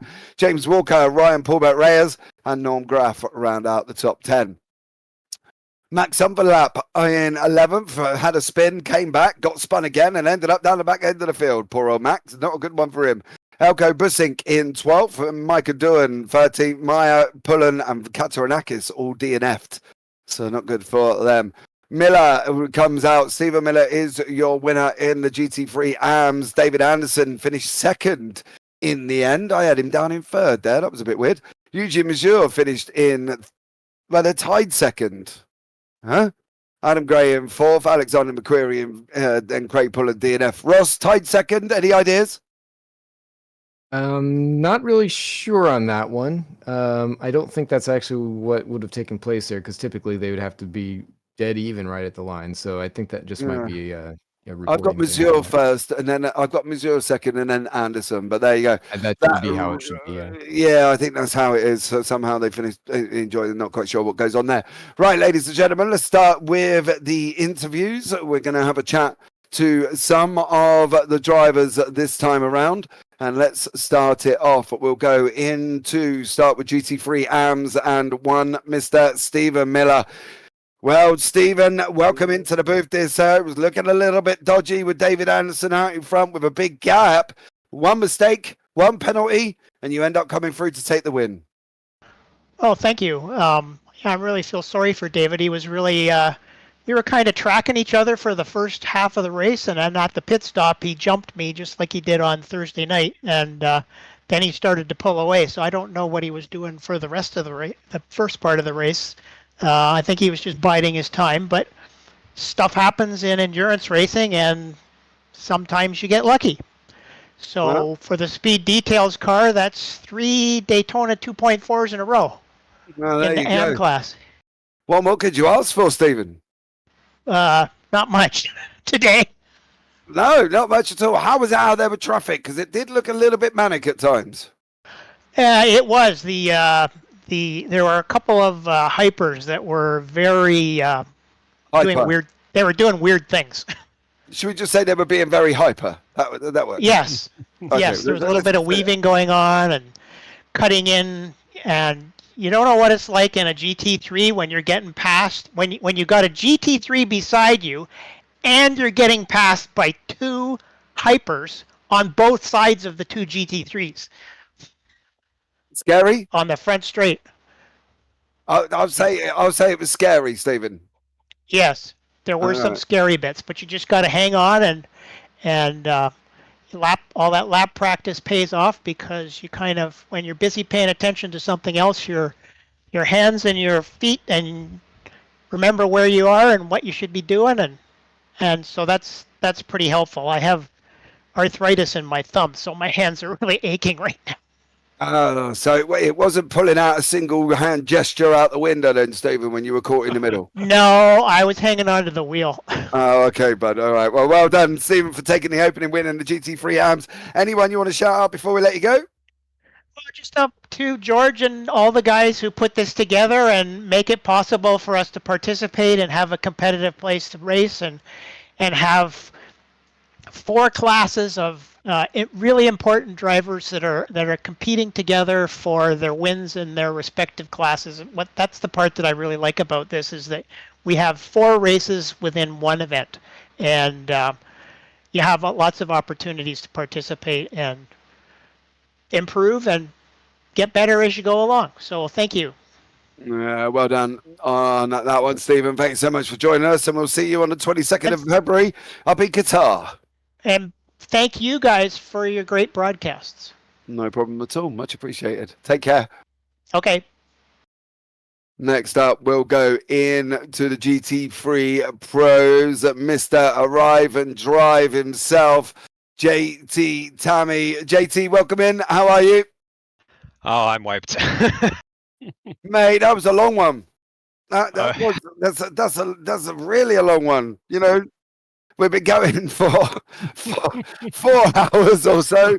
So much for the PG. Yeah, and we've only just got into the end. How was it out there for you? Not too bad. Just trying to stay out of trouble and staying consistent. That was it. Yeah, well, we've had Stephen come in, and he said a couple of the hypercars were a little bit hyper on their overtaking. How were they out there for you? Yeah, it's just a couple of drivers. You learn real quick who are the clean ones and who you really have to keep an eye on and be cautious. But overall, it was pretty good. I was pretty happy with how patient most of them were into like the bus stop and stuff like that. So hopefully that will continue throughout the season. That'd be nice. Well, that would be nice, and we'll see how it goes and whether or not they will on that one. JT, going to 100 minutes of Qatar next time out on the 22nd of February. What do we think of Qatar? Is it going to be okay? Will it be another JT Tammy win? I'm hoping so. I really enjoyed Qatar last season. Did very well there. So hopefully I can do the same thing this year. I think we might have a slightly different track, but hopefully it's going to be the same kind of race strategy, just taking it easy and managing. All right, JT. Well, thanks so much for joining us there, bud. Anyone you want to shout out before we let you go? You guys for sticking around and doing this broadcast. CMS for running this league, especially, George basically spending so much time. Ross, everybody with Storm Gang putting in way too many hours into the early mornings, just trying to get this thing ready to go for us to play with. And when we're having the server issues, it was fantastic. You really can't ask for more. JT, well, thanks so much for joining us there, bud, and we'll see you in a few weeks at Qatar. Yeah, thank you. Thanks. Next up is your Hypercar AM winner, Mr. John Mayer. It was a 1-2 at one point for a Curie Mistral, and then John went and led it and took the win here as well at Daytona. John, welcome in. Well, thank you. No problem. How are you? I'm doing good. I'm exhausted, but I feel your pain. I do fully understand that, John. I can fully understand why you feel tired out there. How was it in the hypercars, in the AMS, being in that sort of middle category where you sort of got your head on a bit of a swivel because you've got the faster guys coming through from the hypercar pros? You're trying to get past all the GT3s across AMS and pros. It's a bit tough, isn't it, being an AM driver in the hypercars? It is, yeah. And I'm in VR and I don't have a relative HUD, so I can't have I just have the list of names of the guys I'm racing against, but not who's around me. And so it's hard to tell who's who sometimes. But that's okay. We just, as you said, with VR, I can keep my head on the swivel and keep out of trouble. Yeah, definitely. And you definitely did that one, dear sir, and took over the win. Off to Qatar next time. John, what do we think? How are you going to get on there? Good, I think. We did all right last year with it. And I think we'll that track suits our car pretty good. So I'm looking forward to it. John, what's your favorite circuit coming up this season? Ooh, that's a good question. Thank you. Probably Laguna Seca. Or are we doing that one? No, we don't do that one in this. No, we don't do that one. Shh, John, shh. Nobody heard that. Carry on. Sorry about that. Yeah, I enjoy them all. You enjoy them all? I don't like the short ones, the real short, tight ones. I like the longer ones. So the 4.8 hours of Le Mans is going to suit you right down to the ground then? You betcha. Well done, John. Teamwork, and away we go. Oh, yeah, well, thanks so much for joining us there, bud. Anyone you want to shout out before we let you go? Poor old Jerry didn't run today because he's sick as a dog. So that's why he's not out today. And otherwise, everybody have a good day. And you, man, take care. Thanks. Right, ladies and gentlemen, boys and girls, we're going to speak to your Hypercar Pro winner. It came down to the final lap, the final run to the line, and finished 0.019 or something ridiculously small as he went over and he sniped the win from his teammate, one Mr. Dan Herlock. Dan, welcome in, bud. Cheers, mate. You pretty intense. Yeah, you little thief, you grabbed him on the line. I know. I apologized as I was doing it, so you know. Sorry, mate. Sorry, but I just want to win.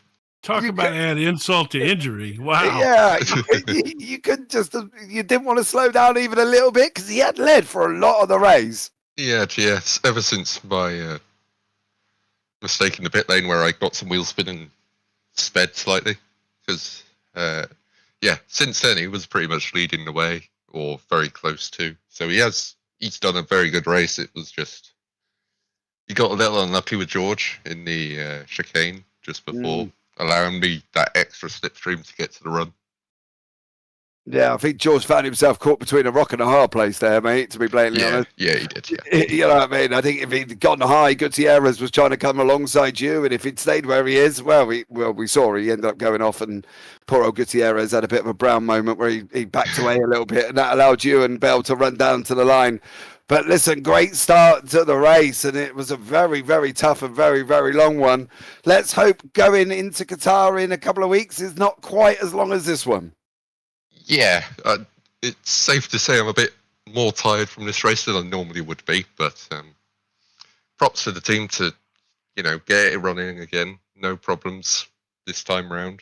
For the 4 hours. Run. Yeah, we've been live for 4 hours and 7 minutes, mate. I tried to think what it's been like for you in the car. It's not been brilliant, but you just plod through it. Not everyone can. I know Oliver Newman had to go early because he has work and commitments in the morning, obviously. But so most of the grid could stick it out and still provide with a somewhat chaotic but quite exciting race. Oh, mate, it was absolutely manic. There was stuff going on all over the place, to be honest. Dan, final question for me. What's favourite track of the season? Oh, Imola. Ooh. I love the flow of an Imola circuit. Ooh. Okay, I wasn't expecting that. That's fine. John Mayers was Le Mans. He said the longer the better. So there we go. You know what I mean? But thank you so much, Dan, for joining us. Anyone you want to shout out before we let you go, bud? Just the team. Sorry to Mike. But it's... You got to be selfish, right? I got it. If I want to challenge for the championship, I got to do that. So, yeah. Oh, right, actually, talking about that, just before you go, what is your view on the Kirby incident?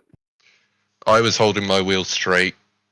I didn't move to the side, so I'm not going to say he was out of line, but it was a bit unnecessary for 2 hours left. Do you reckon that's a steward's inquiry then? We'll see. All I'm right, not going to do it, but if he does, then so be it. all right. Finish off your shout outs, mate. Sorry, I interrupted you. Yeah, no worries. Just the guys in the Discord, everyone working hard, Mr. Ross Smith on this mod, and the others. So everyone in the broadcast booth doing a good job as well, despite the long 4 hours. So that's it. Yeah, I wouldn't watch the first two of the broadcast, mate. It was like a broadcast team podcast, to be blatantly honest. But there we go. All right, Bob, you take care, Dan. Thanks so much for joining us, mate, and I'll see you in a couple of weeks. Cheers, guys. Well, there you go, ladies and gentlemen. That is all of your interviewees here. Let's start with Ross. Ross, give us your breakdown of the race. What do you reckon? Well, obviously, it was a bit marred from the red flag incident towards the start. We certainly didn't get as many drivers in as we wanted to, just because it was quite full, and it's unfortunate. I know everybody here really wanted to see as many people who are participating be able to get in there and go. So a little bit unfortunate there. I hope that they can understand that we were just doing everything that we could to make sure that all were in, but fortunately we were blessed that most of the race went off without any kind of hitches or issues. We had a couple disconnects, but we at least got some really good racing, and we had an incredibly exciting finish at the end and a great demonstration of what really good racecraft and really good modding work can do when they come together. So overall, I'd say it was great success, and I can't wait to look to the next one. Well, looking forward to that. Jim, give us your rundown on that one. I mean, brilliant. That's all you could ask for, man. Battles all over the field the entire time. The red flag incident started off slow, but we all forgot about that once the racing got going. Good finish. Incredible finish. Teammate taking it away from each other. That was everything you could ask for. I don't know what else you could want in a race other than that. Yeah, absolutely. Well, ladies and gentlemen, that's going to bring it to the end. Thank you to everybody that's joined us in YouTube chat. There's been a lot of messages going through, so much appreciated to all of us up here in the booth. Don't forget, if you are on CMS or if you're on JBB, don't forget to like, subscribe, turn on the bells, because that would be absolutely amazing. We've got more racing coming up. Don't forget, guys, Qatar, 22nd of February. So join us for that one. But I've been James Parfitt. I've been alongside Ross Smith. I've been alongside Jim Cunningham. I've had the bug in my ear all night, and I missed Paul Glover. But as always, take care. Have a great week. And you never know, we might see you on the track sometime. Good night.